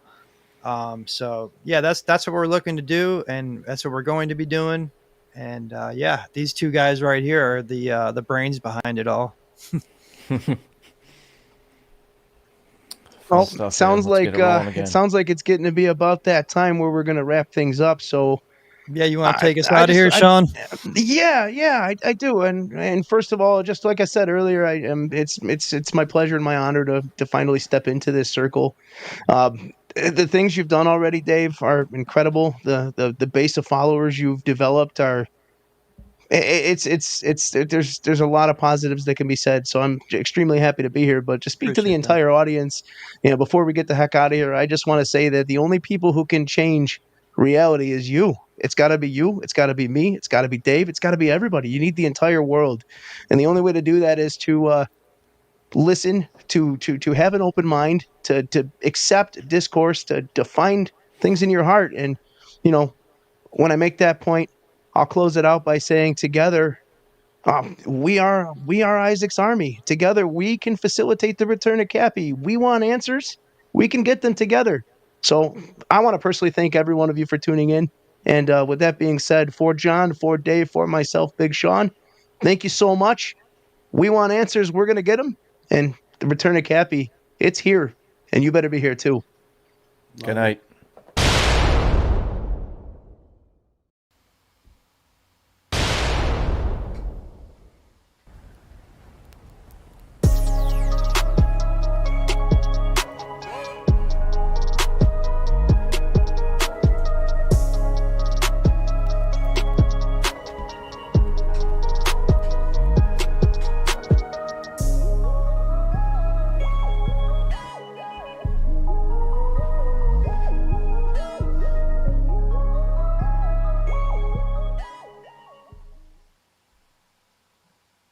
Good evening, Patriots and Truth Seekers. Welcome to another episode of We Want Answers, brought to you by the Return of Kappy. And tonight is a momentous night. But before we get started, my name's Big Sean. That's Dave. On the bottom right is John. And we want to welcome you to a special edition. We are live tonight with the gentleman I'm going to introduce right now. I want to welcome to the show and give an opportunity to tell everybody just who he is. Please welcome everybody, 7Cs. Hey, thank you so much for having me, everybody, and really appreciate the opportunity here. I'm excited to dive into some stuff today. As am I, man. You showed up on my feed like I want to say about like a year ago. Mm-hmm. I saw some of your research you were digging into, and I just clicked on your page, and I'm like, man, this dude's going hard. Like, it's not just a little tweet. Like, you're digging deep into your research, which I respect, and that's the kind of people I wanted to get on the show here. So again, thanks for coming on. Yeah, And absolutely. yeah, man. So how did you get into all this? Like, when did this all start for you? When did you decide you were gonna take down the deep state, the quote unquote deep state? That's it actually it's kind of a funny story because I've always sort of had like a problem with authority even when I was a kid, like my parents trying to get me to do anything, teachers, bosses as I like got older and stuff like that. And so authority is always just like I don't want anybody telling me what to do. I don't think anybody has the right to tell anybody else what to do, you know, as long as you're not hurting anybody or anything like that. And I would say during high school was when I watched the movie Zeitgeist, and that kind of like woke me up, the whole 9/11 thing, the Federal Reserve stuff. And then, you know, as I hit my 20s, I just kind of fell out of it, kind of became, you know, more occupied with like life, getting my first couple of jobs and stuff, you know, being able to drive. And then, you know, as everything started to happen with like 2016, got back into like the political sector a little bit. I'd already known about things like the Rothschilds and like the Clinton Foundation up to that point. And, you know, it was kind of like this eye-opening thing to see like all these people get involved with politics. So I was like, okay, you know, I need to figure out like, who is this Bernie Sanders guy? Why is Donald Trump of all people running? And so started to dig into those things. And it wasn't really until, because, you know, all that stuff is sort of like surface level politics. It's mostly just theater. Just keep the masses distracted and convince them that they have like a say in what's going on. And I think more people are waking up to that as we speak. Yeah, absolutely. Like, you know, you talk about like the Diebold machines and Smartmatic and Dominion and all that stuff. Like, it's just a giant backdoor. You know, they get to decide everything, especially since they've gone electronic. But it wasn't really until COVID that I kind of began to understand like the scale of just how compromised everything is. You know, seeing that countries that we're supposed to be like adversarial with are marching in lockstep with us. And you know, it's the same like draconian policies, lockdowns, masking, pushing vaccines on people. And that's where I was kind of opened my eyes a little bit and said, you know, this seems to be way more grandiose than I've ever been able to kind of arrive at on my own. And it was probably about a year after COVID where, you know, I was just kind of getting back into like jobs and stuff. You know, COVID was ending. We were all getting back to like normal life, if you can call it that. And I was working at a job that was, you know, halfway decent. It was like the best job I ever had up to that point. And basically they were, you know, doing some stuff I didn't agree with. And so I decided to quit and realized, like, looking back, every job I've ever had, I always got punished for like doing the right thing or trying to call out things that are corrupt or anything like that. And it seems like this space is really the only place to kind of do that. So I just decided, like, you know, I'm going to go into work for myself.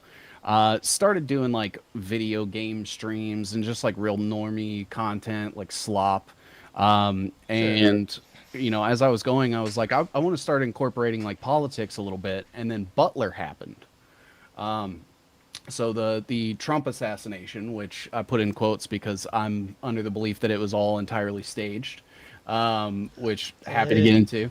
But it was a day. It was either that day or the day after that he taps JD Vance to become his vice president.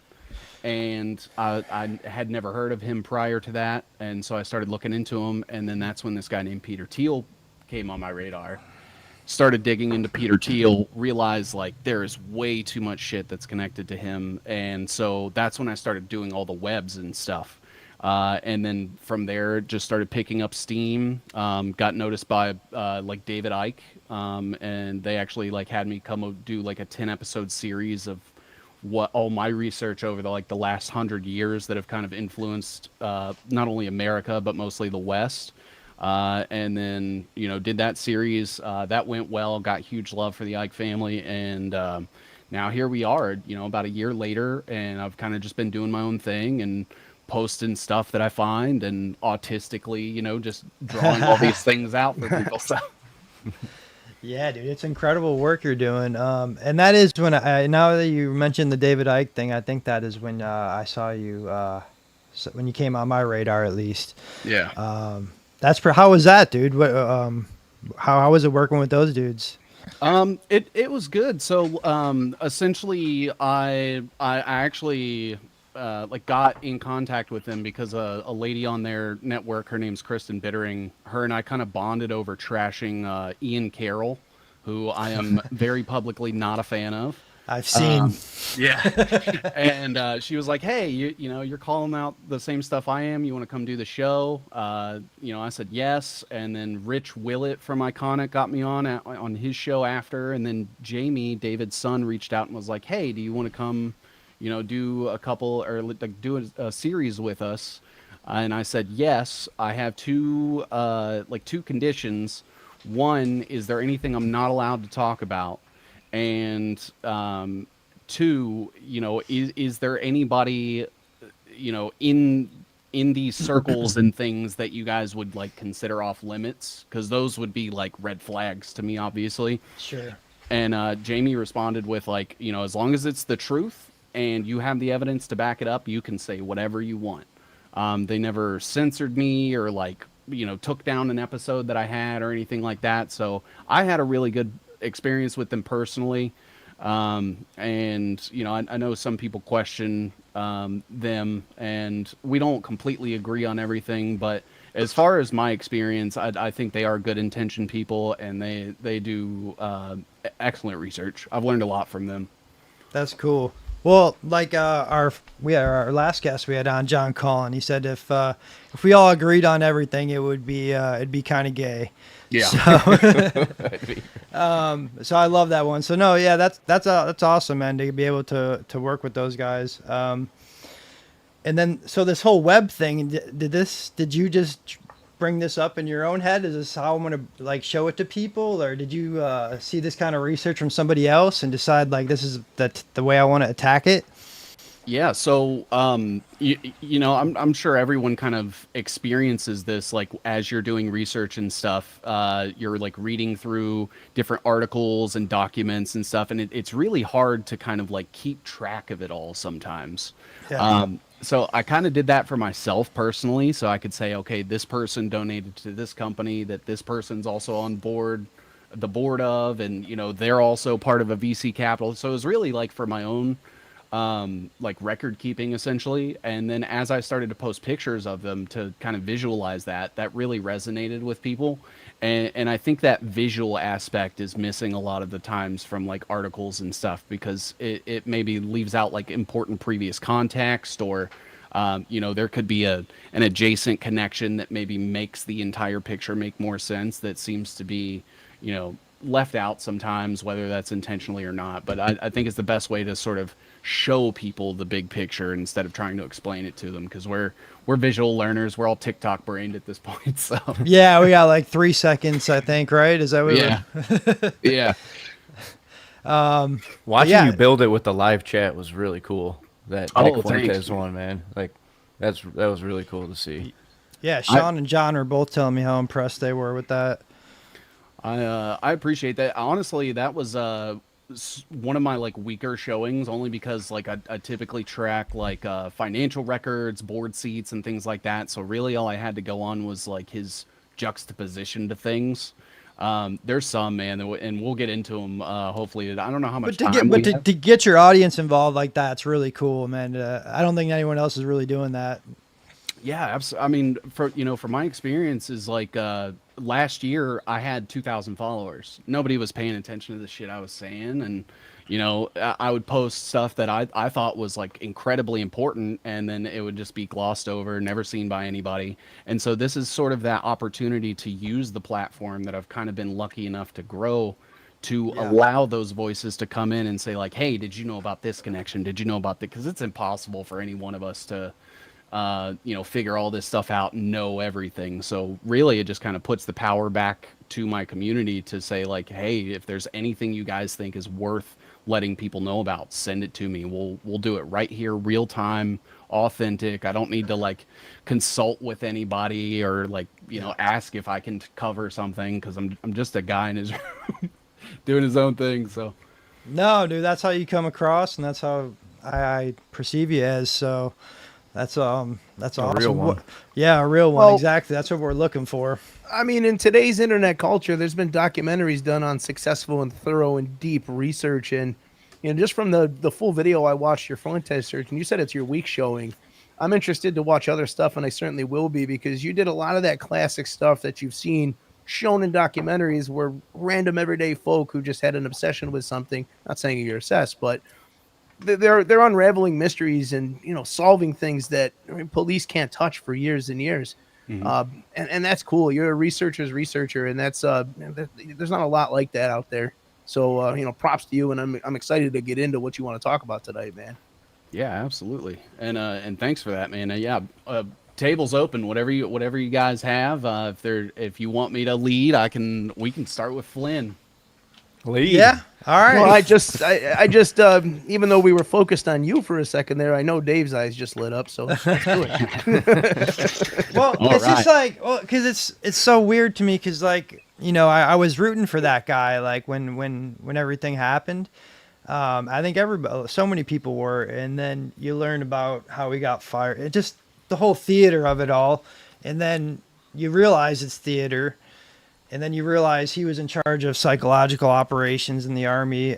Yes. And it gets real fucking creepy from there. Absolutely. Stanley McChrystal. Stanley. So, yeah, man. To tell us what I guess, what was the big red flags that drew you to your Flynn research? How did it start? Yeah, absolutely. So I think that it really kind of got started. I have to give credit to there's a lady named The Amazing Polly on Twitter, and she kind of like, put the wellness company on my radar, and she started talking about like all these people are involved with Flynn, and I was like, how the hell is like a random NSA admin connected to this like alt pharma company? And just sort of started looking through everything, and then the financial records, and then that made me focus more on Flynn and like his America's Future crew and his like promotion of like the QAnon stuff. And from there it was like, okay, I'm going to go through his entire career, and I'm going to see all the people that he's like, started organizations with, or received money from, or worked with, or worked under, and from there it just kind of started to branch out, and I can start pulling it up now, because it led me down some like dark stuff. Dude, I've talked to some people. Yeah, go ahead. Yeah, that's. Oh, you're good. They're involved in some dark shit. That's for sure. Oh yeah, like wet works operations, like they actively just kill people. I have seen like tons of evidence to indicate that all those like child protection rings that they do and stuff is actually an inverse, and they're the ones facilitating it. Wow. It's some really, really dark stuff, man. Like the targeted individual thing. Yeah, that's real. That is Yeah. I've talked to many individuals who have been targeted by that group of people, and they're vicious. Yeah. Yeah. Absolutely. I can. I'll go ahead and share my screen here. Yep. Let's see. Here we go. And so, like obviously start with Michael Flynn. He was part of the DIA, the NSA. His brother Charles Flynn, America's Future, obviously, which also hosts Josh Hammer. They have Ivan Rakelin. Roger Stone is like loosely involved. He's not officially on there. Kirk Cameron is on America's Future. Yeah. His sister Jack Posobiec. You have Laura Logan, Mike Smith, which is the guy that does videos for Liz Crokin. So she's Blah. part of that as well. Yeah. And as you guys know, probably is that like Liz Crokin co-opted Pizzagate to turn it into like a sort of a limited disclosure thing, because there absolutely are like pedophiles within the government and within high-ranking institutions and things like that, but it was more so just skewed towards Democrats specifically, when it's both sides, and it's just as bad on both sides. I think after you'd have to have the blinders on still to not realize that, like at today's day and age with not getting the disclosure with the Epstein stuff. It's both sides, guys. You just got to accept it. Absolutely. Yeah. And when I start picking these people apart, like Laura Logan, for example, Laura Logan's husband is a guy named Joe Burkett, and Joe Burkett used to work for the Lincoln Group, which was a like private military group that was actually partnering with the U.S. military Joint Psychological Operations Support. And so like all of the like anti-Islamic rhetoric that was kind of coming out at that point, the story behind Laura Logan supposedly being like sexually assaulted by Islamists is kind of up in the air to me, because in my opinion, her association directly with Joe Burkett as a PSYOP guy on behalf of the military, pushing the anti-Islamic narrative, especially in like the wake of post 9/11.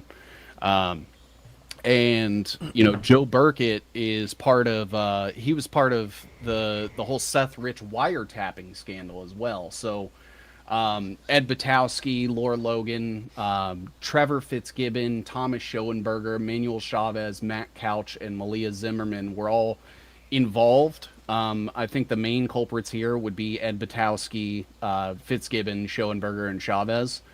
Because they all ran this thing called Shadowbox, which was essentially they marketed themselves as like your online private army.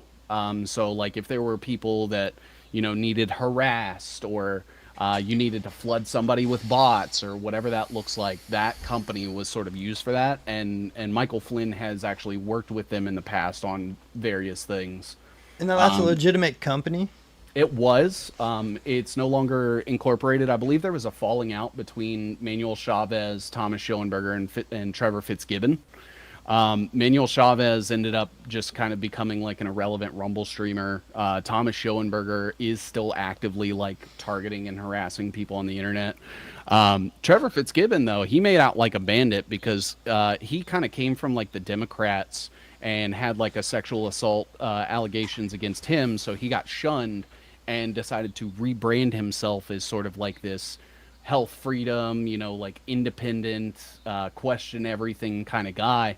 But he's historically been like a PR person and was trained by David Fenton, who is a Council on Foreign Relations PR guy.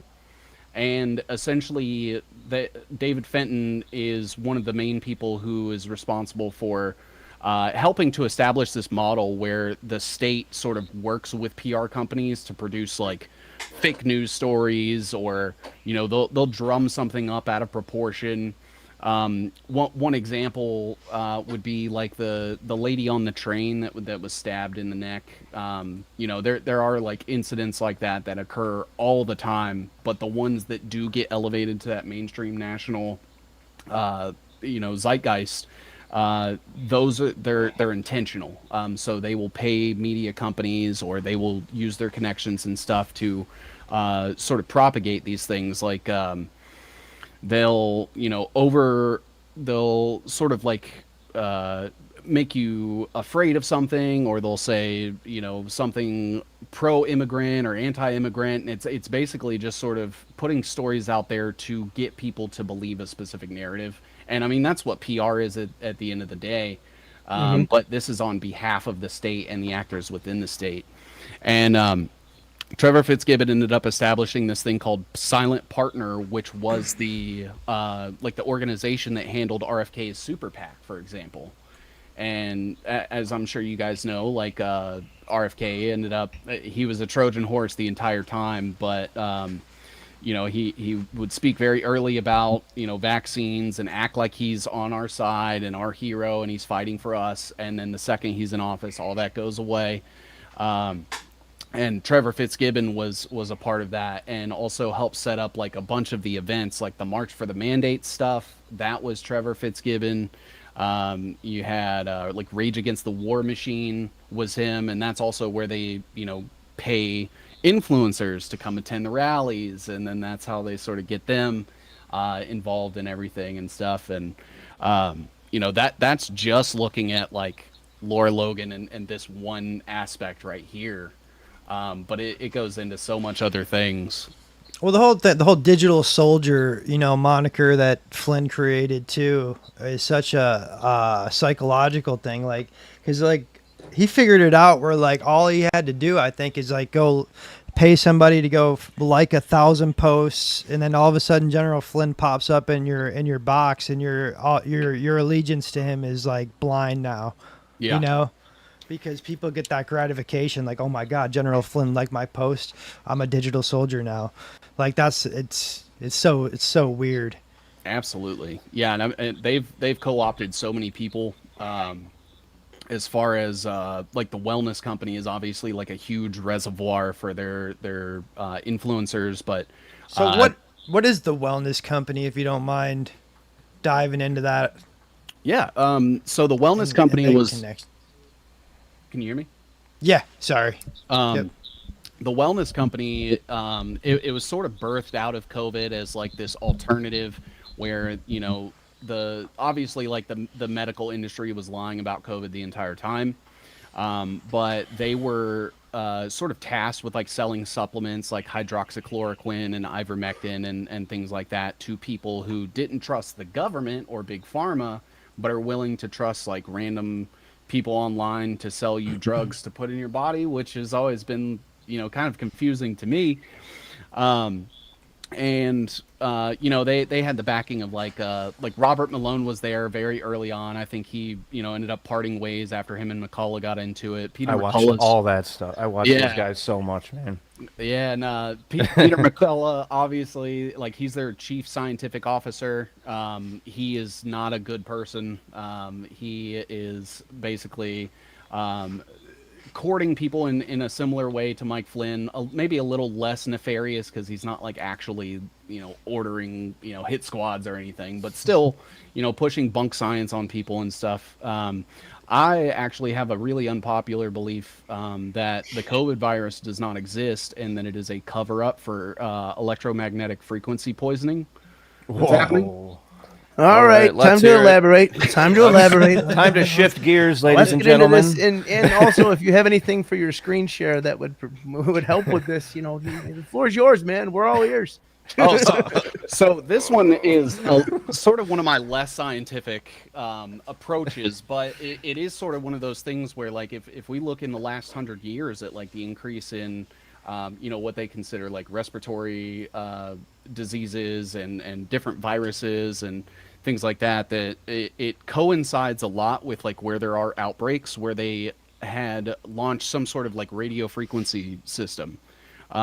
Things like Havana syndrome, and then with COVID specifically, there is 5G symptoms that have actually been shown to be the exact same overlapping symptoms as what the COVID virus was. And as you guys know, like as we were locked down and stuff, they were building 5G.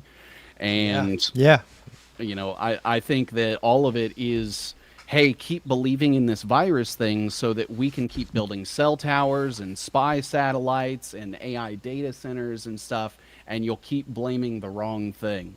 And they need you to do that because they're building $100 trillion surveillance system, and they need that EMF. They need the radio waves. They need the towers and stuff. And I think it's a... Remember they were paying people to like call and like report, and it was like a big...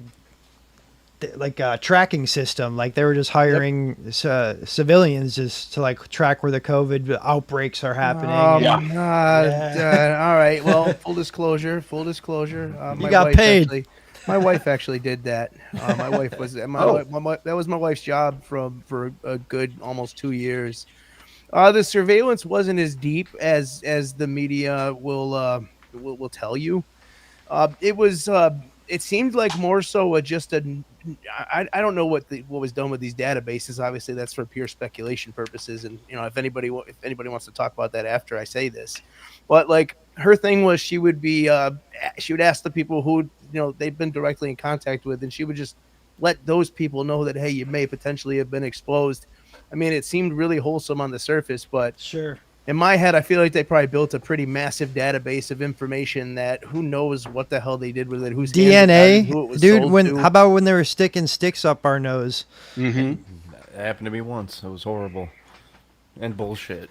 I'm embarrassed to say I did it one time myself. Yeah, I did too, man. I had to travel. I had no choice. And so with the contact tracing stuff that was going on, there was actually a company called Kronos Inc. That was sort of responsible for receiving all of that. So, if you ended up coming into contact with COVID, that would be submitted to a database. That database would then use like an API, which is essentially like a telephone to talk to another database, and see everyone that you've come into contact with via Bluetooth. So they would use your Bluetooth proximity from your smartphone, and if you had COVID, then they were using that as a justification to say, okay, well then we need to log everyone that you've been in, close proximity with via Bluetooth. Oh, God. And we also need to put them in this database and stuff. And it was really just That's a nuts. giant, it was a giant social tracking. I can confirm for sure that they didn't use that Kronos method in New York State, which you would think would be the first state to do something like that. Just from seeing what I saw, I can confirm they didn't do that here, unless there were other people that were involved that were doing that aspect of it that just weren't involved with the operations that I know of. Oh, but yeah. Kronos was nevertheless, it's still a little too far, even without Kronos. When you look back on it, it's and we all say this all the time, and I'll just reiterate it again for everybody who's watching. Never forget what they did to us. Are you freaking kidding me? Never forget what they did to us. What a terrible time, and what a terrible time it's led to. And that's why I'm glad people like you are here to tell us all these interesting theories. Now back to you. Yeah, absolutely. And it's crazy too, because like the contact tracing stuff was largely like a joint operation between like Hellman and Friedman and CIG. Hellman and Friedman, I'll actually bring them up because they are connected to a couple things themselves. Uh-oh, I think my OBS froze. Too many connections. There we go. Oh, nope, it's freezing again. Sorry about that. You're not showing frozen. I'll zoom out and show you guys how big this is. Oh shit, God! Like it gets pretty deep. What? Yeah. And all of this was done in like the first 3 episodes on like my YouTube and Rumble and stuff is me actually researching all of this live, like with my audience. We're verifying and vetting everything, so none of these are like, I made it. See Hulk Hogan up there. Yeah, so funny story. Yeah, I think what's going to happen is you guys are going to get me on like random tangents, and I'll just expose a little bit of everything. Was the Hulkster murdered? No, he actually, I think he died from natural causes. But so, do you guys remember when like the Hulk Hogan sex tape released? Yes. So that was done by Gawker. Well, right before, Gawker had posted about Peter Thiel being gay and using this blood company, Ambrosia. Oh, Ambrosia. Yeah, I reported on that. Yeah. Yeah, and so Peter Thiel bankrolls Hulk Hogan's lawyer, Charles Harder, and essentially helps Hulk Hogan sue Gawker into non-existence as like a retaliation. And then, what do you know? 2024, we have Hulk Hogan rolling up with all the rest of the Peter Thiel acolytes to push Donald Trump on the national election stage. Right. Yeah, dude. He got, and I work with like a buddy who's in my civilian job. He's a wrestling fan. Doesn't have any interest in politics whatsoever. But as soon as Hulk Hogan came on the scene, he every morning he's like, talking about Trump this, Trump that. I'm like, holy fuck. I'm like, this shit works. It works. Yeah. Absolutely, man. And it's crazy too, because like I grew up watching wrestling. You would think that the people that watch wrestling Hell yeah. Why is it that everybody that's involved in this kind of thing has some kind of a base in wrestling somewhere? And not to go on a tangent, but has anybody noticed that? You can name tons of creators, and they all have watched, do watch, or will consider someday returning to professional wrestling. I mean, we had Donald Trump in the WWE. Yeah. We have Linda McMahon, running our school system.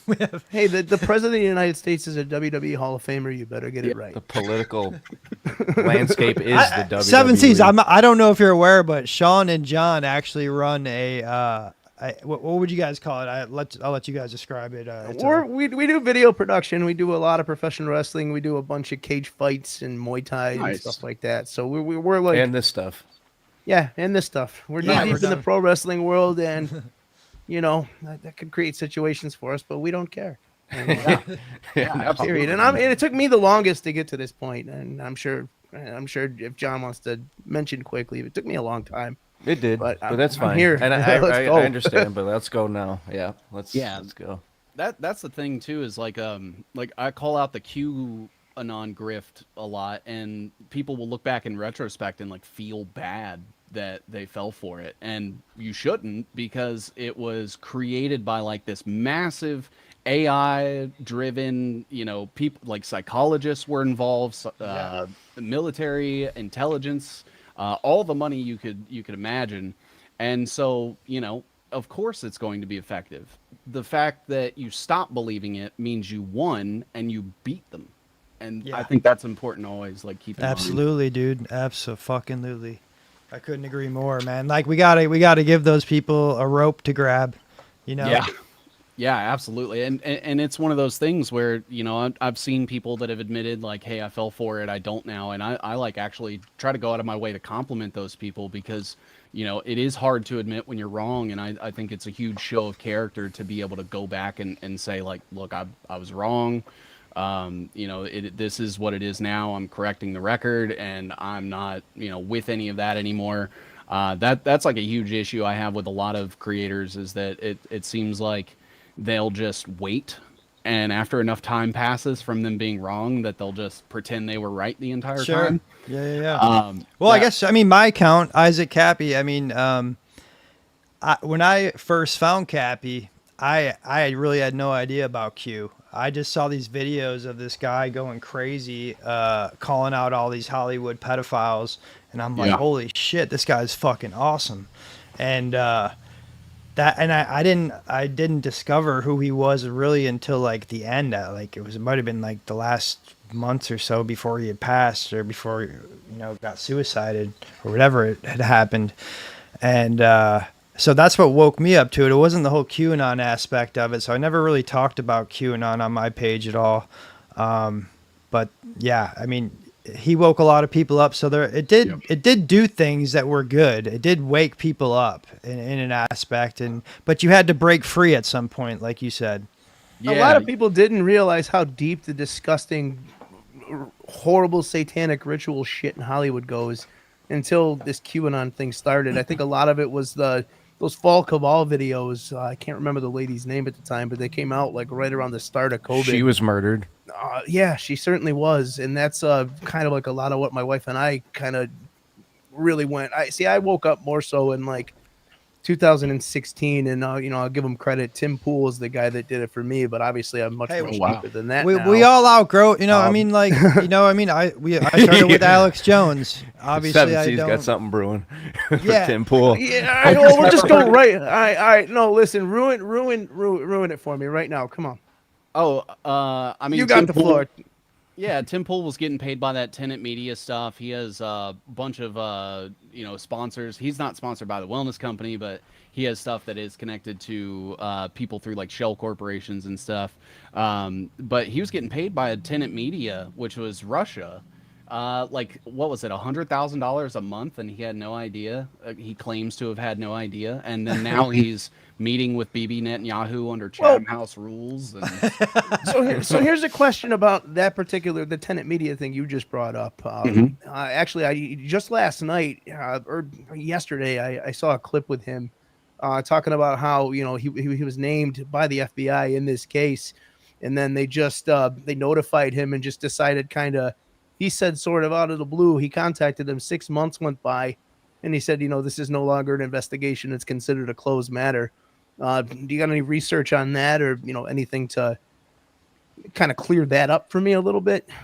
At this point in time, no, but it is something that I can absolutely dig into. I think that essentially what probably happened was they got the narrative across they needed to get across, and so they didn't really see a point in going back and cleaning it up because all of society had moved on to the next thing.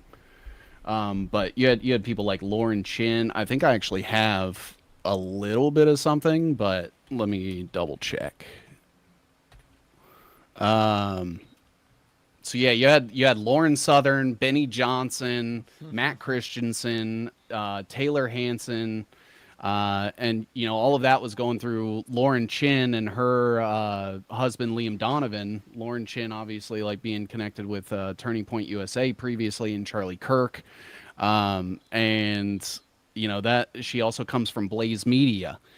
Blaze Media is like Glenn Beck's thing, which is all just funded by the DeVoe family. You guys might recognize Betsy DeVoe as our former Secretary of Education under Trump. But Dick DeVoe is Amway Corporation, Nutrilite. There was this whole thing with Alpha Bank and Donald Trump. Basically skews Russian in interests. And Betsy DeVoe is actually Eric Prince's sister. Eric Prince being the guy over like Blackwater, and he's partnered with China on like the Belt and Road Initiative, basically trying to help build up Africa to be ready for like the technological agenda. But as far as like Tim Pool himself, I haven't ever like let me go break down all of his companies and everyone he's connected to and stuff like that. Just some loose connections, but mostly it's the stuff he says that makes me. I'm just like, he's always been like very milquetoast, and he says it himself. It always seems like he's the type that doesn't take a stand until he's sure it's not gonna kind of wreck what he's got going on. And I think that's something you mentioned about being a problem about today's talent. Yeah. And I mean, I can't think of a better example than him. I still watch him to this day, and I'm probably not gonna stop. But like, that's a prime example of what you were getting into a bit ago for sure. Yeah, I will say Shane Cashman. I've actually spoke with him. Inverted World. Yeah. I like what Shane's doing. I check him out all the time. Yeah. Me and him have actually had like a one-to-one conversation like in person, and he understands the Peter Thiel aspect, the technocratic agenda aspect. Like he gets it, and I really enjoyed seeing him like call out that Rainmaker CEO. And being like, hey, why are you trying to kill us all? And yeah. I think people should be that abrasive towards these people because we are actively, like, whether people want to believe that it is warfare or not, like, we are actively getting attacked psychologically, mentally, through our food, through money, all of these things, like, every single day. And, I think that the whole, like, posturing and being polite, and we don't have time for that anymore. Like we need to call these people out and not worry about the consequences because it is happening. And I think the fear of consequences or not getting, access journalism or being cut off from like a certain group, like none of that should matter. Because we are literally like barreling down towards like a digital dystopia. And it, in my opinion, like a lot of these people are just kind of distracting everybody and allowing it to happen, whether they know or not. But I think it's one of those things where the due diligence should be on the people that claim to be researchers and, politically active and stuff, and stop buying into this whole two-party politic thing, or it's the Democrats, it's the Republicans. Like it's there's so much more going on behind the scenes, and the fact that they're still trying to court people to elections and this, that, and the other, it's I just always see it as disingenuous. You think elections are bullshit? I absolutely do. I might actually have something on that. Let me check. So as far as the like the 2016 elections and stuff, right? We had obviously the whole thing with like Smartmatic and Dominion was going on. where essentially they were accused of like rigging the election in favor of Joe Biden, which I do think happened, but I don't think it was like a Democrat. I think it was to create this comeback narrative for Donald Trump. But we look at like Jared Thomas, for example, who ended up awarding, a voting machine contract to Dominion in Georgia, which is where one of the places where the election was sort of contended. And that's where you get Brian Kemp. Brian Kemp was basically like paying his aides and stuff to vet these contracts with Dominion specifically. And this is after an official report had come out that Dominion, Smartmatic, Sequoia, and Venezuela were collaborating with each other in 2012 to rig the election then. And this is actually from I believe it was an FBI document that basically shows that they absolutely were doing that, and then the government just willingly allowed them to contract again for the 2016 elections. Who was the guy, or the firm that was representing Smartmatic and Dominion was DLA Piper. DLA Piper had where is he? Peter Comey, who was working there. And Peter Comey's brother is James Comey. James Comey was over the Clinton email case. He gave the statement and everything like that. But it even goes in here to say that this is from the Congressional Record when they were interviewing Comey.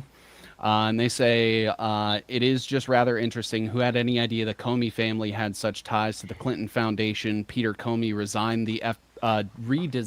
the FBI building. So this guy that works at DLA Piper is in charge of redesigning the FBI building. FBI Director James Comey grew up in the New Jersey suburbs with his brother Peter. And Procon Consulting's client list includes FBI headquarters in Washington, D.C. So that's just kind of to set up, the involvement of Comey specifically in the Clinton investigation. Because you have, where is it? The person that was over DLA Piper at the time was Doug Imhoff, who is Kamala Harris's husband. And that was that was as she was running for vice president, and it wasn't until she took office that he stepped down. Wow. Every single thing is connected somehow. It really is. It really is. It's crazy. There were records that DLA Piper was also donating to the Clinton Foundation. So just another connection point there. But then you also have Kamala Harris, who was the district attorney, or I think the attorney general in California, around the time that the One West Bank fraud was happening. And so essentially you had this Ponzi scheme that was fronting itself as a bank that was being run by George Soros, and the person in charge of it was Steve Mnuchin. Steve Mnuchin would then go on to become Donald Trump's Treasury Secretary and be responsible for passing the CARES Act during COVID, which was the largest printing of money that we've ever seen in the United States and what caused inflation and everything like that. And Steve Mnuchin was the head of One West Bank when Kamala chose not to prosecute them. And then he ends up becoming our Treasury Secretary. And then you have the ties to, obviously, the Clinton Foundation with Huma Abedin, who's married to Alex Soros, who's the son of George Soros. He runs Open Society Foundation with this guy named Mark Brown, who's part of the Center for Global Development, the UN Development Program. He was part of the World Bank. Wow. And Mark Brown was... Madness. He was the chairman of the board of directors of the election technology manufacturer Smartmatic's holding company, and served as the president of George Soros's Open Society Foundations up until June 2024. And then you have Stacey Abrams, who's also on the Bilderberg Steering Committee with Alex Karp, Eric Schmidt, Peter Thiel, so on and so forth. So that's why she was a prominent figure for the Georgia election results. And so all of this just kind of like stems out to like, oh, okay, so basically they set it up to where Donald Trump won the first election because that was rigged, lost the second election because that was rigged, and then won the third election because that was also rigged. And it's created this entire narrative of, oh, the terrible Democrat government has cheated our president. We need to come out in even more support. We need to believe them even more blindly. And here we are. And So- they're still contesting the 2020 election. Do you think like Trump is aware of that? Yes, fully? absolutely. Yeah, I think Trump has been part of the agenda for a long, long time. Back in the 90s, he got bailed out by the Rothschilds. His mentor was actually Roy Cohn, who was blackmailing people with sexual blackmail through Dealey Plaza. And Donald Trump kind of learned all of that and then goes on to be friends with Epstein. And, I think that he's been part of it from the very beginning. I mean, his dad was actually working with like Chabad Lubavitch, who are the main supporters of like the technocratic agenda, the transhumanism stuff, the Kabbalah, that is like their religious text. They are connected with like the UJF Federation. They were the ones that were crawling out of the tunnels in New York. Yep. They run the Likud party, which is Netanyahu's party. Epstein was they Chabad. are, that is Netanyahu's party is okay. Likud, yeah. And Likud is basically Mossad and Chabad masquerading as this political party that ended up ousting the former prime minister. Yeah. Hell. All right. All right. And Yeah. that's the elections anyway. Like I think especially the hanging Chad thing back in the 2000 election was a huge psyop just to get us on electronics. How about local elections? Do you think there's anything in there? I mean, I used to think so. I used to think that was the case, but now it seems like the PACs and the money influence and stuff more often than not. they drip down so far to these little elections you wouldn't even think mattered to people up top. It's Absolutely. weird.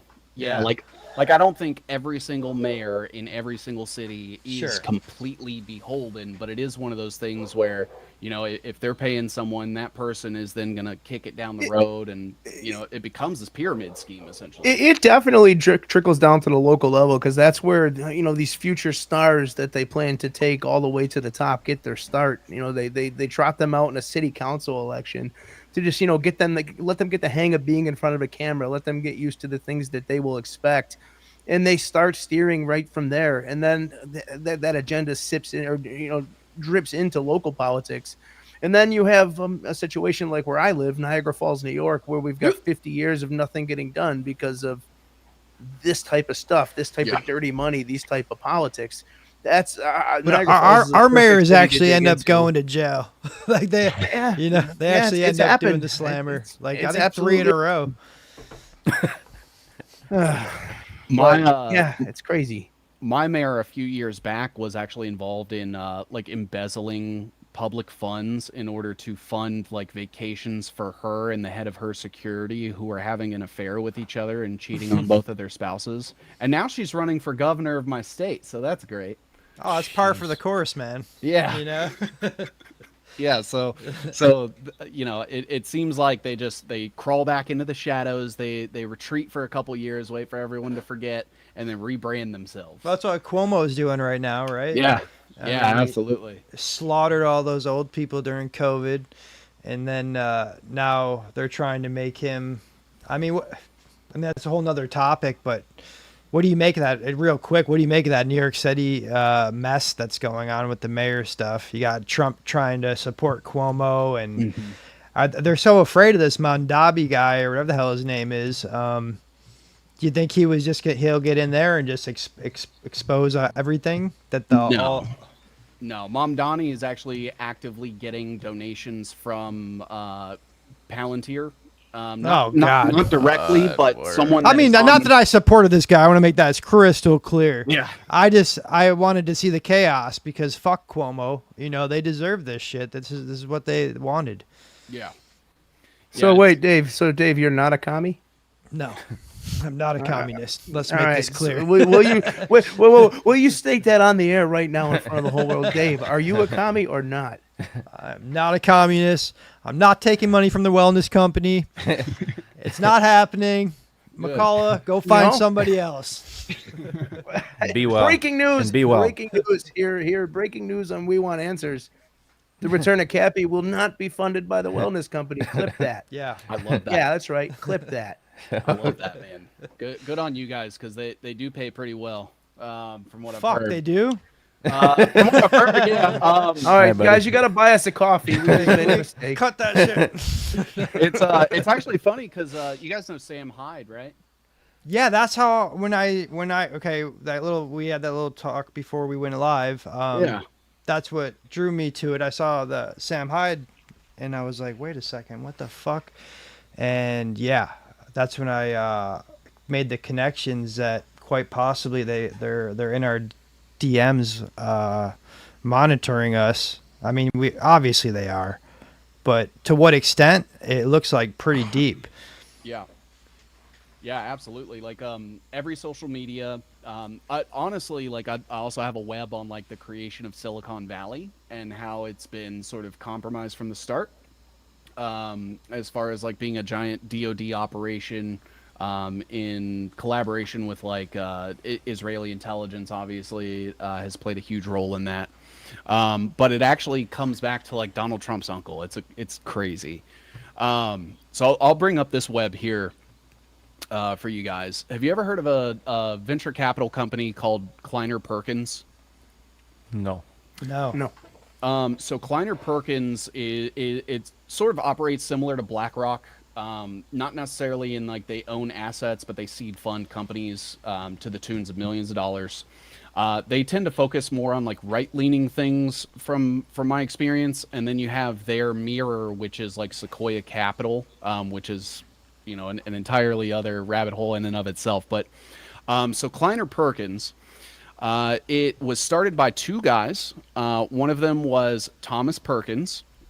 Thomas Perkins was actually mentored by this guy named Georges Doriot. Georges Doriot was part of the very first venture capital fund ever created, and that was called the American Research and Development Corporation, and it was created by the military through Georges Doriot, Carl Taylor Compton, and Vannevar Bush. And then there was also Ralph Flanders. And so Ralph Flanders was part of the Committee for Economic Development, which works with the IMF and the World Bank, the Business Advisory Council, the National Recovery Administration under FDR during the Great Depression, and the Flood Control Commission. And then Georges Doriot was MIT and the U.S. Army's Military Planning Division. Carl Taylor Compton was in bed with the Ford Foundation, the Sloan Foundation, which is like the Rockefeller Foundation, but out of MIT, and then the Rockefeller Foundation itself, and was also part of the Office of Scientific Research and Development that was the precursor to what would become the Manhattan Project. And all the waste from that is buried right here in Niagara Falls. Yeah. Yeah, and Oak Ridge. Yeah, dude, it's crazy. Yeah, right where we grew up as kids, it was like a contaminated area from the fucking Manhattan Project. You can't make that up. Absolutely. And Vannevar Bush, so you guys should absolutely look into this guy because he was the one that essentially convinced the government that we need to stop putting so much money into weapons and start funding science and using science as a weapon in warfare. And he was part of Raytheon and General Electric. He helped set up the Ames Research Center, which ended up hosting the NACA, which was NASA. They ended up becoming NASA. So that's where you sort of get like the big money infrastructure and the investments in science and stuff. I honestly, personally believe NASA was a way for them to sort of test like ICBM missiles back in the day. And now we have missiles that can reach anywhere on Earth. I don't think that was a coincidence. And there's more to it, obviously, with like the fake moon landing and stuff. But so all of these guys were involved with setting up the very first venture capital fund that ended up funding their very first company that this VC ever successfully funded was called the HVEC, which was the High Voltage Electric Company, started by Donald Trump's uncle. And Donald Trump's uncle was actually mentored by this Carl Taylor Compton guy And all of this happened right after Tesla died. So you have MIT and you have the military getting together to take DoD funds and then invest them into this electric company that Donald Trump's uncle started right after he got the research from Tesla when Tesla died.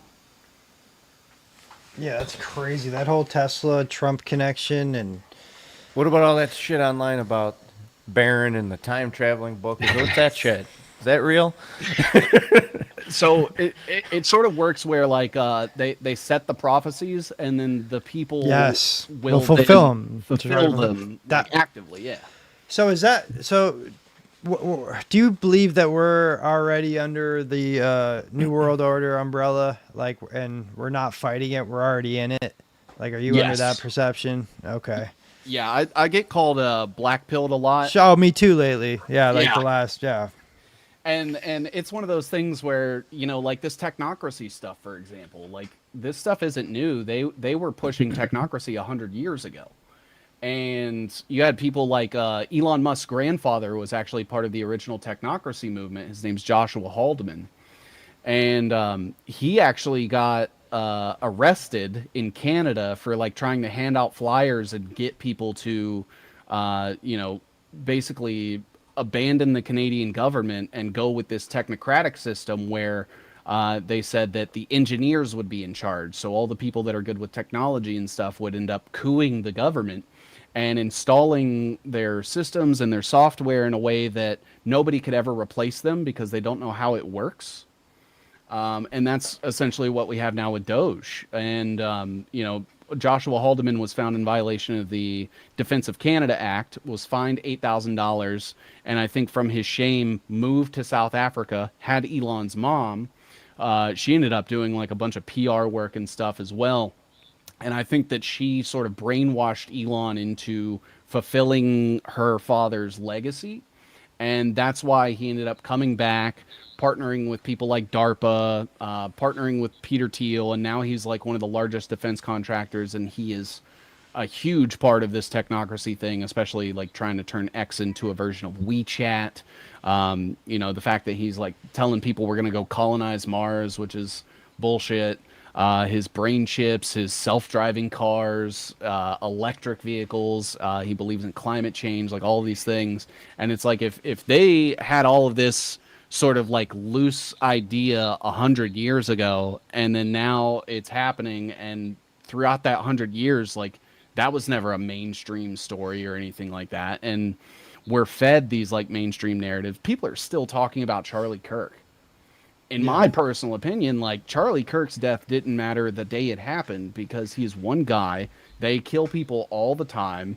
And it's to keep people focused on that one singular issue instead of like realizing there's a biodigital convergence happening, that there's sensors getting, you know, infiltrated in the medical industry, and that there's doctors and stuff that are talking about transhumanism as sort of like a benefit. Wasn't there a whole bunch of like nefarious bills passed on the day Kirk got shot? I believe there were 30 bills or so that were passed, just sort of shoehorned through Congress. And that was right after they were coming back from their break, I believe, from not having to do the Epstein thing, where they had went on a recess and then came back, and then Charlie Kirk dies, and they're like, oh, let's get, 30 bills pushed through right now. Mm-hmm. Yeah, it's interesting how that works. Yeah. Man, what next? What else have you been? What's been near and dear to your heart, I guess, is your latest research? Oh man, so I have this thing called the Fair Shake PAC that I've been looking into. It is officially like the largest lobbying group that is pro crypto. And it's essentially like a conglomerate of all the big stable coins. So I have broken down all those stable coins like Solana Labs, which is responsible for the Solana chain. That's where Donald Trump launched his meme coin, stuff like that. That is Anatoly Yakovenko, who comes from Qualcomm, which is a DoD and pro-Mossad technology company that produces the chips that are in American smartphones. Do you remember that clip where Netanyahu held up a smartphone and said, if you have one of these, you have a piece of Israel in every single one? That's because Israel is in charge of like the Qualcomms, the Snapdragons. Doesn't that just make you feel warm inside? All warm and fuzzy, man. It reminds me of like the Lebanon, like the pager operation, where now how do you get thousands and thousands of people to all take this compromised, essentially a bomb, and buy it and strap use it it themselves. Yeah. Qualcomm chips. Possibly. Could it be? Possibly. I don't know. Maybe. I think the Qualcomm chip is more that they have built-in backdoors, even on the hardware level. What kind of dystopia is this? It's forming. Yeah. This whole crypto thing forming. is just like, it's formed. I know. We're in I it. know it's formed, but like we're in the heat of this shit right now. I don't want anything to do with the crypto stuff. So crypto, I made some money off it, but I treated it like a casino. I kind of, at first I was buying into it, like, oh man, this can change the whole world, all that, and I don't know. We'll have to get your take on it. The whole decentralized, is it even really decentralized when somebody buys so much of it? I mean, at that point, it's not really, in my mind, decentralized anymore. But yeah, I treated it like a casino. I made some money on it. Nothing crazy. Just it helped me out for a couple of years. But I treated it like I was going to Vegas. Yeah. Yeah. I was the same way. Like, I remember back when Bitcoin was first starting to get used on like the Silk Road. And, yeah, I remember that too. Back when it was like $30 a freaking coin. Yeah, and dude, hearing about it. Yeah, I heard about Bitcoin when it was $7.38 or something crazy like that. And someone was like, "Hey, Fuck us, dude." Yeah. Someone was like, "Hey, you could use this to buy drugs on the internet." And I was like, "Wait, what?" Yeah. And so I started doing that, and then obviously the Silk Road got taken down.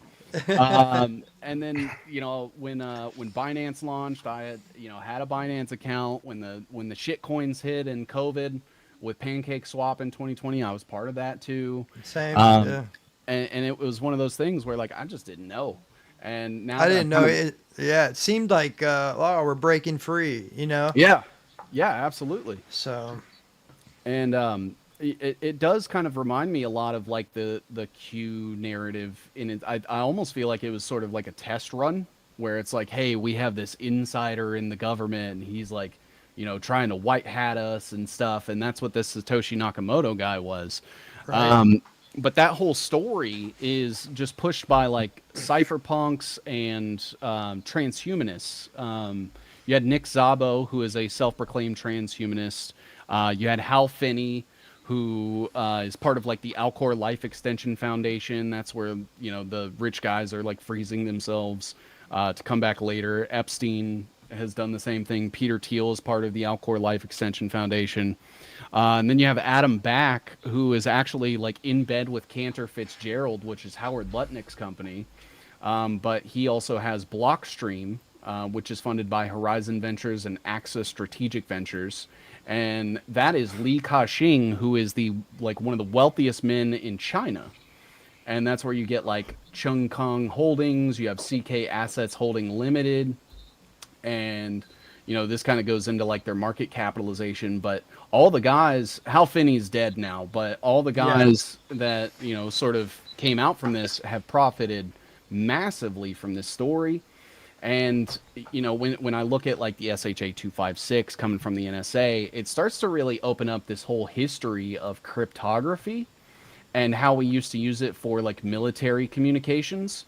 And I stumbled on this research that has to deal with like the CX cipher machines specifically, because they were developed by this guy named Boris Wilhelm Hagelin, who used to work for the Nobel family way back in the day. The Brand Nobels, they were like huge, arms manufacturers and stuff. That's who the Peace Prize is named after. So he decided to create this company that would basically encrypt messages that countries could pass back and forth to each other. And it was like during wartime and stuff, so they needed like secure private communications. And this cipher machine claimed to do that. Well, while that was happening, he was selling the backdoor key to the AFSAC, which was the precursor to the NSA. He was selling it to the B&D. which was the precursor to the ZFCH, which was like German intelligence, and then selling it to the CIA. So this whole time that, they're saying like, hey, you can communicate, it's secure, it's private. Meanwhile, intelligence agencies were literally getting the backdoor keys to that the entire time. You can look up like the Gentleman's Agreement. You can look up Operation GA, Operation Spartan, Operation Thesaurus, and it kind of just talks about how Crypto AG, this cryptography company, was purchased by the CIA and the BND. And since 1970, it was owned by them, sort of a joint ownership, and countries were still using those machines. And to me, that they call it the largest information coup of the century with this. And I think the exact same thing is what is happening with Bitcoin. And they're marketing it the same way, and they're saying it's secure, it's private. I don't know about you guys, but when the government tells me they can't spy on me, I don't believe that. It just kind of seems like the same thing, but I think instead of being the largest intelligence coup of the 20th century, we're going to see the largest financial coup of the 21st century. And well, now all of a sudden they're all into it. And, yeah, and there's nations adopting it, and there's legitimacy being brought to it, and if that doesn't make you really wonder what's next. Well, how about the fucking rug pulls that these guys had the nerves to do, like Melee down in Argentina, the Trump, a couple of those Trump coins. The Haktua coin, they build an internet celebrity, they pump up a coin, and then they pull the rug out, and then they just say screw the girl, and all of a sudden she's that's screwed. like Vegas shit, I mean, it's when you got these politicians getting involved in it, that's when it's like, what the heck's going on here? This isn't some like freedom of free banking system that we thought it was. Because the stuff they sell you, like I remember the one was like they were going to change Africa because crypto is going to take over the whole banking system of Africa, and people were going to be able to get loans through these crypto banks. I never saw any of that materialize. That was when I was like, oh shit, maybe this could change the world. But yeah, man. Where do you think we're headed with that? Do you think Trump's like trying to destroy the Fed and like just and bring in like a CBDC or? Yes. Well, so it technically won't be like a CBDC because that would imply that it's all coming from like one location. But essentially you are right in that all of these stable coins that are propped up by like JP Morgan and Morgan Stanley and Chase Bank and Goldman Sachs and all of those, like they're the ones that are funding all of these stable coins, and they're going to make stable coins the standard issue currency, I believe, for the world. I think that these things are going to be the one world currency. If I had to put a guess on any specific one, I think it would be Tether, right? Because it's directly pegged to the dollar, but it's also tied up with like Brock Pierce, who was an Epstein client, and Howard Lutnick, our Secretary of Commerce. His company is actually the custodian that runs Tether. So there's a huge conflict of interest there, but nobody seems to care. And they're passing all this pro-crypto legislation and stuff. I think there's going to be a handful that you'll be able to choose from, but they're all going to be compromised, co-opted. Because, I mean, we've even seen, I don't know if you guys saw, but after Trump announced the 100% tariffs on China, there was that short seller that ended up shorting like millions of dollars of Bitcoin right beforehand. That's going to be every day, everywhere, where they're gonna they can make the market as volatile as they want. And we can be realistic and say like fiat currency is shit. It doesn't really help any of us. The thing is that with fiat currency, if the dollar crashes, the government is responsible. If a company's stock tanks, the company is responsible. When crypto tanks, that's just the will of the market. So it absolves everybody that's involved. They can get in group chats or just hang out at each other's houses. There doesn't even need to be like an official Bilderberg crypto thing or anything like that. They can just text each other and say like, hey, I'm about to short, 1.5 billion, of these cryptocurrencies. Make sure you sell. And that's what's happening. And even deeper, there's like no protections for anybody in this market. Like if things crash to the point where people lose everything, there's going to be no recovery. There's nothing to back it whatsoever. So it's really mighty convenient that, they avoid any and all pretty much oversight and just have free reign to do whatever they see fit with the currency. And that's going to destroy people. Absolutely. And the bigger part of it is that cryptocurrency is the only currency that is associated with an energy cost to mint. I'm sure you guys remember, like, when people were mining their own Bitcoins, they were saying, like, hey, there's too much draw on the power. Look at this carbon footprint. We need to shut all these down. Oh, yeah. Elon tanked it during the bull run because of that. Yeah. Yeah. And so what's happening is, like, you have the climate change narrative and the carbon narrative. You have carbon taxes, carbon credits. Well, if we have an energy-based finance system, then the only people that like, it'll essentially be, hey, you're going to be allotted these energy certificates, which are crypto. And energy certificates were actually, like, a very, very prominent part of the original technocracy movement, where they said, hey, this is, our fake money system isn't an efficient way to do things. We need to measure every single sort of interaction that happens within a society, and we need to attribute an energy level to it. And then from there, they are able to penalize you or reward you based on, the amount of energy that you're consuming, not consuming, so on and so forth. And it sort of creates this thing that's called transactionalism. And that stems all the way back to, like, the New School for Social Research. This guy named John Dewey, who's considered the father of education for America in the 20th century. And it talks about how, like, giving childbirth would, like, that's why they have carbon footprints of how much, having children is. That's why they carbon footprint our vehicles. That's why they carbon footprint all of these pollution narratives with, like, the ESG stuff that was sort of going on. Is they're trying to vilify the production of carbon. And I don't know about you guys, but I'm carbon. You right? Everything that plants eat is carbon. I know. So if we're vilifying carbon, that's us. Yeah. Yeah. And no, I always say, like, when they say, oh, they want a greener universe, greener future. That means less of us. Yes. Absolutely. And it's Larry Fink has talked a lot about the tokenization of everything. And essentially what that means is, like, assigning a token ID and putting everything on the chain. That is not just money, that's assets, that's the food that you eat at the grocery store will have its own token ID. All the way, like, essentially they want to get to a granular level where every single strawberry that you buy from Walmart is going to have a token ID associated, and they're going to know that you bought that strawberry. How do you think they're going to sell it to the masses, like, in order to get them to accept it? If you had to guess. Yeah, I think what they're going to do is they're essentially going to make it really inconvenient to use the dollar or digital or physical cash. I think they're going to incentivize people to use crypto. So whether that's, like, earn back rewards or they already do that.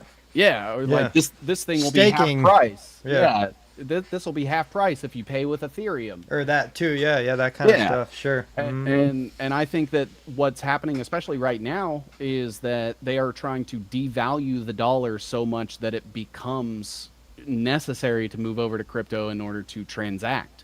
The reason that I think that is because Trump appointed Scott Bessent, another Soros guy, by the way, even though he claims to hate Soros. But Scott Bessent was actually responsible for crashing the pound in 1992 on behalf of George Soros. And then he did the same thing to the Japanese yen a few years later.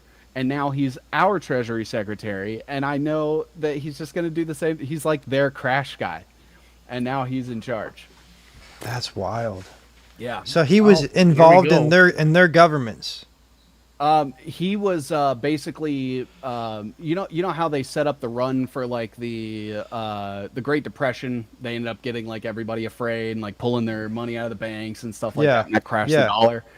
It was essentially something like that, with a couple more shells behind it. But he wasn't officially, like, part of the government in any capacity.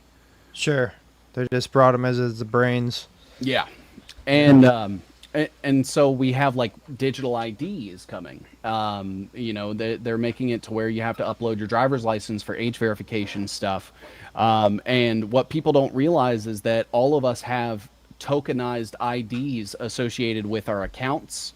So anytime you go to like a post of yours, you see a long string of numbers at the end of the URL. That is that post's post ID. You also have a user ID. You have device IDs for whatever computer or phone that you're using. And so it becomes this way for them to automatically just sort of associate things with each other. So the things that you say are then associated with your driver's license, and it's all on this blockchain that they are creating. And it's permanent, and it'll, you know, work with, I believe, things like the contact tracing Bluetooth stuff, where it's like, hey, you ended up going super close to this person of interest that we have, and now we need to investigate you, you know, because you were within close proximity, or like you purchased something from this, you know, company, or you purchased this product, whatever that looks like. And I do think it'll essentially eliminate the gray market. So you won't ever be able to just like sell your buddy a used anything without having to transact through the cryptocurrency exchange, because that item has a token ID. You have your bank ID, he has his. If it's ever transferred, there needs to be a proof of transfer of ownership. That's where like the NFT bullshit came from. What is the point of all this? It's so that they can Total know, control. Yeah, it's total information awareness. They just want to know everything that everyone has all the time. In order to advertise to them, or to just simply control them in general, based just for whatever, however they want. Well, they call data the digital gold, using, or digital using oil. us, yeah, as humans to get their agenda through. Yeah, because you know, when I don't know about you guys, but when I grew up, like a huge part of the NWO was the digital currency part, the mark of the beast. Yeah, you know, and yeah. That's essentially all crypto is, but it also, you know, provides like identifiers for every single transaction, every single person on the chain, and everything. So it is essentially like this top-down view where they have all the resources, the AI compute power, and the backdoor access to see what everyone's doing, but none of us have those things to see what they're doing. And I think that's a huge part of it as well. How about like the privacy coins? Do you think that's even exists, or is just a ploy to get people to pretend like they have some sort of privacy? I think that some of them are well-intentioned, but I think that they will eventually be taken over, whether that is brute force through mining, whether that is, you know, because you have proof of work, you have proof of stake, and with like the amount of data centers that there are, and the AI and the compute power and stuff that's here, like 50%, over 50% of the Bitcoin hash rate is being accomplished by 2 companies. Which, you know, 10 years ago we would have been like, what? What? Yeah. Like, how does someone have that much compute power? Sure. Does Howard Milstein have anything to do with either of those companies? I don't. You know what Howard Milstein is? I don't believe I've heard of Howard Milstein. That's a New York City billionaire who happens to be a massive property owner in the city of Niagara Falls, and there's a big push to build a massive AI. Oh yeah. Well, they already get. Don't they have a right Bitcoin, in the heart of a this town huge right now. Bitcoin? Like in the middle of like the shittiest area, they're building these Bitcoin mining things. Don't they have those over by like Highland? Yeah, no, there's some off of Buffalo Avenue. Some of the old chemical plants just got converted into some Bitcoin mining factories, but it goes deeper. That all that property owned by NFR down by the casino, all of that's highly sought after right now, and it's like subject to public fight. Howard Milstein and the people behind NFR, who have billions and billions of dollars behind them, want to take that whole parcel of land and build a big data center to, 1, control AI, and 2, to mine Bitcoin. There's a lot of local discussion about it right now, and there's a lot of people who are supporting it because there's really not much else that's happening here. And, you know, regrettably, it would undoubtedly provide a huge tax boost to the city and, you know, solve some, you know, short-term thinking problems. And it scares me that a lot of people around here don't think long-term when it comes to stuff like that. And I've got lots of questions, and I wonder if you can answer any of them for me, 7 Cs. Yeah, absolutely. I mean, the number one thing that comes to mind for me is, you know, all of those tax benefits are going to be offset by the rising electricity costs. You know, it's no secret that energy costs have been rising across the country for the entire year, and there is a direct correlation with the amount of increase of people's energy bills with the amount of data centers that are being built. And some people have reported, even personally to me, that their bill is up, you know, 30 to 50% what it was this time last year. And that's with just a couple of data centers. They have projected data centers in the thousands.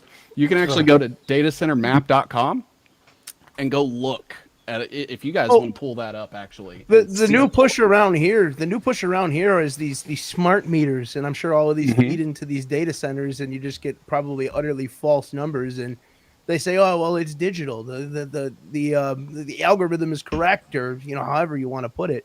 Yeah, it's just wild that we're at this point. Absolutely. Do me a favor, click on the map at the top.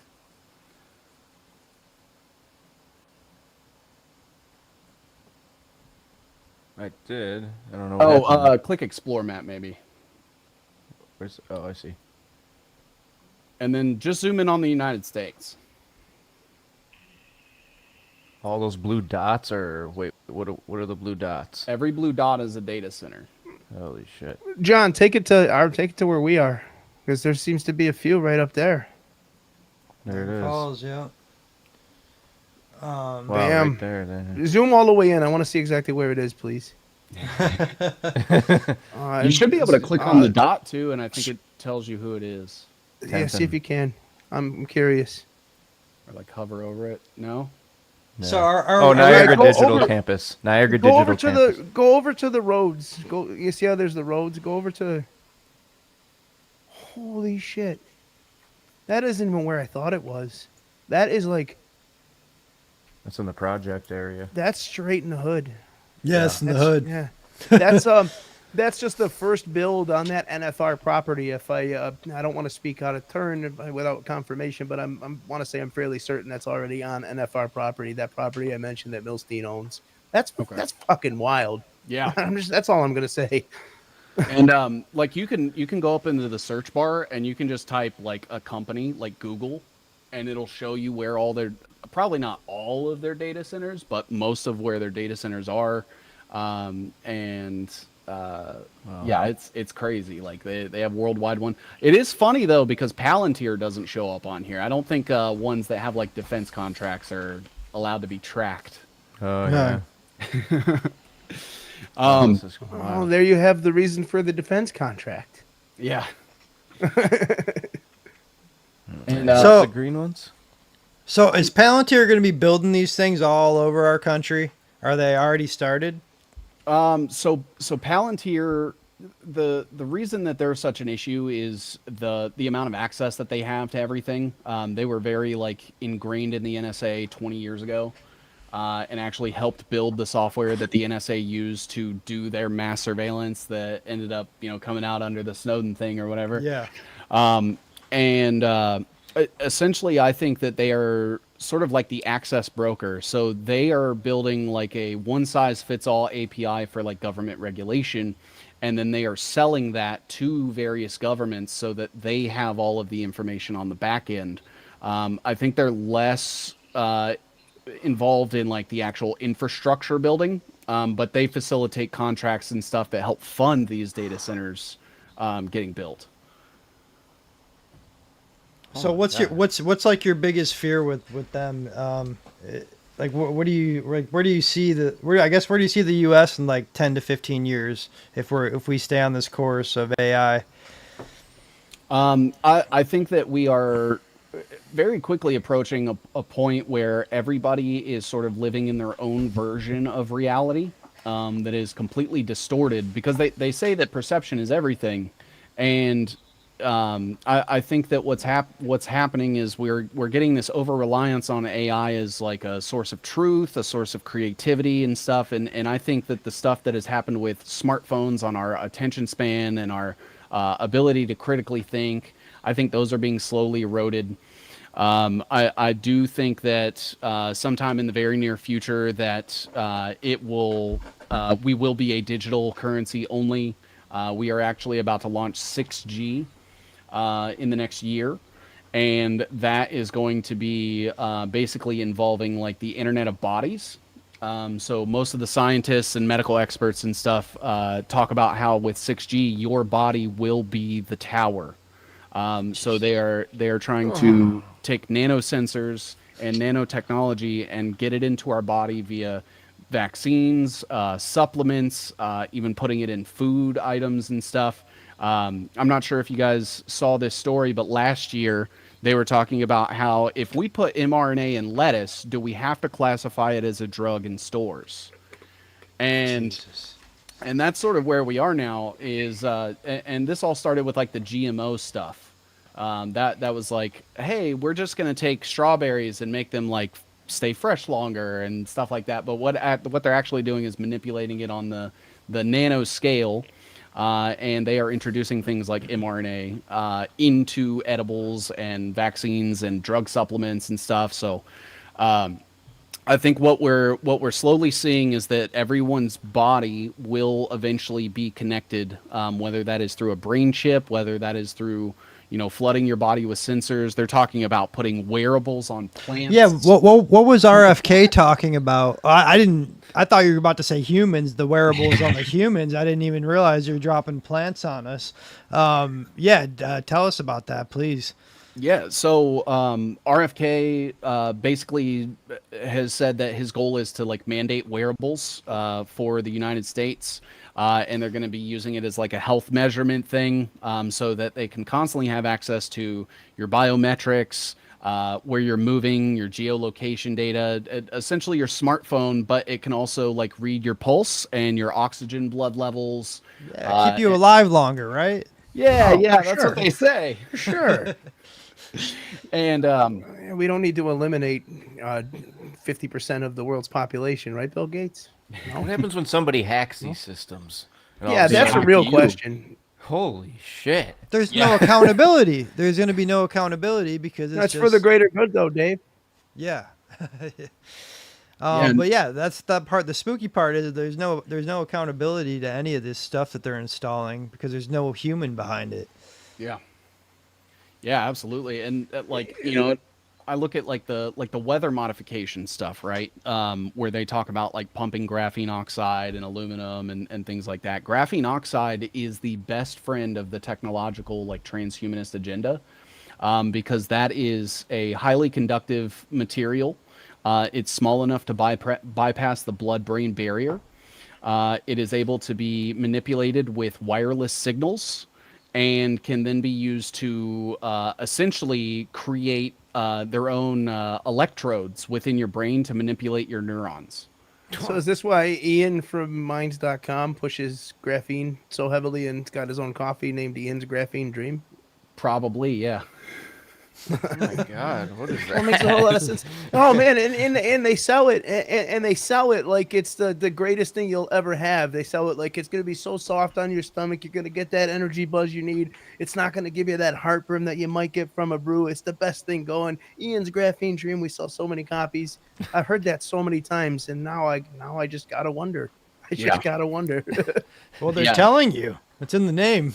If you guys just go look up graphene oxide and put like electrodes or put graphene oxide effects on the brain or graphene oxide, like they're graphene oxide wireless signals, and you can see like they have white papers on these things, they have studies on these things, and essentially I think we're going to get to the point where all of us are connected, we don't even know it, and they're able to remotely manipulate our thoughts by sending various wireless signals, whether that's through our smartphone.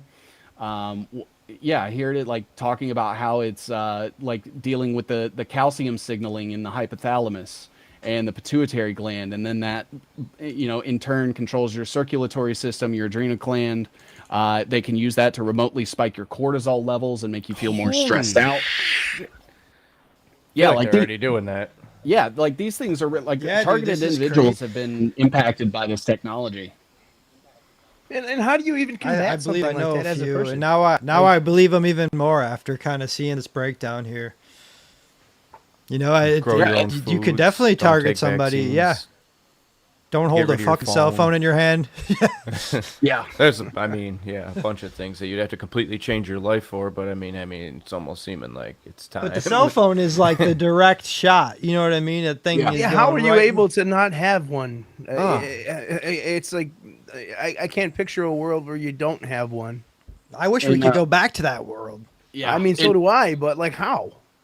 How? We can't. I mean, Starts with us. It's too far gone. Is there, I mean, can you just use a normal flip phone, normal to old phone, just to make calls and text family and friends, and then go on your computer to go on Twitter? I would say that all of those devices do still have Bluetooth, and they also still operate off of the radio frequency. And I believe that it would still be subject to manipulation. Well, and besides the point, with the talk of this digital currency and everything, it's going to get to a point where they say you got to have your phone on you if you want to pay for something. Yeah. Or a chip. I mean, they're literally forcing you to pay. Yeah, people They're are literally already forcing fucking you putting into the in- microwave without a way out. Yeah. Yeah, and like you have everyone always talks about like Neuralink, Elon's they call them BCIs, that's brain computer interface. That's like the jargon that they use. But you have like you have Synchron, you have BlackRock Neurotech, no relation to BlackRock, that's just Peter Thiel's brain chip company. You have, I mean, there's so many. And I've actually like mapped out like this end game that I kind of think is going to be like the ultimate like closed loop system, and sort of where we're headed. So this might actually be exactly what you were looking for with that question. Oh, I see here. So we kind of touched on like the digital currency stuff. I sort of see that as like the blood of this whole system. It's what keeps everything moving, keeps, people doing the things they're supposed to. And then you have like obviously the quantum computers, Microsoft's Majorana 1 chip, Google Willow, IonQ, Rigetti, D-Wave, artificial intelligence, XAI, OpenAI, Gemini, Copilot, Llama, AMD, Perplexity. And then you have the global human computing grid, Neuralink, Onward, Synchron, BlackRock, Neurotech. All of those are going to be wireless. They're going to interact with AI. So AI is sort of like the interface that we are using to communicate with machines in the interim. And eventually we'll see a merging of humans and machines.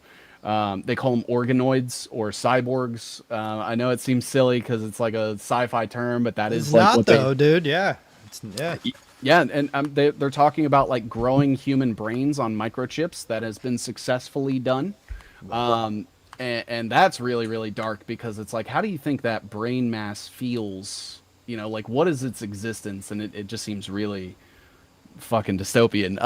Twisted. Yeah. Fucking twisted. There's no other way to put it. Well, I think those people are already walking around us and they're already out there. I mean, They might be lighting fires in your city right now. Humanoid robots? It's possible. You ever seen Mark Zuckerberg spaz out me?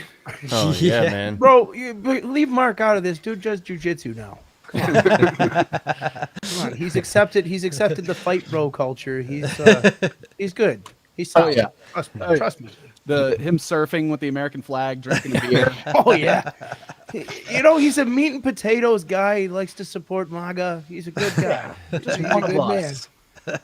He spent time in the woods. He hunts. He does all those things. He's a good man. Yeah. Here's a random question. It might kind of has to do with this, but not really. Do you think that we live in a virtual reality? Could you define virtual reality? Like our conscious, like an individual unit of consciousness. So sort of like a that- computer simulation type of? Pretty much, yeah. I don't think so necessarily. I think it's one of those things where, the burden of proof is always on the person that makes the claim, and I haven't ever gotten sufficient enough evidence to make me feel like we are. neither. I was just looking for your opinion on it. Yeah, I you do go think- so deep into this. I wonder where you go into like beyond our own minds. Spiritually, you know I guess you could say, right? Yeah. Yeah, I guess you could say that, or what? I do think that we do live in a simulated reality in the sense that, all the mainstream headlines are fake. All politicians are actors. All this like infighting that we see, like all that's fake. And all of that is basically just as like a distraction. And I'm convinced that it goes back 6,000 years. Some people will, say like America used to be a real country. And I'm like, man, that Freemasons and the French were, basically responsible for helping set up the revolution. Those were the same like Sabbatine Frankists that helped overthrow the king back during the French Revolution. And, we've just kind of been like going through phases of different names, different faces, but still the same people in charge. Same network, same bloodlines. Yeah. Yep. And I Same think that handful of folks, 50 different generations. Yeah, and I think it all goes back to like the Silk Road, and I think that there was huge sort of enrichment for particular families. The Rothschilds used to be called the Bowers or the Backhours back then, and they were actually a huge prominent family on the Silk Road 6,000 years ago. Yeah, we're talking about the original Silk Road, not the cocaine Silk Road. Right. Yeah. And I think that they sort of used religion in a sense to like they spread Christianity to the west, they spread Islam to the east, and they've had them fight each other for 6,000 years so they can be the people in the middle controlling all of the commerce and controlling all of the politicians and controlling the money. Yeah, there's been a blueprint. They've been mighty successful. Yeah, they've had a blueprint for quite a while, and that's I'm coming to that realization. And it's all these secret societies. It's like a network for them. It's how they can handpick their next leaders, and once people start to realize that it kind of opens a lot of doors to opening your mind to all these other stuff that's hard to understand. Absolutely. Yeah, and when I first I kind of came under the realization after I was like digging into Rome, because I was like, what happened to polytheism? I'm just curious. So I started looking into Rome and like when polytheism ended, and it turns out it was like the Canaanites that were worshiping Mesopotamian deities. There's this guy named Eusebius of Caesarea that came into Rome. He got really close with Constantine's father, who was emperor at the time, and started grooming Constantine. Constantine was the first like Christian emperor, essentially of Rome, and coincidentally, Eusebius also went with his mother on a pilgrimage to Palestine to find the original pieces of the cross 300 years after Jesus was crucified, and help establish like a validity to Roman Catholicism, essentially, and was there during the setup of the Nicene Creed. So he was like helping to establish Roman Catholicism, but was contorting it in a way to where it was essentially the worshiping of the same Mesopotamian deities that he followed. Jesus Christ. Yeah. Man. Do you think do you buy into Albert Pike and his prophecies of the three world wars? Are you familiar with that at all? Yeah. I've read the letters. I think that they are true. Now, whether that was, they knew the game plan loosely back then, and the ways to get there, or this is what we had to do in order to get complete control. I mean, I don't know. That's kind of like how I always come back to all these big personalities that are pushing like now, like that's like the new thing. Like this past year, you got Candace Owens. You got Nico the Muslim. You got these big influencers are all pushing religion, and it just brings back to that prophecy of the Third World War that he was talking about, which was going to be between all the religions, and they would just crush each other to the point where it would be easy to just take over and have everybody under one umbrella. Absolutely. Yeah, there's it's actually kind of funny because you guys know about Project Bluebeam, I'm assuming, right? Yeah. Mm-hmm. Where it's this whole thing where an alien invasion is going to be staged, and they're going to use that as like the pretext to usher in like the one world government. I'm almost convinced that it may end up being like a fake religious thing. There's actually a Washington Post article from 1999 that was talking about how in like the very early 90s they were like trying to figure out how to get Saddam Hussein out of office, and what one of them sort of suggested was, well, what if we just project a large holographic image of Allah in the sky telling the people of Iraq to abandon him and say he's a weak man and stuff. And it's like, if they were suggesting that, that means they had the technology in 1990. And here we are, 35 years later. And, with the whole, like, courting people into these established religions, I think that could very well be the case, is they're going to fake the rapture. And that's actually just going to be what the mass culling. I don't know if you saw at the Super Bowl, I think when it was in Vegas, if that was last year, but they had like a hologram of like a football going all the way like across the strip from the football stadium. On top of Mandalay Bay was a field goal post, and you could see it from the entire city, and it was just a hologram of this huge football going through the field goal post, and it was like promoting the Super Bowl. And we always see these weird rituals with the Super Bowl. The drone one that they had a couple years back. So yeah, dude, that they could definitely project something into the sky and just make everybody go bonkers. Yeah, especially with like the drone tech that they have now. Like, I'm seeing these like light shows, and it's like, those are little companies. Imagine they had like DoD funding, behind one of these shows, and you could very well get like a realistic depiction of the deity in the sky. For sure. And not to mention all the other things that you can do with these crazy drones. I saw a video of a drone shooting fire the other day. That was interesting, and I'm sure that's a sign of many things we'll be seeing in the future. Yeah, absolutely. I don't know if you heard Alex Karp, what he would like to do to his enemies. He said that he would like to have drones filled with piss and laced with fentanyl that he could spray his enemies with, or his people that disagreed with him. Yep, absolutely. And he's the #1 defense contractor of the United States in 2025. Yeah, he's gotten the most contracts. Yeah.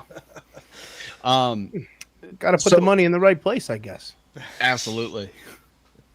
Oh man, it's crazy too, because like you look at him and he appears like what I would imagine like the average meth head in my city acts like very twitchy and tweaky and is like over enthusiastic about like extremely fucked up things. Yeah. To touch back onto your like where we're gonna end up or what this sort of looks like, nuclear plants are exploding, not like blowing up, but big tech is essentially investing in revitalizing the American nuclear industry, and that's what is going to power like all of these AI data centers. You have Bill Gates actually reopened 3 Mile Island. No way. Yeah, and that is going to power his Microsoft data centers. I drove past that doing an event right near it. I saw the reactors. I can confirm they are definitely in fact running. There was steam coming out of them. Yep, and that's backing like his Azure cloud infrastructure, his Microsoft Copilot AI, and you also have Google, who is opening up nuclear facilities as well to power their data centers. Amazon, you have Meta. And essentially what they're trying to do is create unlimited energy to run this infrastructure, because the massive amounts of data that it takes the massive amounts of energy that it takes to make AI compute, to hash Bitcoin, and all of these things. And essentially they're going to get all of the energy for that, and they're getting government contracts to open these up. We're not getting trickle down from that. They're going to sell their leftover energy and make more money off of it. Meanwhile, we're having to subsidize their data centers and stuff in the meantime with rising energy costs and things like that.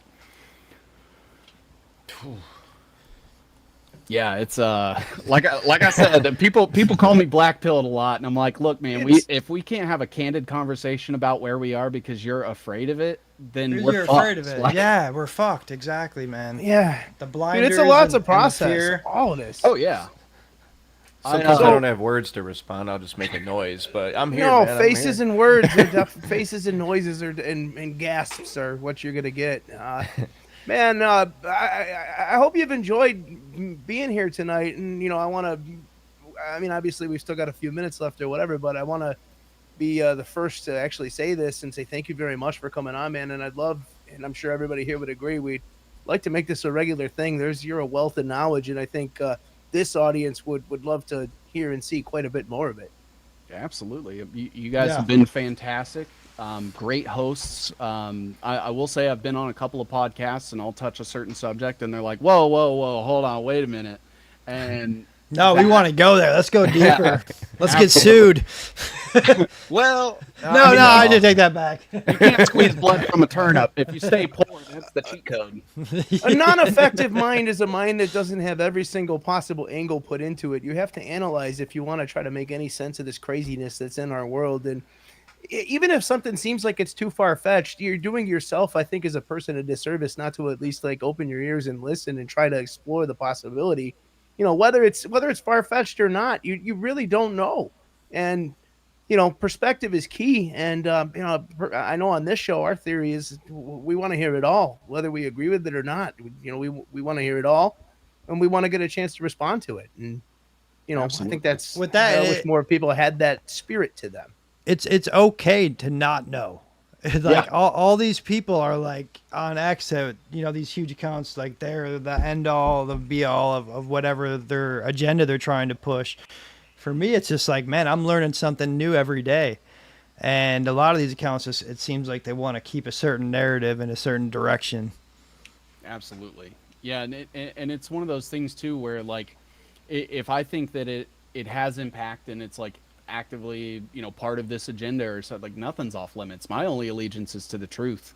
I'm not in these group chats with people. I'm not part of an organization. I'm kind of a lone wolf, and a lot of them, I'll touch on a subject or something with people that I've considered peers in the past, and they'll take a different position, and I'm like, it's fine if we differ, but you realize you're towing the line of the agenda, right? And there's always this uncomfortableness to it.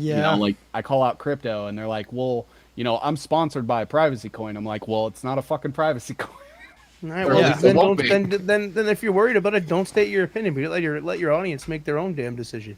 Absolutely. And it's one of those things where I understand that to the uninitiated, the things that I'm kind of talking about are insane, but let's look back at the moon landing. And if you would have told anybody the day the moon landing happened that it was entirely faked, they would have met you with the same amount of bewilderment and said, what do you mean? How could the government wouldn't lie to us? And Russia is going along with it. And China says that we landed on. And it's if you realize that happened in 1969 and here we are, 70 years later, and the suspension of disbelief, I think, is necessary because we look at things like that. We look at the fact that 9/11 was partially an inside job where they openly killed 3,000 Americans in broad daylight just because we've seen with Israel's escalation with Iran, for example, we didn't need a terrorist attack. They just wanted to do it. Well, they didn't want to pay for asbestos abatement in the building. Yeah, they're all of a sudden they're 5 days away. They were looking. They were looking at an astronomical figure that they would have had to pay in somewhat of a short-term fashion. That building was loaded with asbestos, and there was orders and edicts that came down that they had to start to work towards full abatement and removal of it from the building. Due to the severity of the building and the importance of that building in the world's trade, and insurance policies aren't going to cover that. So, what is one to do? Let's all come together and solve a bunch of problems with one boom. And that's where you get Larry Silverstein and his 9/11 insurance scam. You guys wanted you to say the name. Yeah. So Larry Silverstein's actually part of the UJA Federation of New York. And the UJA Federation of New York actually has some interesting people on it. So you have Robert Stephen Capito, who is part of BlackRock and Blackstone Financial Group with Larry Fink.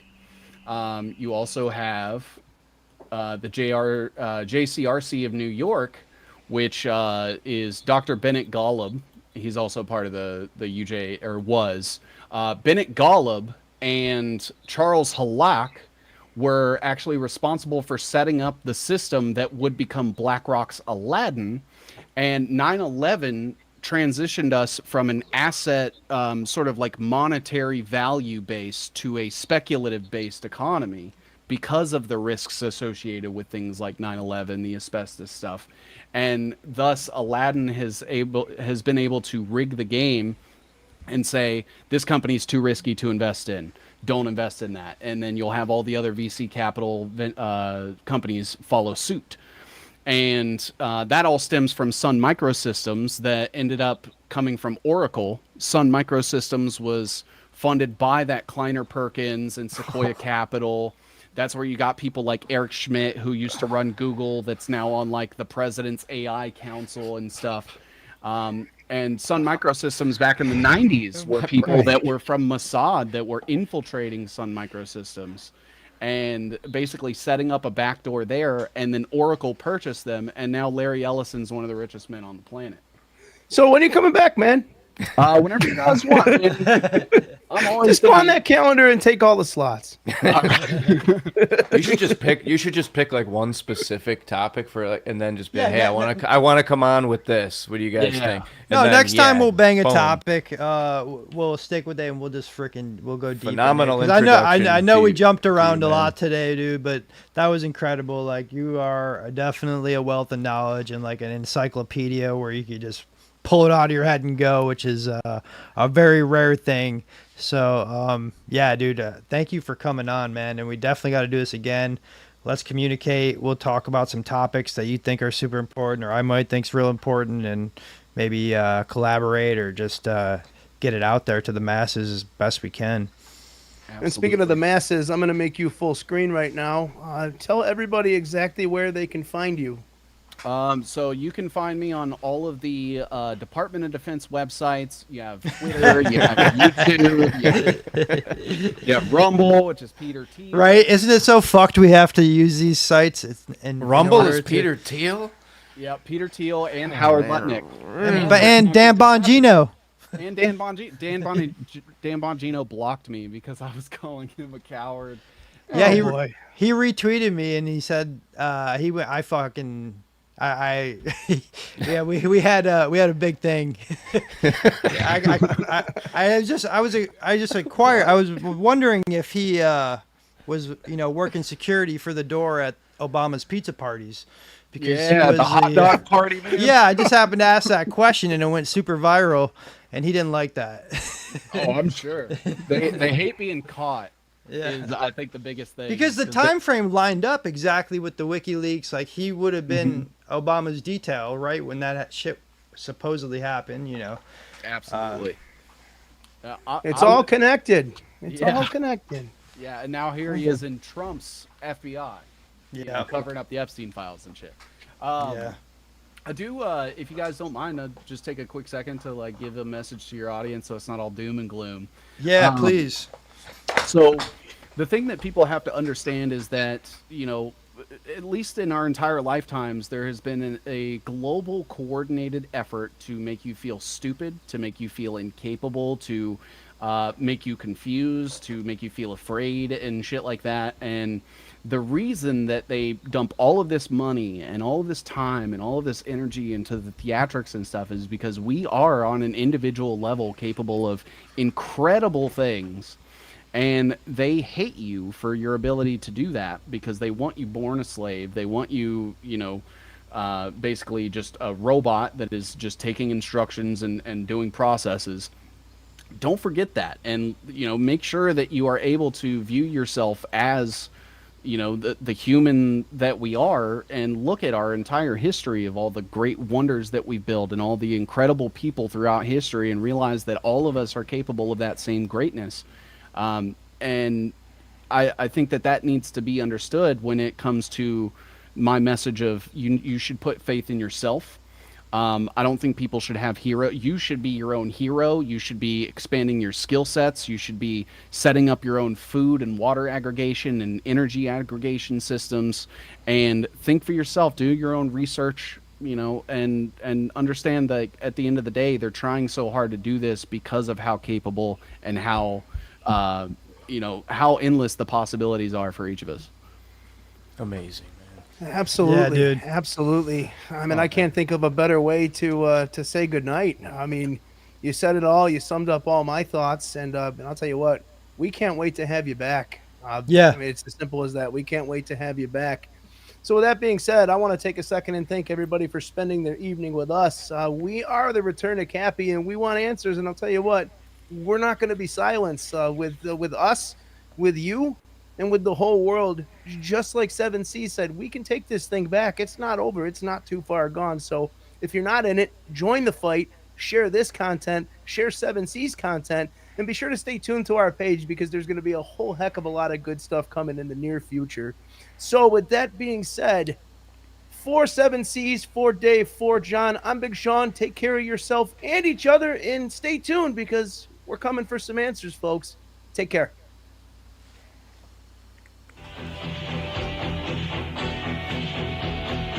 Mm.